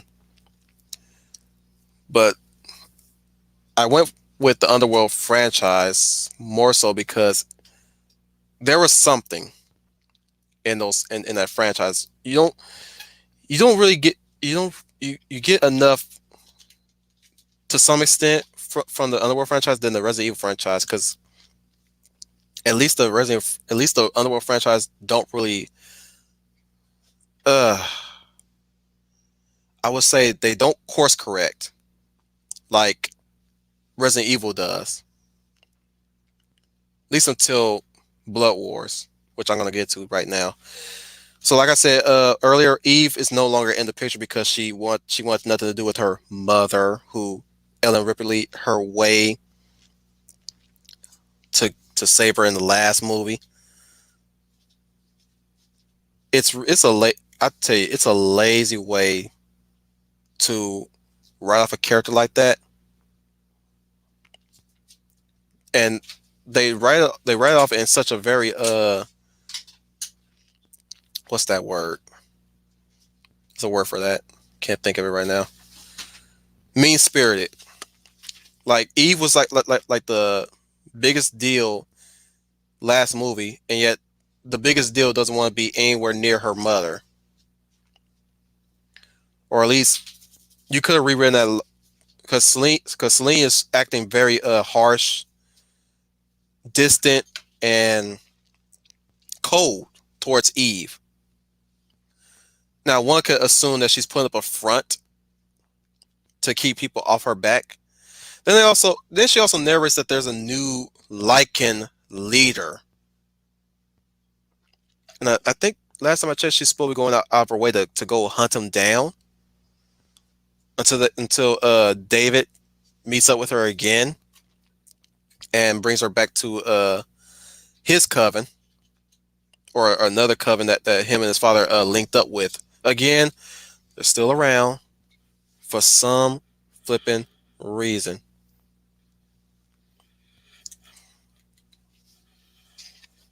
Excuse me. They are still around and they're still surviving, and yet again, the werewolves have the biggest advantage. Give me a towel, towel, towel. Thank you.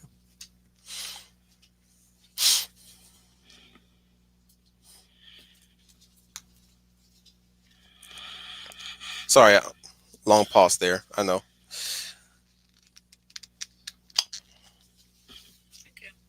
You're welcome. The age old, helping the wife open up a jar. Yep, we're traditional here.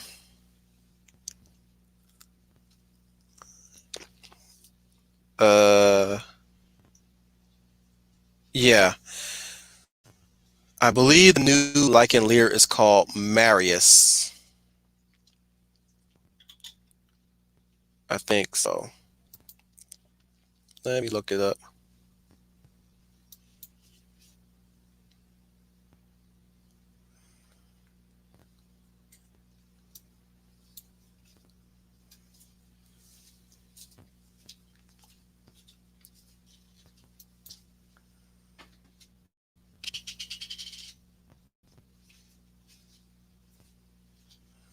Nope, can't find it.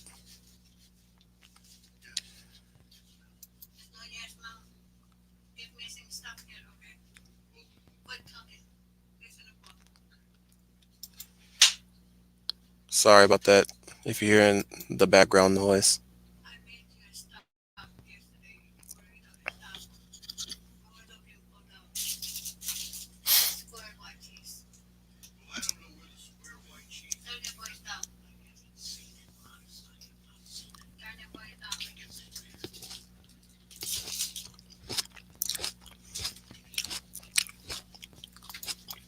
Sorry, guys. I don't mean a long pause there.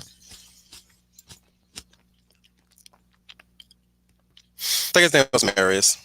He's played by Edmure Tully from Game of Thrones. This is where they're starting to scoop up Game of Thrones actors and actresses.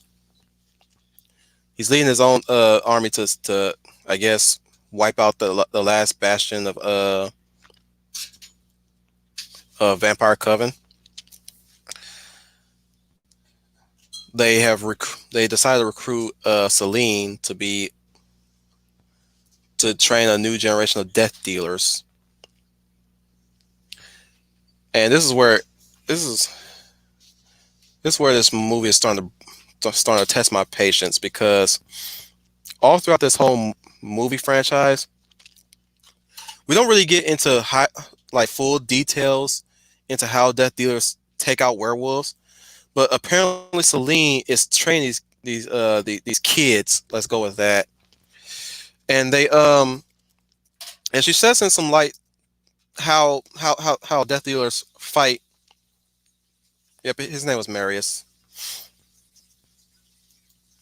But she said in some light that how death dealers fight werewolves that we never even knew from the first movies, and so on and so forth. And I'm like, you have me believe that you guys are still losing. There's even a moment where she's playing with this where she's training with this one guy who's acting like he's like a rival to her, along with this other girl who's secretly a lover to Marius, traitor. Supposedly they're supposed to be the dark version of Mike. Marius and her is supposed to be the dark version of Michael and Celine. But they got this whole thing going where, sorry, where they're supposedly play fighting, or sort of like that. And I'm like, what? Sorry, I'm losing train of my thought right now. Let me collect myself real quick. Yeah, we all know that he. Well, it's obvious that he's a traitor, but he's a traitor specifically for the vampires, not for the werewolves. He's basically aligning himself with Samira, which is the leader of this coven, who wants power, like every other character in this franchise have wanted all throughout this whole franchise. I think supposedly, if I recall correctly, Charles Dance is still like one of the eldest vampires that have some control amongst the council that they have. So you have two villains in this movie. Let's go with that. Let's go with that. You have two villains in this movie. You have Samira, the vampire witch. She's not a real witch, just using a substitute. And then you have Marius, who's the leader of a Lycan clan. Supposedly the new Lucian. Let's go with that. The new Lucian of this movie. If I didn't know his name, I'd call him New Lucian. Lucian 2.0 or something like that. And they want two things. One just single-mindedly wants the extermination of all vampires. The other wants the power that Celine has, which is she wants Celine's blood to become just to walk in the sun, the ability to walk in the sun. So you got those two plots colliding with each other. Then you have another plot line for for David. Get this, guys. Get this. He is the long lost son of Amelia. You guys remember Amelia? Remember that she was in the second movie? She was alive and well. In the first movie, she died horribly. She left a son behind. Somehow. Not only that, she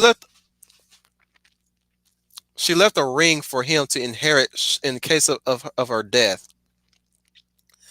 Not only that, we learned that she came from a different.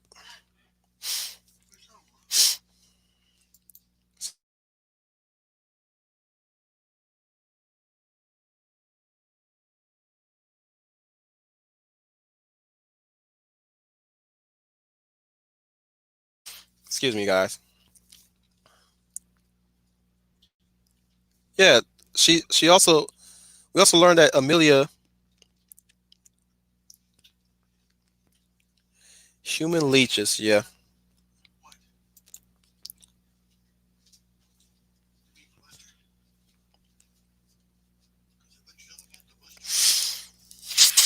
sorry. I know. I'm dragging this far too long. I'm trying to speed this along. Amelia's supposed to be part of another coven that has been so backwards, so backwards that they're still using ancient armor, swords, arrows, and shields and whatnot. But they also have the ability to flash step, if you will. They also have snow white hair and pale skin, but they can also flash step, meaning they're so fast that they can teleport, or at least they move fast enough. They got Wesker's speed. I don't call his speed teleportation. They just had the illusion of teleporting. Again, since when? Since when? And why didn't she just? If she came from this, if Amelia came from this coven, how come she didn't zip her way out of that situation that in that ambush? It's like they felt Amelia didn't have enough character, so they're trying to add on. Like, no, no, no. This is what you don't, guys. If you guys are writing stories and writing sequels to your stories, this is not what you do for a character that made little impact to your story. What we got with Amelia from the first movie and the second movie was just enough. They were piling on where they needed not to pile on. Any one of those chicks, and I'm gonna say this because it's mostly chicks in that coven. Any one of those chicks could have been his mother, not Amelia. Oh, by the way, this is the movie where Celine, quote unquote, dies. She gets to fight Marius in a a drag out fight. Marius basically has these vials where when he drinks the blood vials, he becomes a giant hybrid. And it's a terrible CGI hybrid, if you ask me. His face is, man, CGI Edmure Tully is not a visual I want to see on the big screen. But he goes big He's covered in fur. He's still got his face and his chest, but somehow he was the one that was able to kill Celine. Also, back to Theo. His his mother has this ring that has her blood. Correct me if I'm wrong. Don't blood coagulate, but it's preserved in a ring. And the moment he drinks the blood, he gets her memories, and that makes him the de facto. Oh, no! I take that back. The coven that Samira is trying to seize power from, that's Amelia's coven. Actually, that's what that was. It's Amelia's coven originally, or at least it's Amelia's coven elsewhere. Then there's another coven that she came from before she set up this coven. That's what that was. That it's stupid and convoluted, but there it is, y'all. Like we need to give David an arc here, and it because oh yeah, by the way, Theo James in another movie where his character has an estranged mother, or his character resent his estranged mother. Where have we seen that before? I'm not gonna I'm not gonna say. You guys know what I'm talking about. Yeah, yeah. That I was like, oh wow, he's still four in this movie. Wow, but that's not what broke me, guys. That's not what broke me. What broke me was the simple fact that they opted for Celine to be resurrected. They put her in this little pool after There's two battles, by the way, with the werewolves and the vampires, and again somehow the vampires survive, especially the ancient. I'm using that in quotes there. The ancient vampires that can flash step. There's a lot of them that are getting killed with bullets and guns, and these guys got shields and swords and armor, and yet somehow they survive. It's dumb when you, it's dumb as I'm explaining it. It's even dumber if you see it on display, and I'm just sitting here like, how are you guys are still alive after all these years? And of course, this coven is hidden, mind you. This coven is hidden. Nobody's never known about this coven. Not even I don't even think Victor knew about this coven, or Marcus, for that matter. They pulled this right out of their behinds. I remember um I remember Brad Jones from Cinema Snob made a comment about calling them the Daenerys vampires, because they do look like Daenerys, especially the leader, the current leader of that coven. She looks like Daenerys. She's not Amelia Clark though, but she looks like Daenerys. Look it up, man. Look it up. So long story short, we get back to the final battle. At this point, Charles Dance is dead. He fights Samira, and he. I have to give a slight chuckle on that one, because Samira killing Charles Dance in a sword fight, really? Of course, he lets her kill him, but still, like he's basically there to he was doing it to stall so that Theo can escape and get Celine out, because they drain Celine's blood. She keeps Celine's blood in a bowl so that she can drink it later on. Why don't look here, lady? Why don't you drink it right now? And as a matter of fact, why do you need that much blood anyways? We all we all know that sometimes a simple amount of blood can make all the difference, or at least a bite. As a matter of fact, there's a lot of things I have to question, but we're big on time, so I'm going to speed this up, guys. So, Trader Girl, who's in love with Maris, gets killed by Samira. Samira found out that the girl was sneaking off on the side and stuff like that. I don't understand how. They probably didn't explain it. They probably did. As you see, I'm speeding this along because I hate this movie. But her traitor lover, I think she kills him too, because he got too overly ambitious. Yep, she did kill him. She's killed this late. How do you want to be a leader if you're so kill crazy? I don't understand, Samira. You're too kill crazy to be a leader. You killing everybody left and right. Those who are loyal to you, you killing left and right. She finally drinks the blood.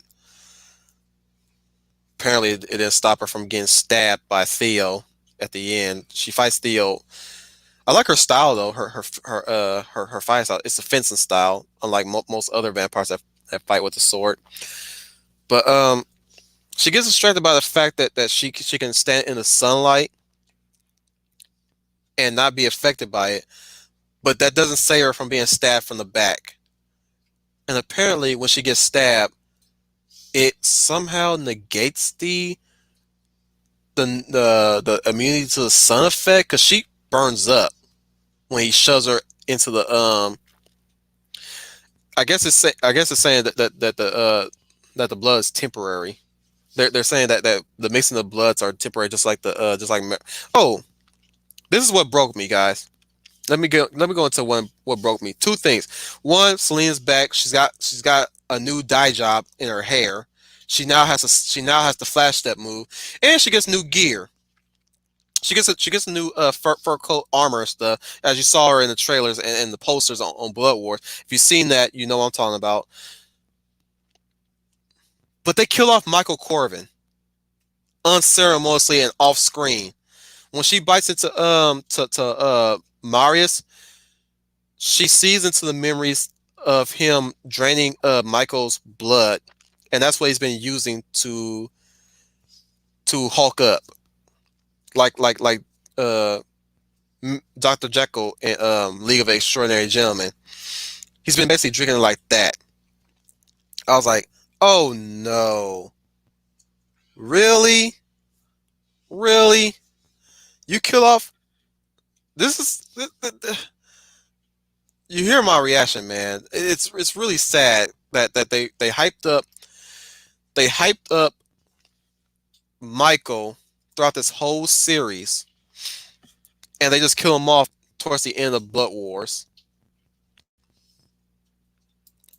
So again, flash step, fight. She's fighting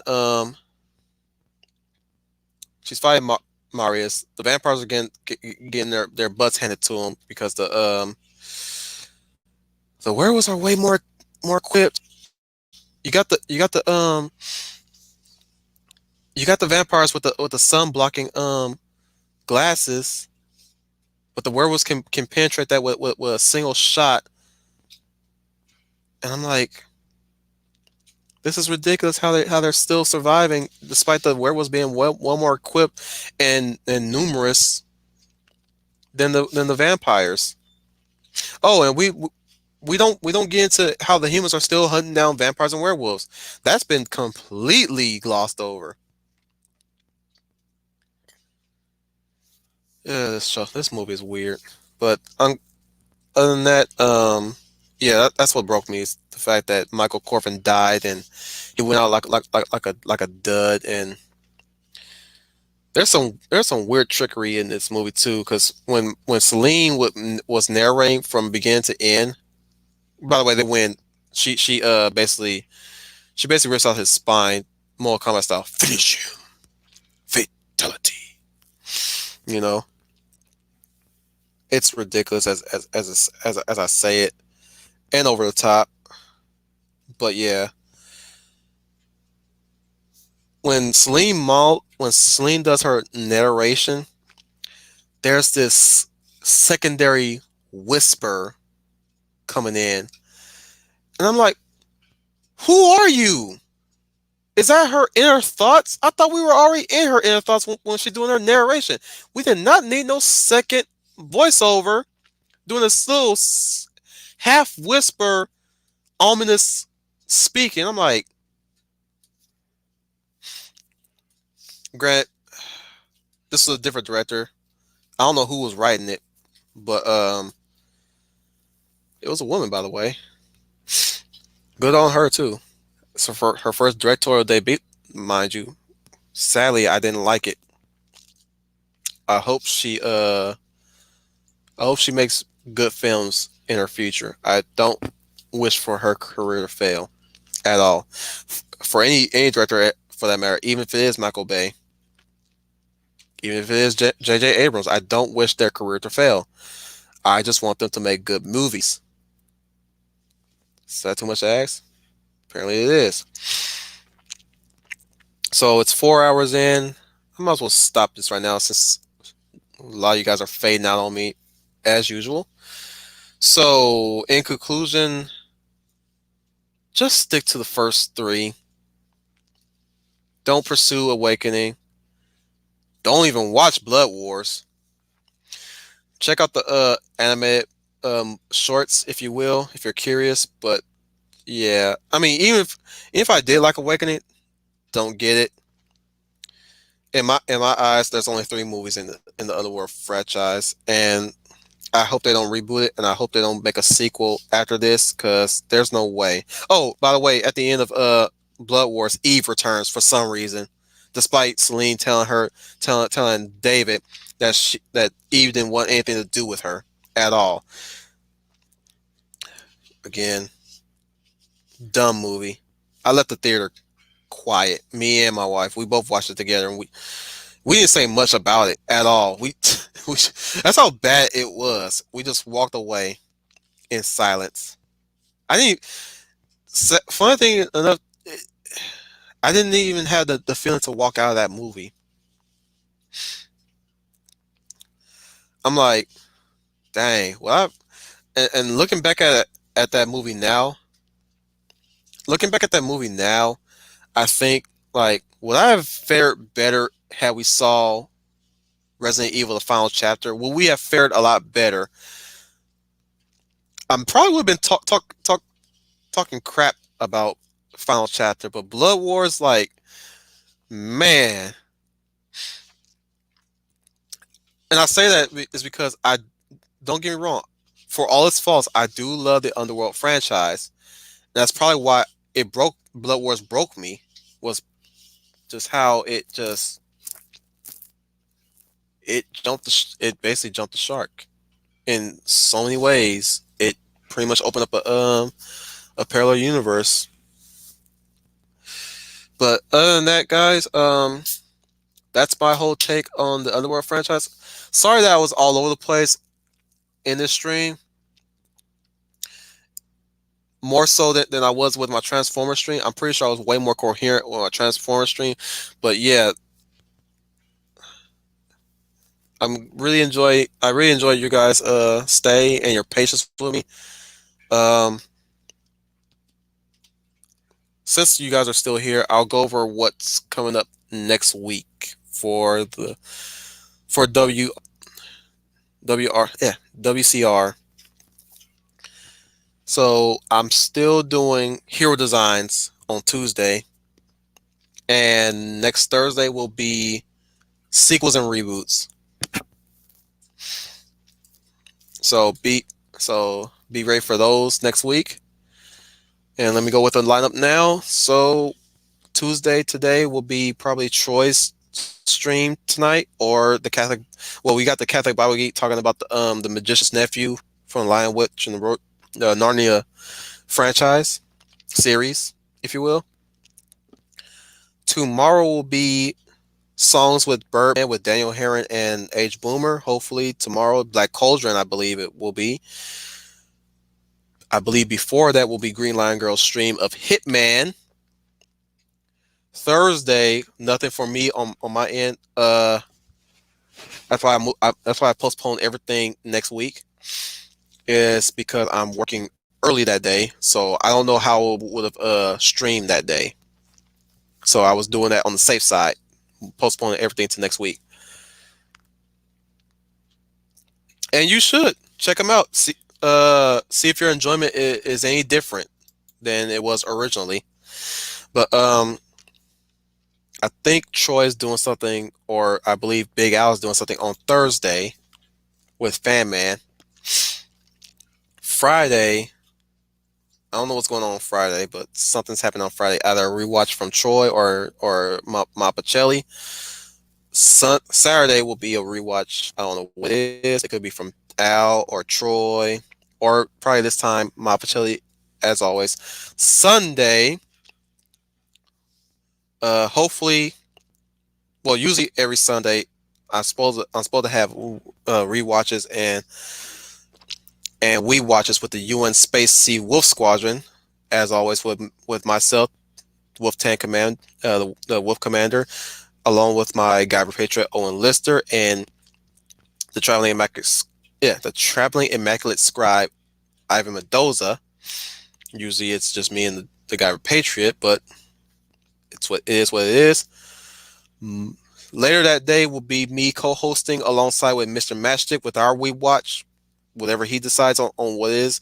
Also before that will be Study Hall with Troy Pacelli and Age Boomer, where they cover your daily dose of geek news. Monday will be Sound Engraver's Monday Night Muse. Oh, hey there, Sound Engraver. Hopefully she'll have something enlightening to talk about next Monday. I know yesterday we had the stream about making your work political, which I was there as well, and I enjoyed that stream. So if Sound Engraver catch this, and if she's able to make it towards the end of this, that was a very well thought out stream, and I'm glad I participated in that. So there's that. And we repeat the cycle yet again. So this has been your Werewolf Wolf 10. This has been another Wolf Commander Rambles. And I bid you adieu. Ow!